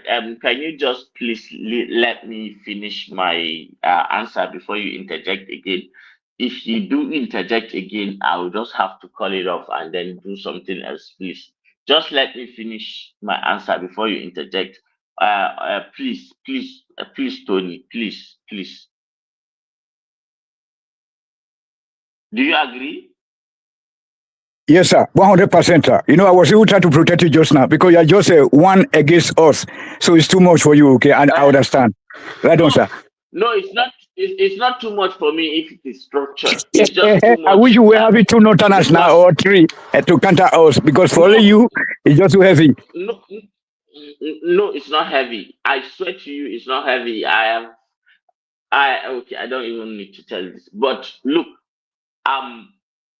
by your logic, because Christian, Muslim fundamentalists, Hawarijites, killed Christians and Muslims, or kidnapped Christians and Muslims, and then it is a Christian agenda. Now, if you go by that logic, the criminal Edo guy who stays on the streets and robs Christians and Muslims and all other tribes, what do you designate him? No, you see that you are not getting me. You know that earlier on, while he was discussing, no, hold on. I get you. Hold on, sir. You're very. I know that this guy, our brother, interjected you. So you forgot what he was about to say. Hold on. Very simple one now. Let me just give you. No, let me just. No, let me just give. Very simple. Let me simplify. No. I will not now. I will not let you off the hook. You are too malapropic, rowdy, and incoherent, and you are just like your brain is just like. Let me not say it. Electric. Hold on. You said that our people. No, hold on, sir. You said that. Hold on, sir. You said that. No, hold on. You said they marry. No, wait. You said you intermarry. You intermarry. Alice, that is okay. You intermarry each other. That was the point you were trying to say the other time. Like that you do intermarry. But I'm asking you, if I'm married to an Hausa woman, and then on Sunday, assuming I'm an Alhaji, do you drive your wife to the church? And then on Sunday, or Friday, your wife drives your husband to or you have to force her to be a Muslim. You see, that's the question. No, it's wrong. That is a lie. Because your initial question was that if you are marrying a Hausa man, you did not say it if you are marrying a Muslim woman. You said a Hausa No, for example, woman. if you marry, you say intermarry. When you intermarry, do you practice? Do you allow them to practice their respective faith in the house? Let me educate you now. I hear. Newsflash, there are houses that are not Muslims. Go and marry them. And you have no problem. I'm giving you knowledge now. But I want to carry the Muslim woman, so that we can go to unite our environment, our city. We can unite them together, so that there wouldn't be any problem. Like we don't have a problem in the southwest right now at the state with the Muslim we're having. And you know that how marriage works. It's not you now. The Muslim woman have to want you. And I doubt with just 1 minute with you, she will be repulsed if she's not somehow mentally retarded or something like that. Retarded or something like that. But I get a Muslim son here now. I have a Muslim son with another woman here in Germany. He's 6 years old. And that's Germany now. Those ones they are not rooted in culture and reality. Those are Arab. I said Arab woman. Arab woman. I don't give a F. I don't give a F. And then she do celebrate Christmas. She celebrate Christmas. She celebrate Eid al-Fitr. Who is Muslim? An Arab woman who is Muslim in Germany. Yes. Who is of maybe some African or Middle Eastern country. Right? It's Middle Eastern. Yes, you see, she's been Germanized. You two yourself, the way you are looking down on Nigeria. Who tell you? I beg you, you ain't go pray 5 times a day. You're already a fanatic. Right on. Yeah. Oh my God. If I were a fanatic, I will not be trying to bring you back to the fold of people who think rationally, who are not susceptible to conspiracy theories, like leaders like Donald Trump, and who instigate more ethnic and tribal and religious hatred all the time. You open your mouth to think. To talk, even though they do not hold any water and have no basis in factual reality, you still hold on to those things and have been keeping it. So if you are not careful, you are going to maybe suffer really, really with heart problems and all that as you grow old, because you are carrying so much hatred in your heart, and that is going to consume you. I advise you that you take a moderate approach to this Nigerian problem. Tupac said, learn to see me as your brother instead of two distant strangers, and that is how it's supposed to be. Some words are timeless. I don't know how rooted you are in philosophy, because there's something that I have noticed like 10-15 years ago. No matter how good you are, your education, you need some form of understanding of philosophy to actually run your life in the right way. And the problem is for somebody like you, Mr. Tony. Somebody else talk, and somebody else talk here. What's going on here? Let me deconstruct him now before I come back to you and do some psychoanalysis to you. Just keep it there, man. Keep it there. I'll get back to you. And Mr. Tony,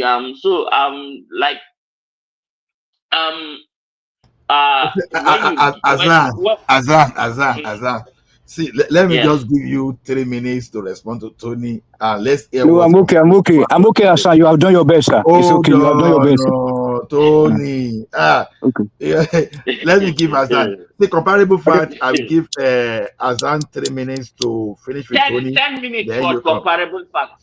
there is so much I want to do with the comparable facts. No, I beg, I I just beg, want to tell I you. beg, no need, Hold because on, this guy, Tony. you cannot convert him. You cannot change him. You know, it's Hold okay. on, Yeah. Tony. Yeah. Hold on. Azan, just 3 minutes. Just 3 minutes.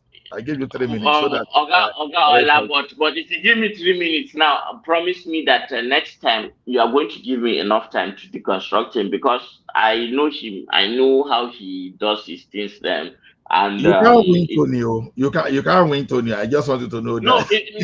not even Tony. I think Tony. I tell him the information. He does it with it what he likes. But I am providing superior arguments. He can go back home, meet his German cycle. I just hope that they are not closeted Nazis, who teach him hate and all that. But if they are real people who understand what life is, at least he gets better. Just let him go, just and play back what we discussed. My brother, no place like home. We want to come back. We didn't want to leave in the first place, if not because of the useless system you guys introduced. So that's okay. No wahala, no wahala. Tony, that's okay. Tony, that's okay. No, Azan, let's give comparable fact time. Let him speak. You can interject. Okay, let's leave Tony then. Tony, some other time. Yes. Okay. Comparable facts. Are you there? See, we are calling you now. You are not speaking, though. Comparable facts. Yeah, He's there. It's too much noise at the background. People speaking at the same time. Okay, say what you want to say. Say what you want to say. Let nobody interject. I'm just going to make my submission. I'm not going to insult anybody, but I'm just going to cut. I'm just going to say how it is. So, but you give me a chance for rebuttal now. So the reason why I came in, it was during the conversation between Hassan and Prince Daddy. No, just give me a chance for rebuttal. The point was about the Kibo gas. If you don't give me the chance for rebuttal, then no, it's not going to work like that. I would not even want to listen. Just give me a chance of rebuttal, such that I will let you finish what you want to say, and then I'll come back later, and then you will not interject me, and then I'll respond. Is that okay by you?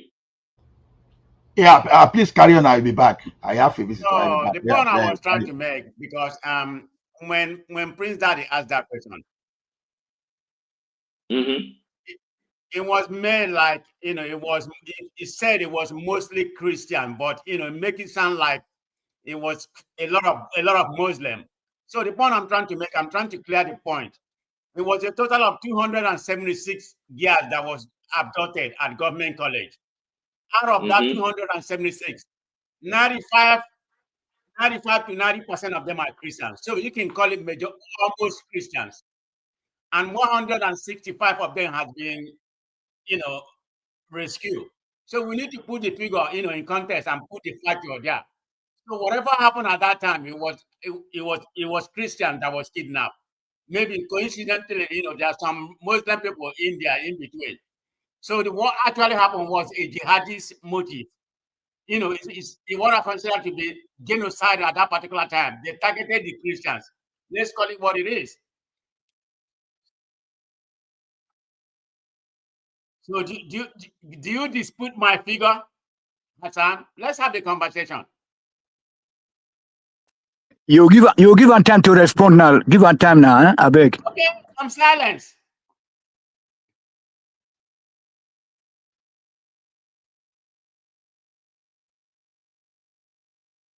Out a civil discourse with me, because I have noticed that because of my name and my region, you have taken a somewhat unfavorable position. Not that I'm faced, I'm used to it, man. Hell, I have seen worse, and therefore I'm not bothered at all. But there has to be limits to some of the accusations, just for us to make the sense that will make our discussions palatable to the people who are listening to us, and such that they can take some invaluable lessons and help them apply it, understand the life and people that they are dealing with better. Now that said, your question, all right, which is about the Chibok girls, right?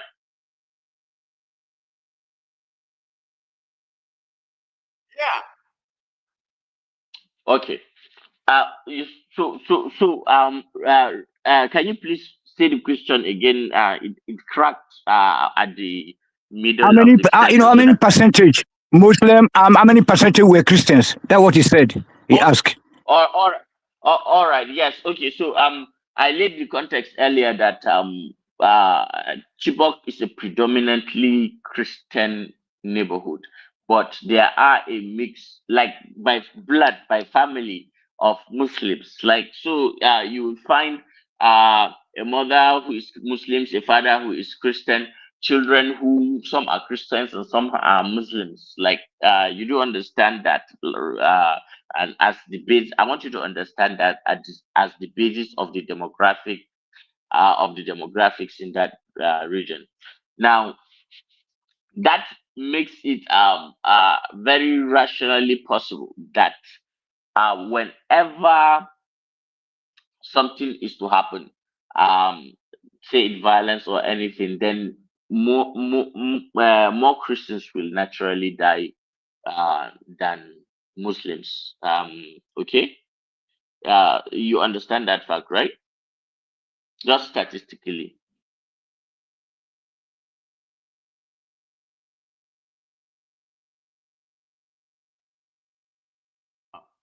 Are you asking Man me of a question? Prestige, are you satisfied with the answer?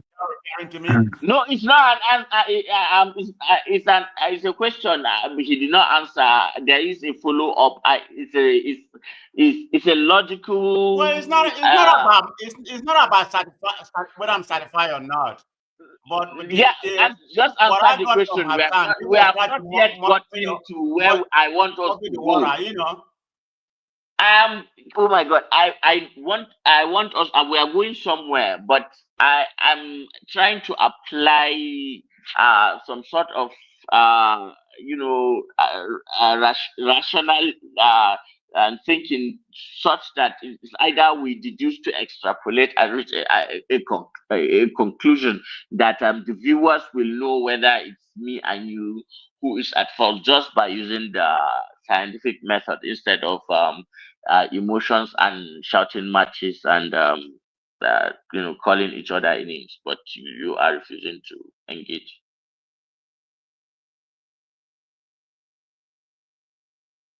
Just answer yes or no.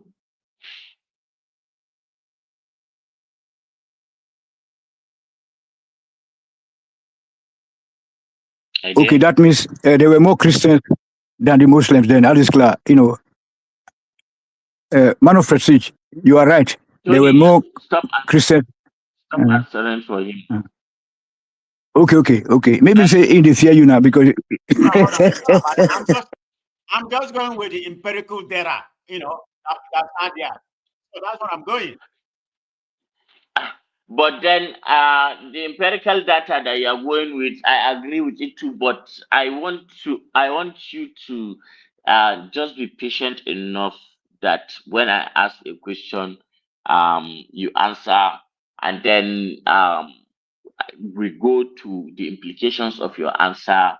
And then we review, and then we go to the next up until we reach a conclusion where uh, you may not accept it, but I hope that the audience Okay, I let's trust get will away from the understand. keyboard. Let's get away from the keyboard guys. On the part No, of no, what's happening in Nigeria right let's now, finish it. Let's I still finish believe it. there's a genocide against the Christians. I know, like Muslim and Christian are dying, but there's a targeted by the jihad.